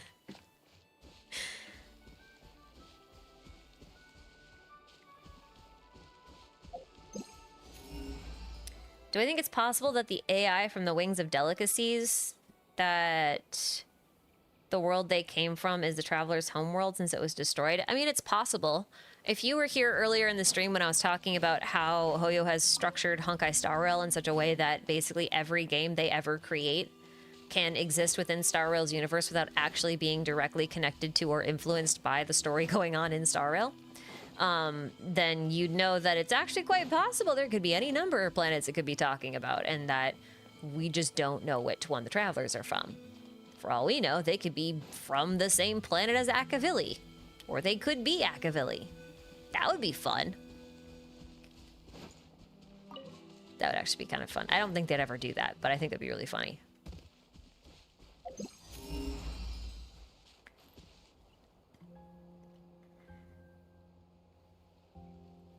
Who do I think is the blanked out name on the Pyro Gemstone? I don't know. I don't remember. You know how long it's been since I've looked at the Pyro Gemstone? I don't even think I have like a... It's not in here. It's in this one. Do I even have a forged Pyro Gemstone? Well, I have one. That's probably enough. No, I don't. Well, the first part's right. A pilgrimage for a wish, a battle to earn a name. What's the... Is it... It's probably in here. There it is. Pilgrimage for a wish. That is the pilgrimage of the sacred flame. A battle to earn a name. Yep, we earn ancient names. That's what we got with Tumaini. Burnt to cinders for a dream. That was basically Mahuika putting herself into the fire. If the intention yet remains, achieved blank's truth he has. That one I don't know.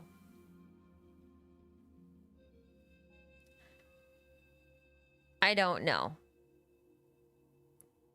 I would assume the last line would have to refer to Capitano because it's referring to a he specifically. That's either referring to a Capitano or it's referring to Shibalanke. Because that is not a gender neutral one, like one where they swap around, because they do that sometimes. So it's not referring to the traveler. So the only he's in question here that could apply is Shibalanke or the captain. So maybe the blanked out name is Renova.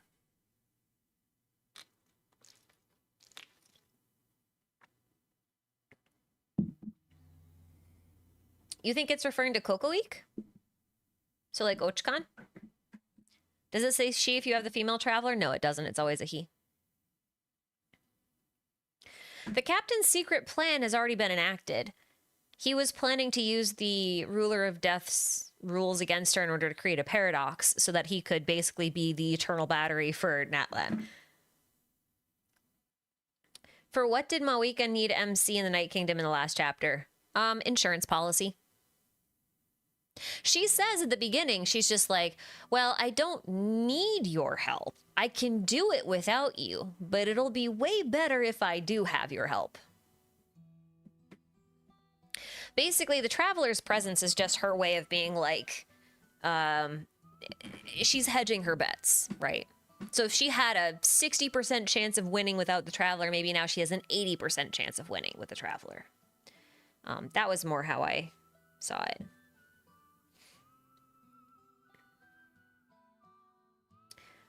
Ether is canon MC, but the Hoyo knew people would get mad, so they included Lumine too.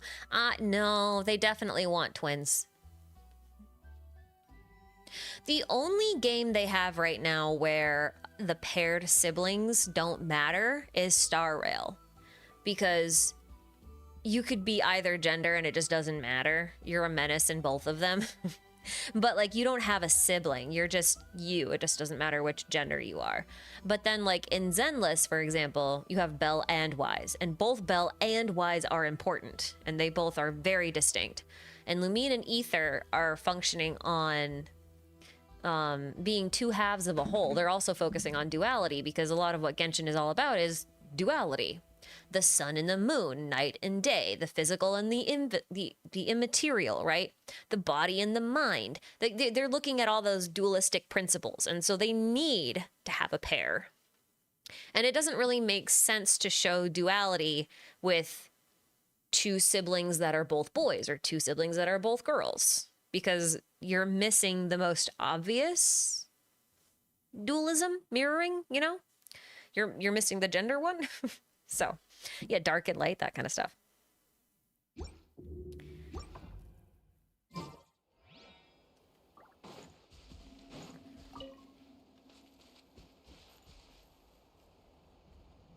There's just these little guys chilling.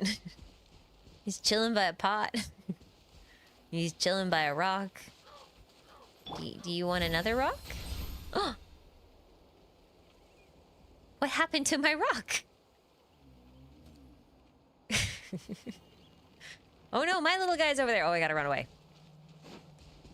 I gotta run away. I think I gotta record this later. Hold on. There we go. I don't want to not have a little guy quest recorded. Even though they're not that lore important, I still want to have them all recorded. So that one has to sit there until I come back. Sorry, little guy. That's the way it be. I'm not gonna put it back. I'm out of the spawn zone. It's already respawned. I don't have to put it back. What do you think this is? Like my house? Where books don't magically find their way back to the shelf because apparently my spawn zone is infinite in real life? Like who would have guessed? What the hell?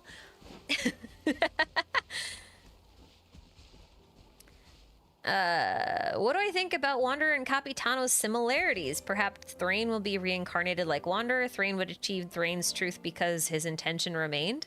I mean, I still think there's a good chance he'll come back. I mean, like, his story's not done. He's at least gonna come back for a big old boss fight, regardless of whether or not he ends up being playable. Will he be reborn? I'm not sure he needs to be reborn the way Wanderer was. Wanderer had a lot of things to go through and really needed a new identity. Capitano doesn't really need a new identity. I think he's very proud of the identity he has, and I think he would be very lost without it. But he could get a new body. I think that could happen. Will it be playable? I think there's a reasonable chance for the captain to be playable, but not with the model that he has.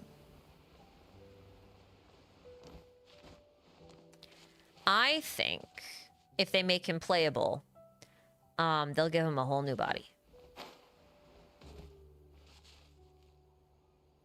Wanderer needed witness protection. Yes, exactly. Thrain doesn't need witness protection. He's fine. Honestly, Capitano deserves to rest after 500 years. Yeah, I agree. That's why I'm kind of like 50-50 on his playability. I think it's possible they make him playable because he's really popular, and I feel like they might try to take advantage of that. But on the other hand, I also feel like, how do I, well, he's, at the very least, he's not sleeping forever. He's just not. Like, they're gonna continue to use him in some way. I wish they used him a bit more so far. Like, I really wish he had more presence in the Archon quest, like I've already kind of complained about, but, you know.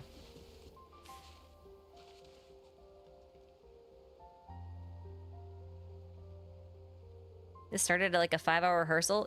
No, it's been 3 hours. I started at 7, it's 10:30.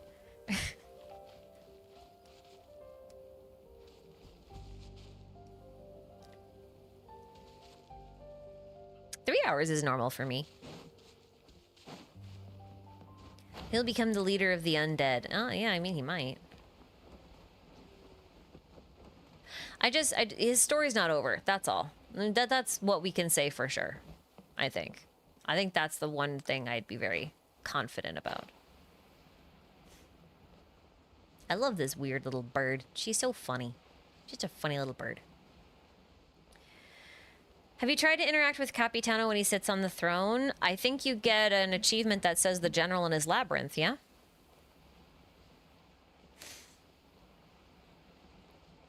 You have a feeling that they might do Conria with time shenanigans and might make Thrain playable, not Capitano.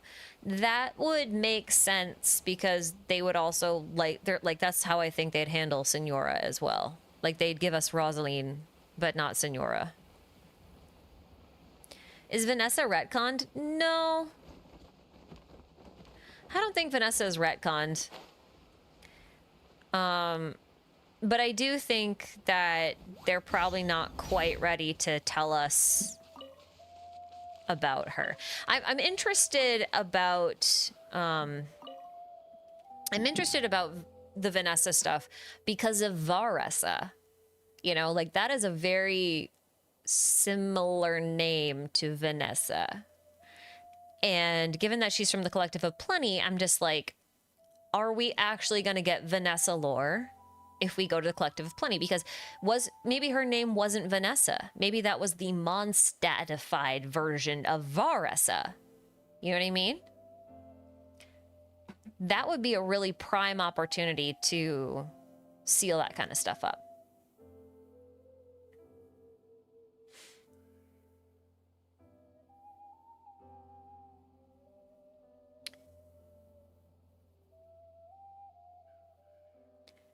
It is kind of scummy to stop making male 5 stars after 4 years without making it at least an announcement about it. I mean, they gave us Kinich.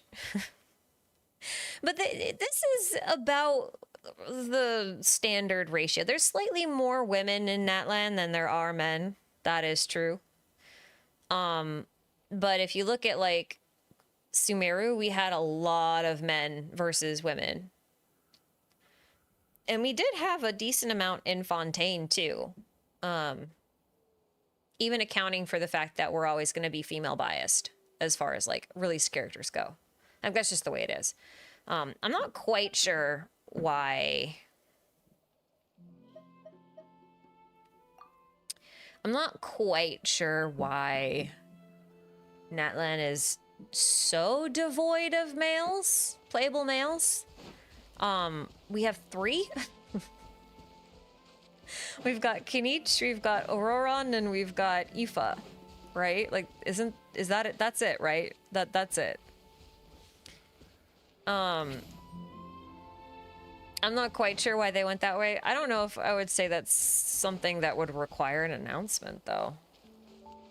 If they want to make an entire nation of women, they can make an entire nation of women. I don't think it matters that much.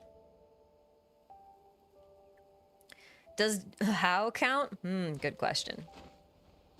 Good question. No, I don't think a how counts. He's a dragon. He might not even be a he. He might be a they. Because, you know, dragons may not have genders the way that humans do. They could be hermaphroditic. Who knows?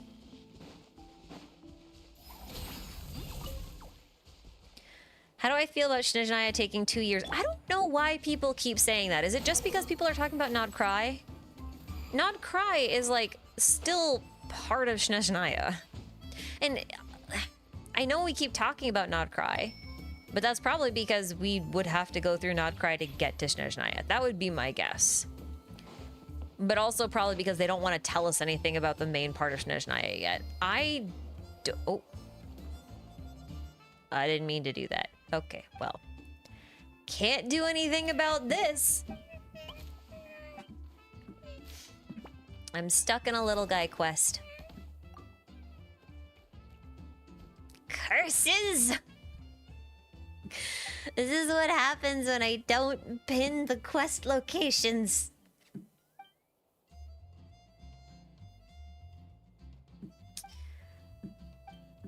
No, it's okay. I have a second account that I can grab this one if I need it. So, that's okay. That's what the second account is for instances like these, because this does happen. I trigger these on my phone often when I'm playing.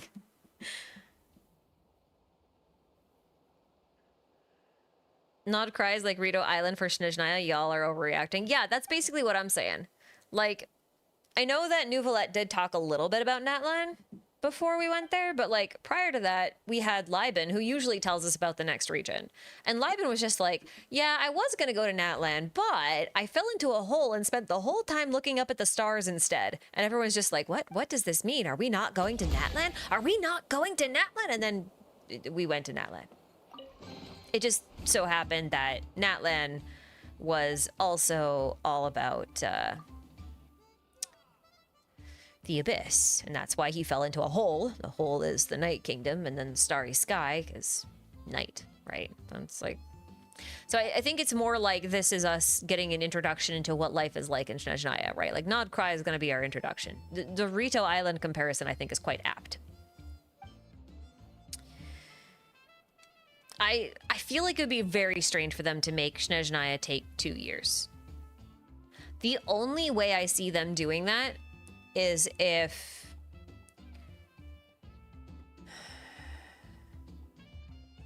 they merge Snezhnaya with another nation. Like, because Snezhnaya is so closely tied with Conria, what with the Fatui having so many Conrian ties and having come about because of the Cataclysm and everything like that, like, if we assume that, I'm just gonna let that on autoplay. I don't know why I'm like manually doing this. If we assume that, then I could see it. You know, I could see it being 2 years at that point. But the speculations I've seen is like people are saying, oh, we're going to go to Nod Cry, and then we're going to spend all this time going around to all these other regions and locations that have been rumored or mentioned in game but haven't come out yet, like the Blackcliff Forge and stuff like that. And I'm like, I'm sure those will come out. I just don't think they're going to extend Snezhnaya by a year to do it.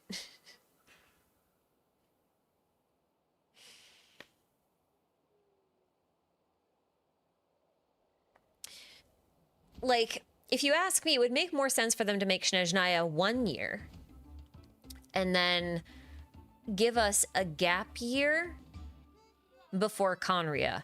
And here's why. The reason is because if you had a gap year after Snezhnaya, then maybe you could make that gap year about finding Conria or finding a way to get there or finding a way to get to Celestia. Like, that's the goal, right? And if that's the case, then you could justify doing a world tour to like go to all these places and uncover like whatever you need to uncover and getting the help of all the people you've met in all the different nations in order to get all the information you need about the thing in order to get to this place that no longer exists. You know what I mean? Like, that would make sense to me. But I'm not the writer here, so who knows?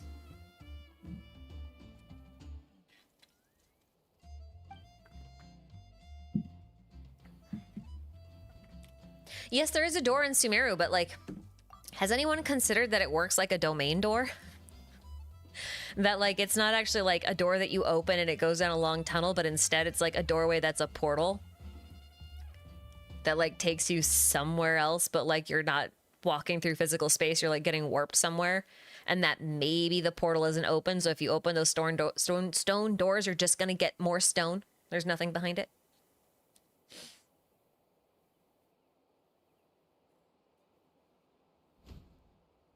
Venti's second story quest is actually the reason why I think Columbina might show up in Mondstadt instead of Natlan, actually. Razorclaw, thanks for the super. Thank Tectone for the 6.0 region taking 2. What? Why? Did he start that? Why? To what end? Why would someone do that?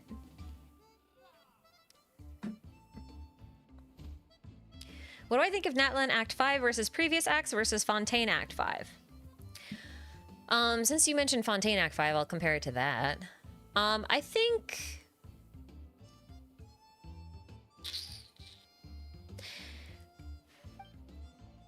So I'm actually kind of biased against a lot of the tropes that are used in Natlan, like tournament arcs.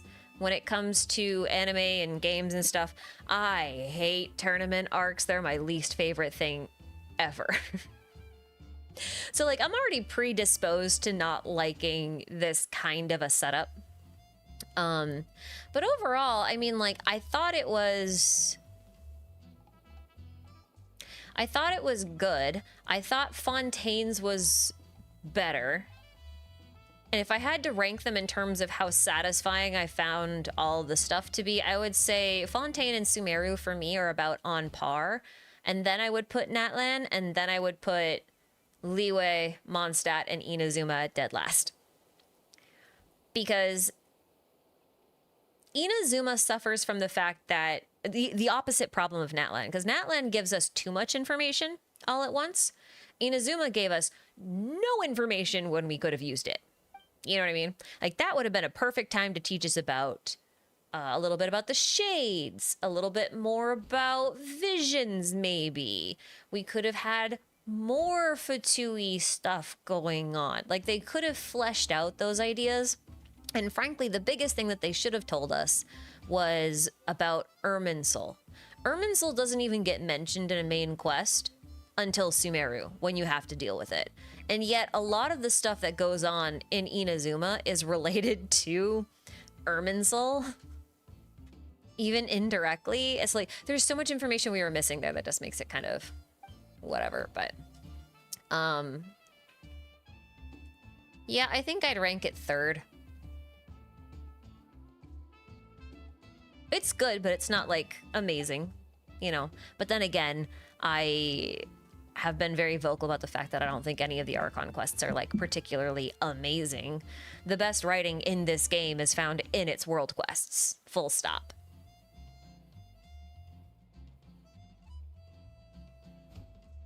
What do I think of Dottore burning Irminsul? Everyone asks me that every single patch. Like, I don't think about it anymore because it's just not a thing. It's just not a thing that happened. I honest to God think it's like a metaphorical thing. Like he's burning the tree of knowledge. You know? Like I don't think he's actually burning Irminsul. I don't think he's actually burning a tree. Maybe he's time traveling in that spot. Who knows? Because it's hard to tell when he's got clones that can like perceive every aspect of time. Like there's no way to even comment on that. Because it's all we have to go on.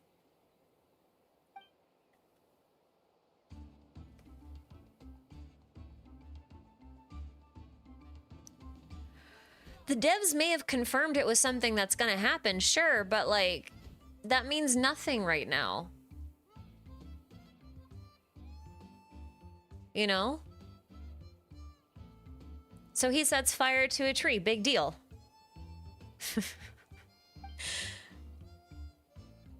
When is it gonna happen? What are the implications of that? Is he setting fire to a branch of Irminsul? Has he actually found the tree itself? Is Nahida gonna die?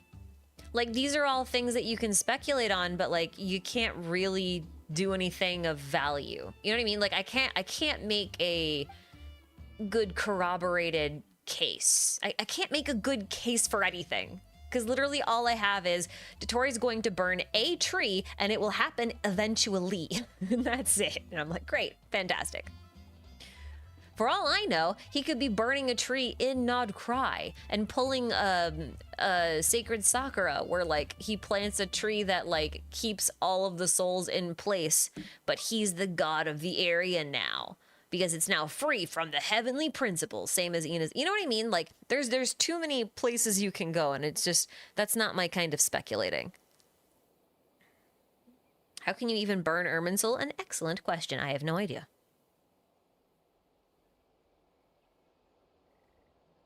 Absolutely no idea. I also said that Dotori could be the big bad, so don't you think it's possible? It's not about whether it's possible or not. It's just that, like, it's impossible to speculate about. You know what I mean? Like, I can't say anything beyond what ifs and wouldn't it be cool if and vibe-based this and here's my wish list for X, Y, Z. Like, there's nothing I can say beyond he burns a tree. It's probably gonna end badly. You know what I mean? All that for some crackers. Lovely. Love that. Very long. Very long. I didn't read any of that. I'll have to do it later. I was too busy yapping. That's okay. My job is to yap sometimes. Yeah, cause like, okay. Here, I'll give you this. Burning Irminsul would be a disaster. Like an unfathomable disaster. I can't even like use this. It would be an unfathomable disaster because like, if you think about it, every soul in the world, including Natlan now, is connected to the ley lines, and the ley lines are the roots of Irminsul. If you burn the tree, what happens to all the dead things in there? Huh? They all come out.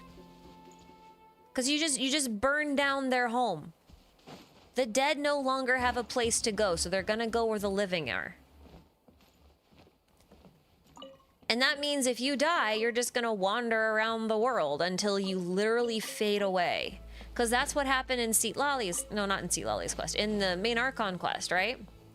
Like, we attracted a bunch of wandering souls, the ones that couldn't fit in the Night Kingdom, which are the equivalent of the ley lines. I mean, they are Natlan's ley lines. And the ones who had been out for too long were just forgotten. And they just disappeared. Forever.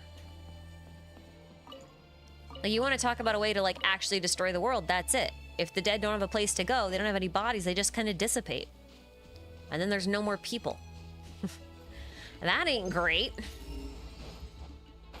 And I don't think Dotori's really interested in destroying the entire world. Maybe he is, but, like, if it gets to that point, like, that's literally, we're talking end game. Like, the endest of the end games, you know?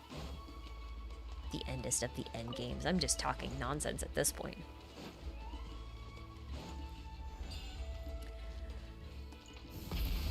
Maybe it's why the Traveler needs to reweave the threads of fate, maybe? Yeah, I mean, yes. Yes. That is true. But, like, how do I put this? The Traveler isn't gonna become a Loom of Fate, or Karibear isn't gonna become a relevant Loom of Fate until, like, serious endgame. You know what I mean? Which means that by the time they're necessary, that will be when Dotori will burn a tree. Presumably. And, like, that feels like something that's not gonna happen until post Snezhnaya, or like 6.7 or something. You know what I mean?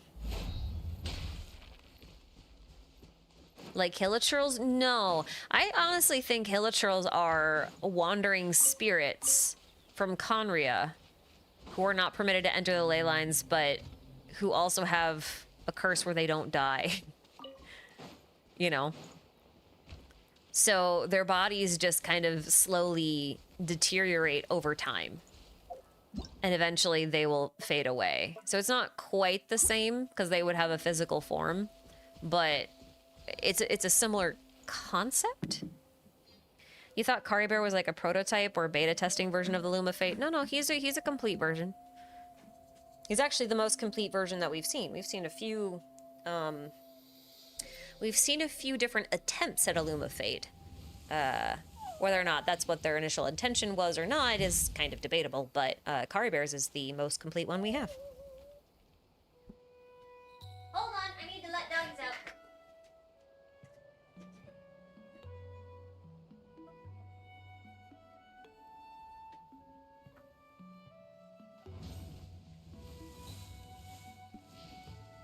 They are very warm. My puppies are warm. They're too fluffy. Makes for great cuddling, but it's terrible if I like the heat on. Then they get way too warm. They gotta go outside, cool off, then come back in, and then go outside, and then cool off. If only I was as fluffy as my dogs. And then we'd all be able to regulate our body temperatures inside like normal. And we wouldn't have this discrepancy between how warm I like it in the house and how warm they like it in the house. Anyway. I got distracted. I'm probably gonna wrap up here in a minute, though. Oscar, thank you for the super. My copium about Capitano's return is that he will be revived when the Abyss sibling activates the Loom of Fate. I mean, it's possible. It's possible. I feel like it'll be before then. I mean, obviously he's not going to be in the version 5, right? Like, he's not going to be in 5.6, 7, or 8 if we go that far. Because he wasn't on the preview. And we have enough characters to do... how many characters do we have? 2, 4... Did we have 5 or 6 characters on there? 5 or 6. I mean, if we assume 2 characters per patch, which we're obviously not getting because, like, Mizuki is the only one next patch. But if we assume 2 per patch, and we're at 5.3 now, then that would take us all the way up to 5.6, which would only leave us with 5.7 and 5.8 to get him. And he's definitely not going to be in a 5.8 because that is the event that foreshadows the next region. And that's a pattern that they haven't broken, and I don't think they will break. So that means he could only possibly be in 5.7. I don't think he's going to be there, which means we're not going to see him until 6.0. And for the record, like, we're still missing a Dane quest. We still need to have a Natlan Dane quest, and I still don't think it'll be in Natlan. I think it'll be in Mondstadt, because I want more than believe that we'll end up in Dragonspine. That I really want to go to Dragonspine with Dane. I want to walk in a winter wonderland with Dainsleif. When is Dane coming? I mean, okay, if we look at like basic patterns for how Hoyo releases content, we just got our finale. That's our big story patch. That means next patch we're gonna get like an interlude event-based patch with no new region. That's Mizuki's patch. So that'll take us to what, 5.4? So that's like our big event, and that would be 5.5. Should be an exploration or big quest region. I'm going to assume it's an exploration. So 5.5 is probably going to be the Collective of Plenty in the Volcano, which would mean that 5.6 should be Dainsleif as our big quest-based thing. 5.7 can be, I don't know, maybe the Dottore comes back and steals the Gnosis kind of thing, or Columbina does, or someone does from Natlan kind of stuff. And then maybe it's Mawika Story Quest 2 with the second weekly boss. I could see that. And then 5.8 brings us to the event, and then we're off to Shishnaya. Mayor Javari? I don't think we're going to get Mayor Javari in 5.x. Maybe that's a hot take. I don't think we're going to get it. I think it's going to be a bit like Blackcliff, and I think we might not get it for a while. If we do, it'll be like in 5.7.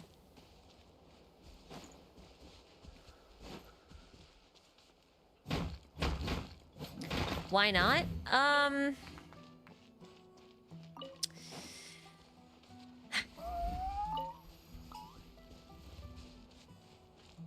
I don't know. It's just vibes. I was trying to think of like what would make me think that about other regions. I don't know. Merjavari feels like it requires Venti. And I feel like if it requires Venti, then there's no reason for it to be in 5.x unless something relating to Venti happens in 5.x. And I feel like it's more likely for something related to Venti to happen in 6.x. So I feel like Merjavari would happen then.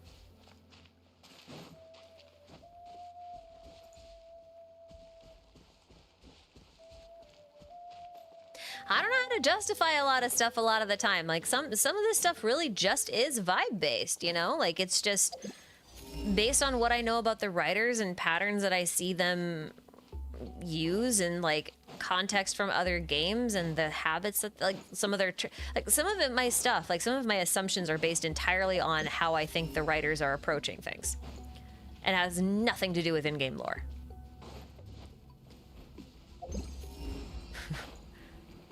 That's a lot more common than I like to admit it is. That's often what I say when I say vibes based. I don't know if you spoke about this already, but Capitano did not invoke a paradox, right? No, he kind of did. He kind of did. He would have invoked a paradox if Renova... I think he would have invoked a paradox if Renova denied him the right to become the Lord of the Night. I didn't quite understand what he was getting at there, but like what I did kind of get was that he can't die. That's one of her rules, but she demands death.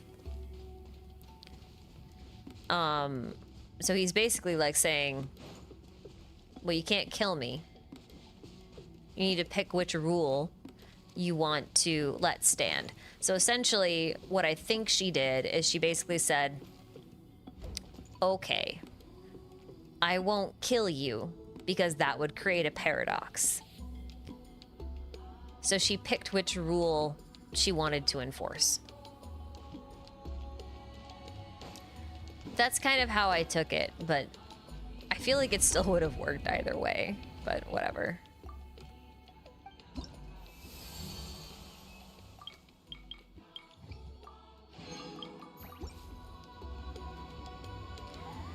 I've seen people speculate that we are getting a new Mon Venti content soon because the chapter where he talks to the Traveler in the manga, the Traveler is Pyro. What do you think? I mean, I think it could be Pyro and Geo based on the lighting that's there, but I think it's quite reasonable to assume that we could get Venti content because that's a Pyro Traveler in the manga. Because regardless of what Hoyo was planning at the time when they made the manga, I think they were always planning on Natlan being the second to last main region, right? And it is. There's only Snezhnaya left in that it's Conria or bust. And I consider Conria as like not really a main region because it doesn't really exist anymore, you know? So Natlan was always going to be the second to last region, and for that reason, it makes sense for the Pyro Traveler to be the one to kind of like reconvene with Venti late into their journey. And for that to be like the form that they chose.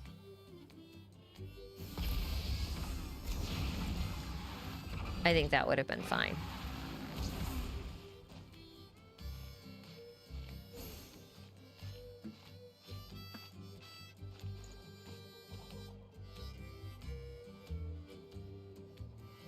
You wonder if Renova is prohibited from killing herself, which is why she had to hold people to their side of the deal. Now that would be interesting.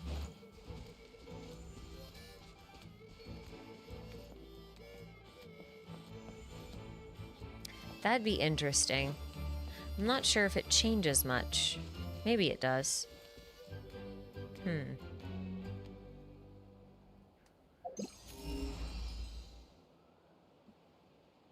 Any thoughts on the mysterious 7th tribe? I think it was Mahuika's signature weapon. I mean, that would be Vanessa, basically.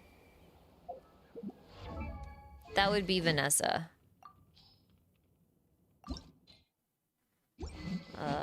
Oh no, it is under refine. So many nested things. Goodness. I haven't read this in a while.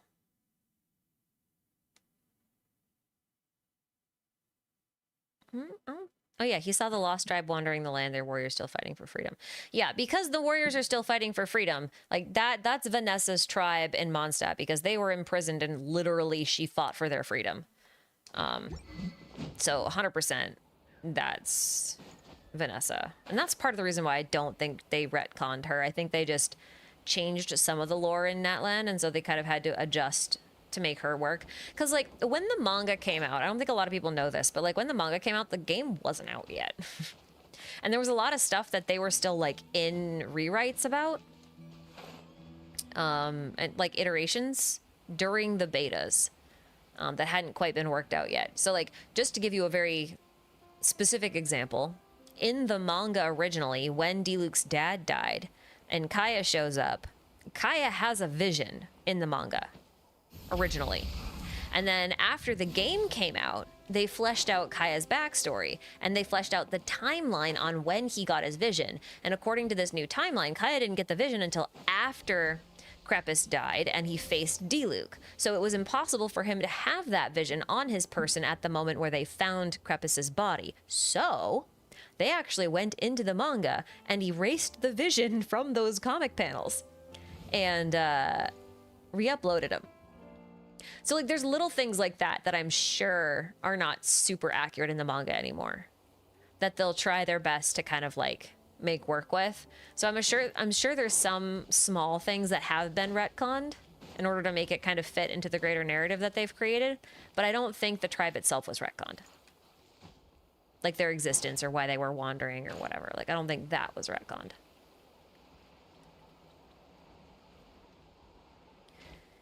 There's a few things like that in the manga, actually. They assume they also didn't expect Genshin to be such a huge success. Yeah, I mean, there's probably that, too. I mean, even if you look at Travail, like, you can tell that they only really knew the core themes of each region and that they didn't really know the meat of the story yet. They just had, like, a general direction. They had the compass orientations, but they didn't have a route plotted out on a map, to put it in a better metaphor.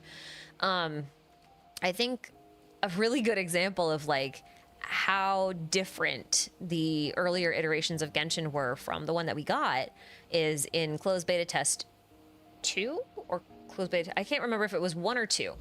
But in one of those, Abyss mages actually had a potion that could turn hilichurls back into humans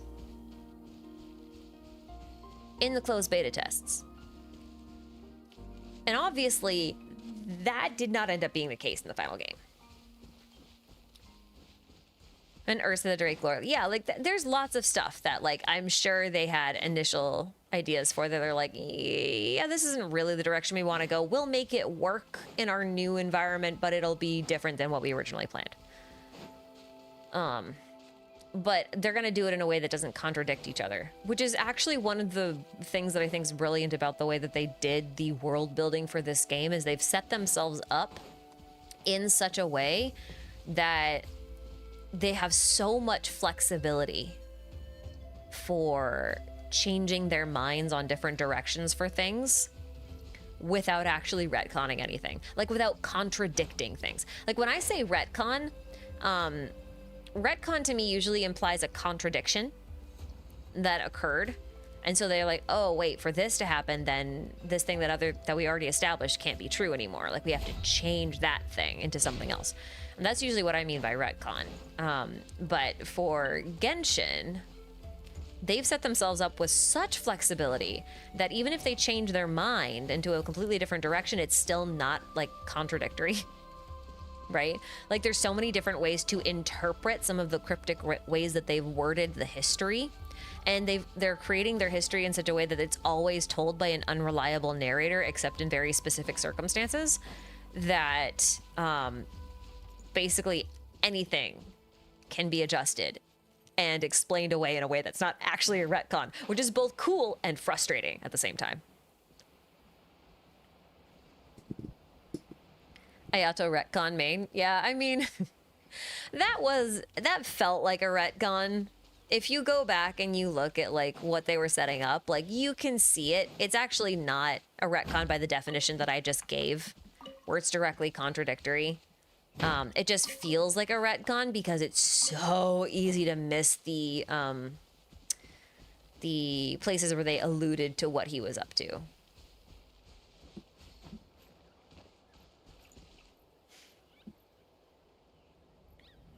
Like the Sacred Sakura Quest NPC name. I think that was just a translation issue. Do I think Pio's ambitions for humans was to evolve them to a degree that they can naturally resist the abyss, and that's why the shades are not allowed to interfere with humans like Renova? Yes. Yeah, basically. This is you're gonna hear a lot of people say that they think that Genshin is, highly referential, if not like a retelling of a lot of the themes in Honkai Impact. I actually think it's more closer to Hoyo's first big live service game, which was Gun Girl Z or Hokai Gakuen 2. It goes by both names. There's a lot of stuff that's being reused from those games specifically that are not found in Honkai Impact, as far as I know. So how do I... The themes of... But the themes of both Hokai Gakuen 2 and Honkai Impact basically involve humans needing to evolve or acclimate, might be a better term. I'm gonna sneeze. Goodness. To evolve or acclimate to a particularly hostile environment, and they're usually having to do that by force, lest they be completely eliminated, right? So in Hokai Gakuen 2, humans are being observed by a biocomputer that's testing to see if they meet certain requirements. And every time they reach the end of a quote-unquote testing period, for lack of a better term, if they fail to meet those requirements, then the biocomputer basically becomes a giant cosmic horror that then destroys everything on Earth and starts the experiment over again. They basically reset time. And then in Honkai Impact, there's actually something quite similar where a big cosmic horror wants to embrace humanity. I am not going to try to explain the nuances of that. But essentially, humans are incompatible with this big cosmic horror. But cosmic horror wants to be compatible to a degree with people and or maybe consume them. And so it's the same thing. They put humans through a series of tests, sort of. It's complicated, but like it's more or less the same general principle as Hokai Gakuen, where like humanity gets tested and humanity has never passed the final test. And every time they fail, the world gets reset. And the game only ends when humanity finally passes the final test. And the big cosmic horror is appeased. That's basically the general theme. It's pretty easy to see where Genshin would pull that from. You could look... The funny thing is that in Hokai Gakuen, the biocomputer is named Alaya. She can also have her name romanized to Arya, which is one of the names of the 3 moon sisters here in Genshin, which I think is kind of interesting, given that we now know that the moons are where the secret source mechanisms come from, or where that technology originated from. So if you think of the moon as like, the moon sisters as like biocomputers that were maybe not even testing humans, but maybe they were. Who knows? Maybe they were being used for that. You can start to see similar things. You could see visions as manifestations of that evolution or acclimation to a new environment. Because if you can create a whole race of people who naturally develop these external organs, which is how visions have been described, that provide resistance and even control over abyssal powers, then you can easily see where the primordial one, or the first descender, as I prefer to call them, may be trying to ensure that humans enact themselves in a very specific way. And it's actually quite possible that... How do I put this in a...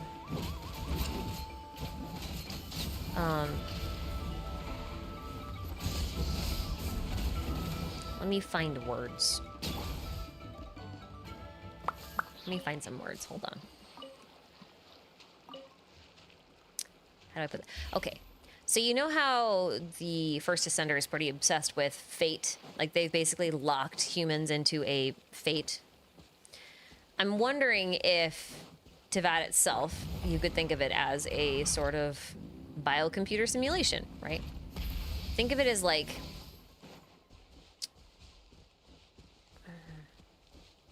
Think of it as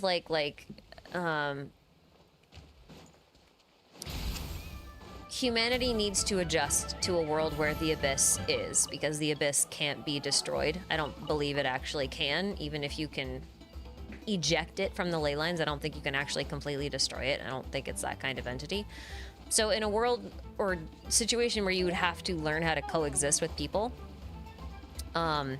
being able to run countless simulations in order to find a scenario wherein people in Teyvat naturally develop these external organs that help them survive against the Abyss, that could be seen as a sign of fate, where you would lock people into a very specific course. Like, if action A, B, C, D, E, F, and G all happen in that order, then we will get results X, Y, Z, right?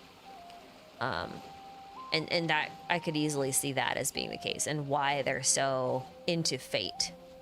And why breaking fate can be a good thing, because free will, but also might be a bad thing, because it might mean that you don't help the scenario that promotes the longevity and survival of humanity come to fruition. How's that?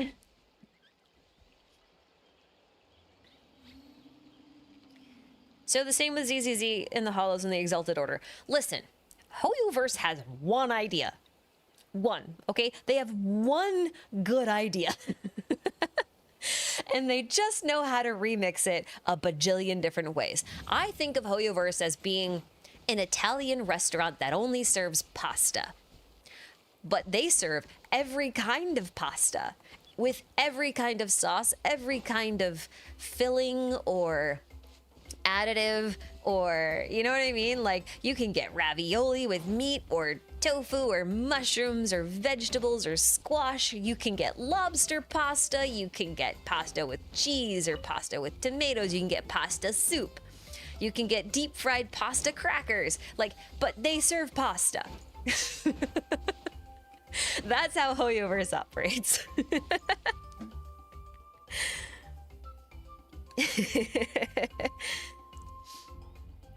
Do you think the blue slime, now orange, tree you pass by is an allusion to what happened to Irminsul if it comes in contact with phlogiston?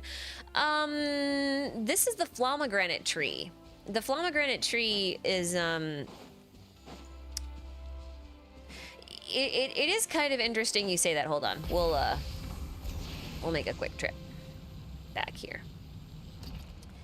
The Flamagranate tree is quite interesting because it was originally blue. Everything was blue about it. And unripe Flamagranate fruits are also blue. The ripe ones are orange.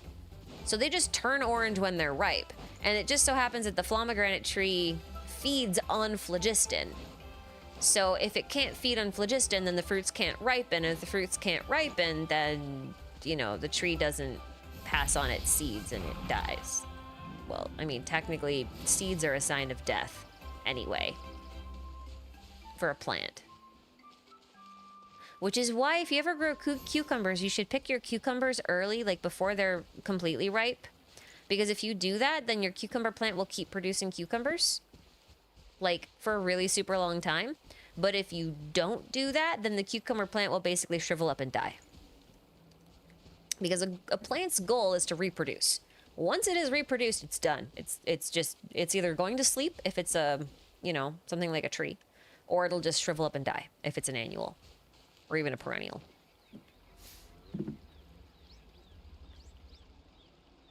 Cucumbers aren't perennial? I mean, no, I'm pretty sure they're just annuals. But they do reseed themselves because the cucumbers plant themselves, like their own seeds, back in the dirt. I don't think they're classified as perennials, are they? Now I'm gonna find out.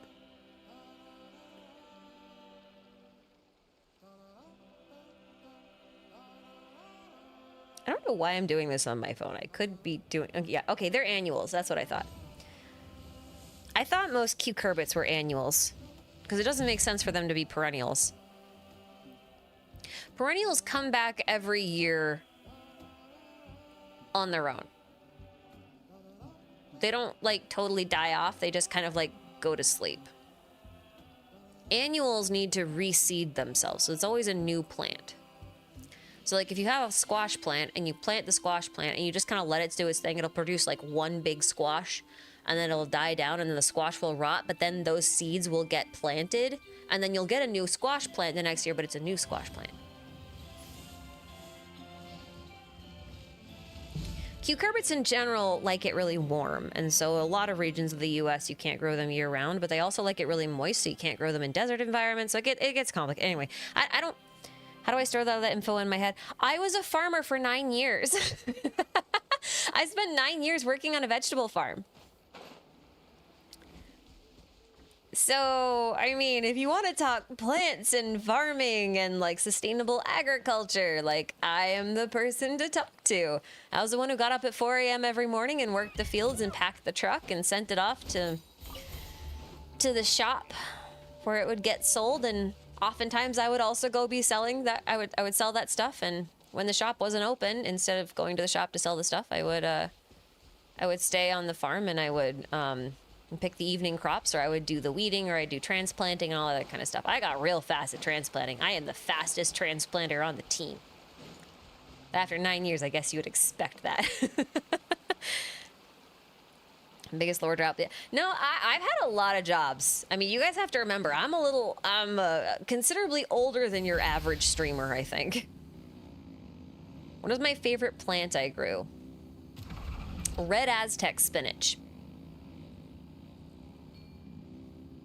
Because it has the flavor and use cases of regular spinach, but it was super resilient. It had a very long growth period. It was pretty. It was like pink. It was very tasty. It was very hardy, and it was just overall a really cool crop. I grew all sorts of stuff, though. I mean, we grew everything from edamame to scallions to Brussels sprouts. We had Brussels sprouts thieves, which I thought was the weirdest thing. I'm just like, there's so many high value crops at this farm. Why are they stealing Brussels sprouts? Of all things.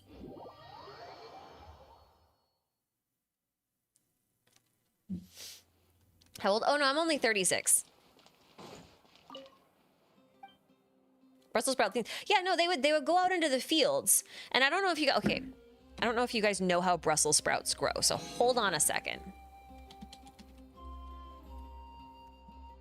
I need to show you how Brussels sprouts grow, because I don't think most people know this. But this is what a Brussels sprout plant looks like. Okay? It actually grows on a tall stem like this. So it's like this thick stem, and then you basically have little baby cabbage bulbs that pop out all over the stem all the way up top. And so what these guys would do is they would come in the middle of the friggin' night with paring knives and a bucket, and they would just go out to the Brussels sprout plant, and they would just cut off all the Brussels sprouts, and it would totally damage the entire stem because they weren't popping them off with your thumbs like you're supposed to. They were like taking knives and it was scraping into the flesh, and that gets bacteria. It's just like friggin', why Brussels sprouts? Every year was the friggin' Brussels sprouts. And you know it's not deer because deer bite things. You know, they don't have a perfect like smooth cut going down the vertical axis of the friggin' plant. Brussels sprout. No, these aren't that tall. I wonder if I can see if they have one with like a person for scale. Okay, yeah, they're not that tall. This is about as tall as a Brussels sprout plant gets. They're only like, if you let them go to their full height, they're probably about 5 feet tall at the tallest leaf, which is about the same as like a proper kale or a collard plant, and basically any brassica except cabbage, which kind of grows a bit shorter. Same with cauliflower. Those are about more like 3 feet. Were they caught? No, they were never friggin' caught. Or at least I never knew to. I wasn't there for them to get caught. I don't know if they ever got caught. They didn't get caught while I was working there.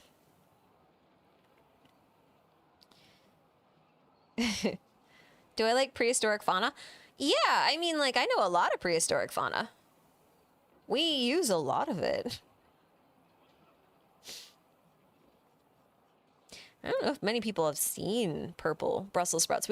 I've never grown purple Brussels sprouts. Purple plants tend to be a bit more resilient than the green ones to things like pest damage, which is interesting. They tend to be a little bit more susceptible to rot, though, so you kind of got to pick your battles. Anyway, fun fact. I know a lot of fun facts. My favorite thing to do is just learn random shit, and then I just keep it forever. That's my hobby. It's kind of abyss looking. Yeah, it kind of is. Needs to do a veggie stream. I mean, not in the middle of winter. It's really funny. I have a bunch of collard greens outside and then a bunch of sage. And for some reason, well, most brassicas are pretty cold resistant. But the thing is like, it stays really cold all year round. Well, not all year round, but all winter long up where I am. So like, I can still go out into my garden right now, even though I'm under like a half a foot of snow. I can go pick collards and all the sage because it's just like leaving it in the freezer. It's a cooking green anyway, so you just kind of dice it up, toss it in a pan and fry it up. It's good to go. It's my outdoor fridge. There's actually stuff that I pick out of there right now.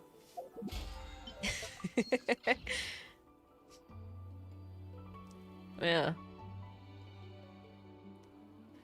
Is the third descender remains in all Gnosis or just the Hydro one? In all of them. Their remains were split into 7 pieces.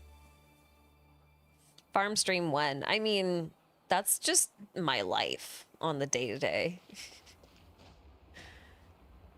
One of the reasons why I bought my house where I did is because I happen to know most of the farmers in the area.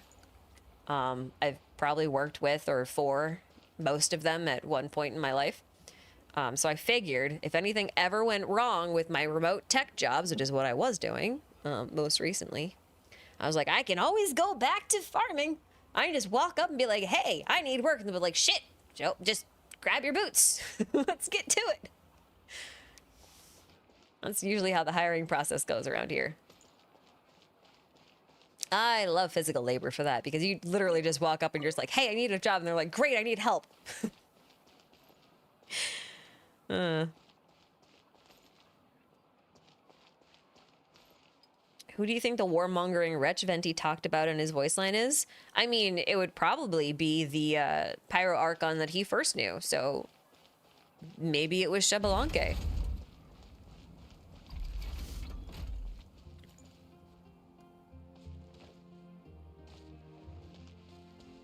Because, I mean, like, they were humans in Natlan, so, like, the only Pyro Archon Venti ever would have met probably would have been the first or maybe the second one. Is Venti that old? Dude, Venti is a fragment of Istaroth. He's old as hell. I mean, we know he's at least 3,000 years old. Where do I live? I live in Maine.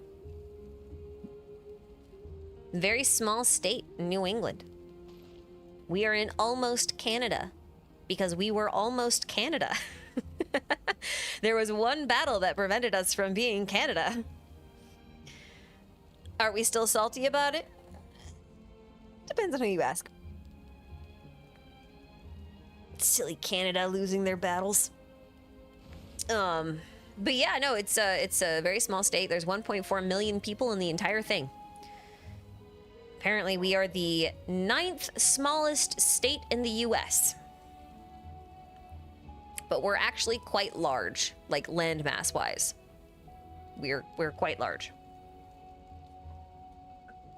Yeah.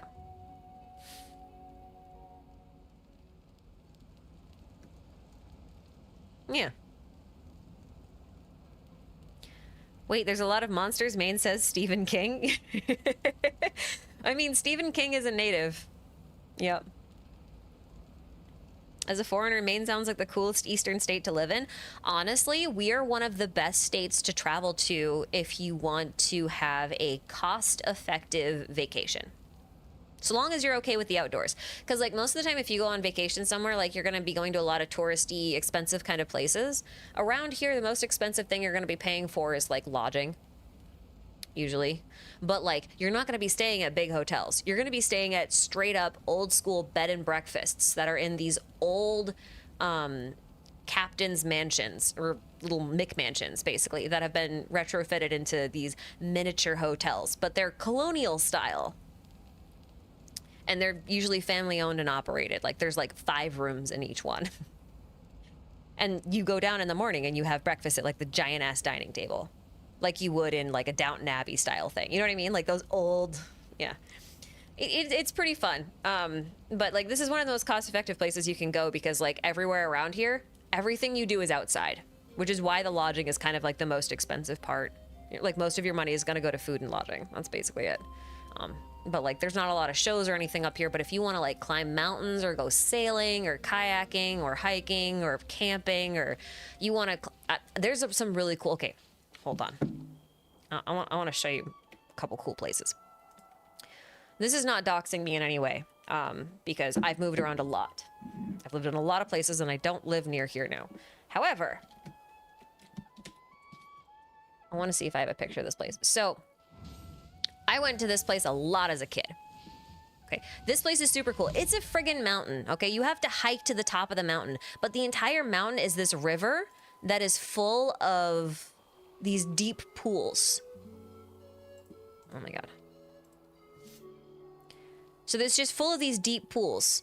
And as you can see, people hike up this big ass mountain to get all the way up here, and you basically pick your pool and you hang out, you got picnics, you go swimming, and the places where the water comes down is really slick.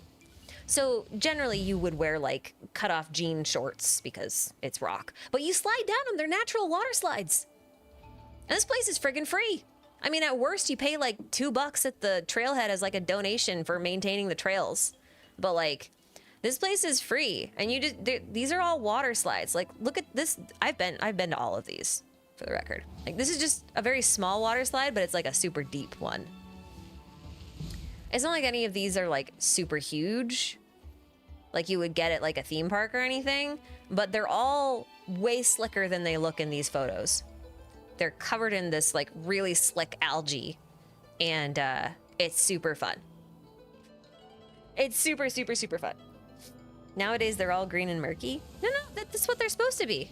There's algae in them. They're algae pools, but they're very clean, and the water is so friggin' cold, which is great. Oh yeah, Fizzy, you could actually go here. You should totally go to Step Falls. It's my favorite place in the whole state. Baxter State Park? Yeah, Baxter State Park's also great. Oh, I guess that's a popular thing to search for. Very beautiful location if you're a little less into the natural water slides, but like we have a very beautiful state. It's all like this everywhere you go, basically. Did I see the eclipse? Yes, in fact, I went and viewed the eclipse from the top of a mountain. I took half day off from work and I'm just like, shit, I'm gonna go climb a mountain.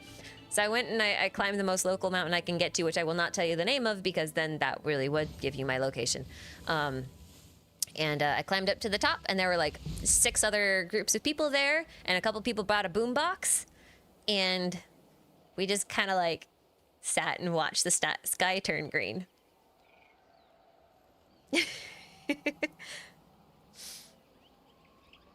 Kind Kind of looks like Slide Rock from Arizona. I've been there, and the rocks are also algae. Yeah. It's similar. I've been to a similar place in Arizona as well, down near Flagstaff. Can you see the night sky? Oh God, yeah. I mean, I could walk outside right now and see all the stars, and that's at my house. I'm close to civilization. There's very little light pollution around here, unless you're like near Portland or Bangor or Augusta, which are like our 3 largest cities. If you're in those, like, you can't see as much, but like you can see all of the stars within like a 5-minute drive. And just at my house, I can go out and see the stars anytime I want to. I mean, I can see constellations. Really? All the stars? Okay, name them. No, you're the astrophysicist, not me. I can't name them. I can find like 6 constellations identifiably, but like you can see a lot of stars comparatively to everywhere else. Do we know how or why Xbalanque stepped into the sacred flame? I'm gonna assume that he probably didn't do it right away. Sounds nice, don't have to worry about smog or smoke from the fires. Yeah, no, you don't. We don't have fires or hurricanes up here. We have blizzards. So if you're okay with blizzards, you'll be fine. Yeah.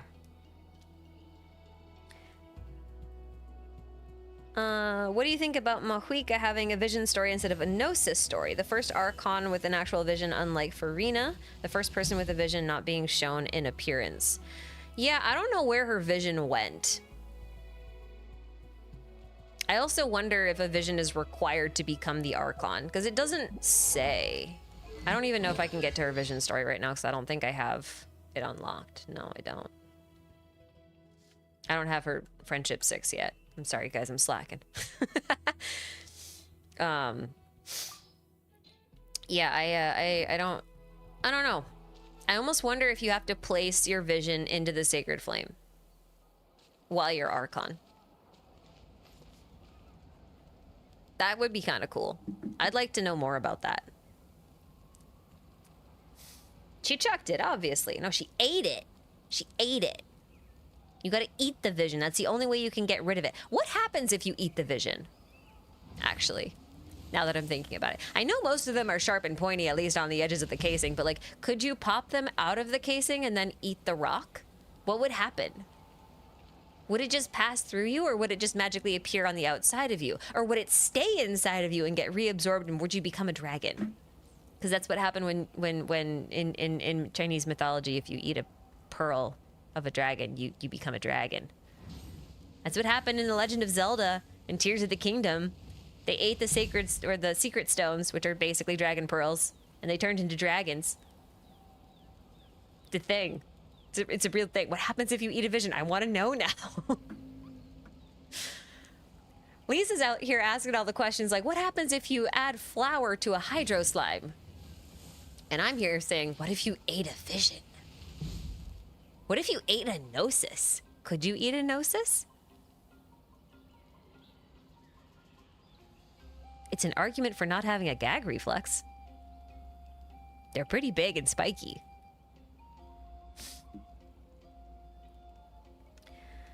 Do I think we'll ever revisit Fontaine in some relevant capacity? I mean, I don't see why we wouldn't. I mean, I think it'll be a while, though. I think it'll be a while. But, like, we go back to different regions all the time. As for, like, a lore-relevant capacity, I think it'll be a while. But, like, we still have Nouvelette's second story quest to get through and Farina's second story quest to get through. Like, I'm sure we're not done with Fontaine. They're definitely going to give us those at some point. Don't look at Venti. His story quests aren't real. It's okay. What are my thoughts on Kaya being the last hope of Conria? Do you think there's anything different or special about him?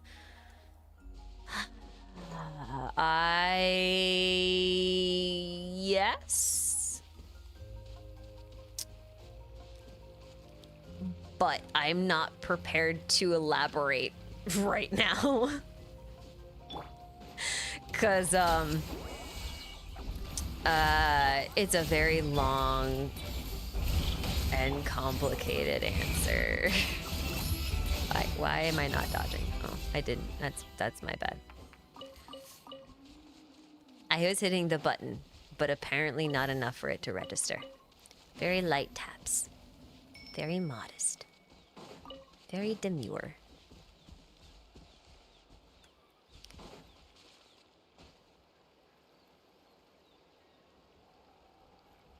You went to sleep, woke up, went to work, and you're still streaming? Did you only sleep for 4 hours? Because I've literally been streaming for 4 hours. Dude, that is not a full night's sleep. You need to be asleep for twice as long as I've been streaming. Do you hear me? Do you hear me, young person? I don't know your gender. I'm assuming. But you must sleep for twice as long as I have been streaming. That is the rule. That is our rule. That I have just made up. I am going to make a Cave Traveler Burgeon team. Because that sounds fun. And I'm very excited about it. I'm very excited about it. How did I get the university how did the university sponsorship come about? They just emailed me. And I was just like, yeah, I'm free.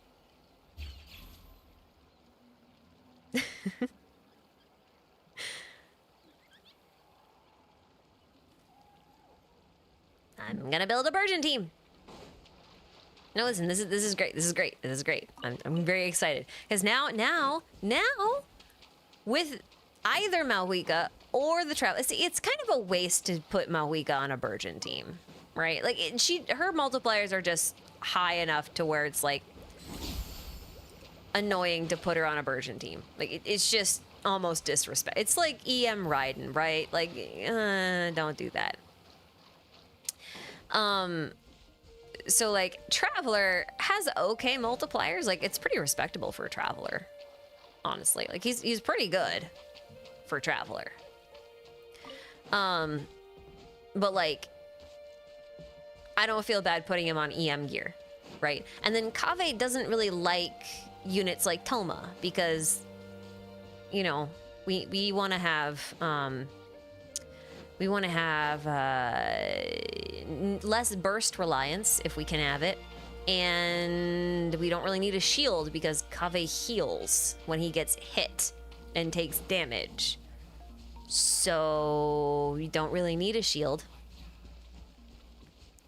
So Traveler's actually a good candidate for this. I'm very excited about it.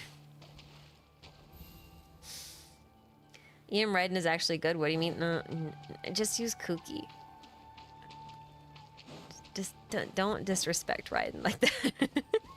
I ain't gonna tell you how to build your characters. You do whatever you want. I don't care. Yep, so Burgeon it is. That's what I'm gonna do. I'm gonna beat the Abyss with Burgeon. Heck yeah. I could do this. It's gonna be fun. It's gonna be great. I'm gonna use all my cookie gear. I got a lot of cookie gear. It's gonna be great. I'm gonna head out here in a second. I see one more question.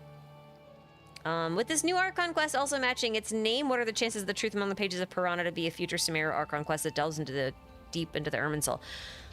The pages of Piranha thing was a mistranslation. Like the Sumeru thing isn't wrong. It was just not translated well. That's been proven. If you compare the Chinese versions, they're a lot closer. So I don't think there's any real shot that we're gonna get an Archon quest for Sumeru that delves deeper into Irminsul. We might get quests that delve deeper into Irminsul. I just don't think we're gonna get like another part to Sumeru's Archon quest that's gonna match the title. I don't think that's gonna happen.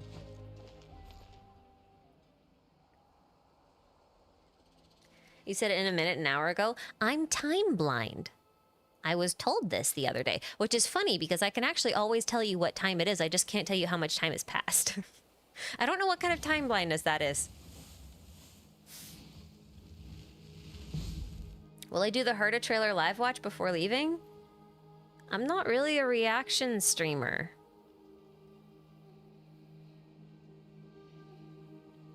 Is this...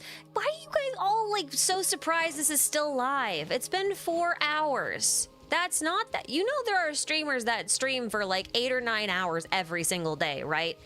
I stream, like, once, maybe twice a month. If I stream for 4 hours at a time, that's not a lot. That's 4 hours of streaming a month. It's not a big deal. Relax. Do I have any theories about the trees... Do I have any theories about the cubes behind the trees and domains? I don't know what you're talking about.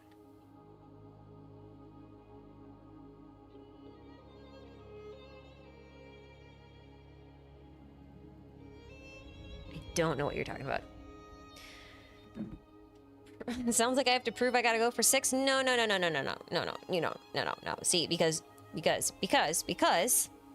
understand, I have to go to bed. Not because I need to go to sleep, but because if I do not go to bed, my dogs don't care. Okay? They're gonna show up on top of me. I'm gonna have 120 pounds of dog on top of me in the morning at about 6:30, regardless of whenever I went to sleep, and they're not gonna get off me until I say I'm gonna go put them outside. And if I lie to them and don't put them outside, they jump back on the bed. This time, they bring claws, and they will sit there and whine in my face until I get up and put them outside. And once I'm up, I may as well stay up. So, if I don't go to bed, they're still gonna wake me up. So, I kind of have to.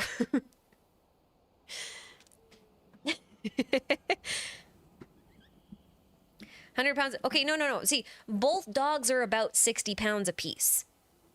Both of them lay on top of me at the same time. If I'm lucky, they won't be on top of me, but on either side of me. And I will just be stuck in a blanket cocoon where I can't move because they've basically swaddled me like I'm a baby. And like my limbs are just stuck inside the blankets. And I'm just like, I gotta curl out of the bed like a...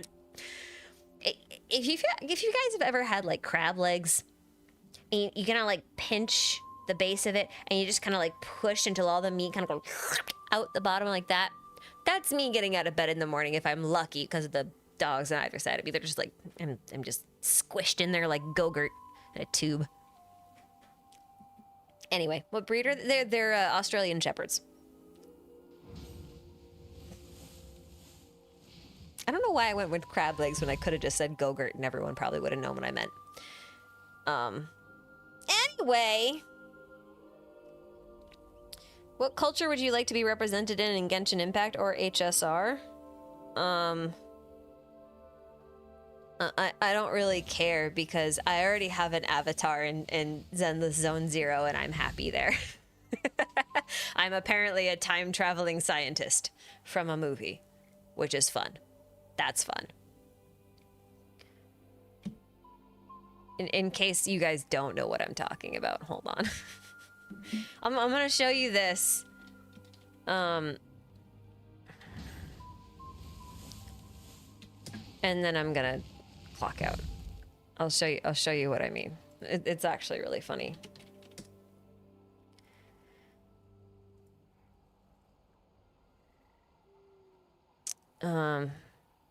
I'll show you what I mean. Look, it's me!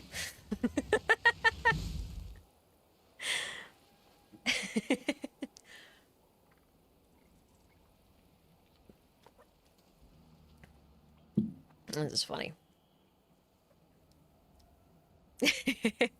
That's why I don't care. I'm a time-traveling scientist. Doesn't matter where I come from. I'm just going. I'm like from the Ghostbuster style thing.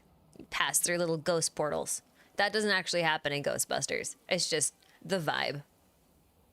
Yeah. Anyway, this made me giggle. I have accepted that this is what I look like in the Hoyoverse.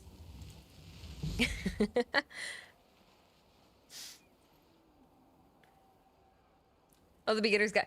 What is this movie called? I forget. This movie has a name. I forget what it's called. Oh, Rookie's Guide to the Hollow. Yeah. That's the name of the movie. It's a comedy disaster fantasy. That sounds like my life. Oh, Kono, thanks for the super. Yep, it's me. Rookie's Guide to the Hollow. Anyway. You said it was reference? I was going to, but then I was like, is that too on the nose? I don't know. We'll see. Anyway, I'm gonna go. I wanted to share that, and also my Brussels sprouts and Baxter State Park and the Fatui Constellation Wheel, and we're going now.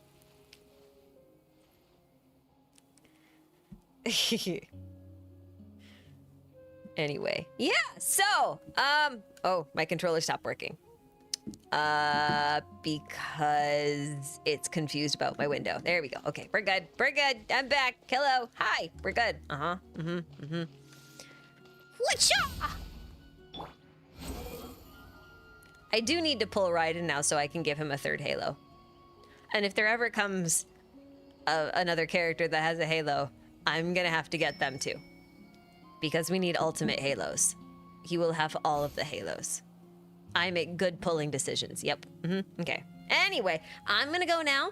Thanks for coming out. We didn't actually talk about the Archon quest as much as I thought we would, but that's okay. I'm gonna be making a very long video about it. So, look forward to that. It'll be fun. But we'll see you later. Farewell, travelers. Oh, okay. That's a great way to say bye. He's a real piece of work, isn't he? I'm gonna go. Okay, how do you click the button? You go like this, and then you hit this button, and then you say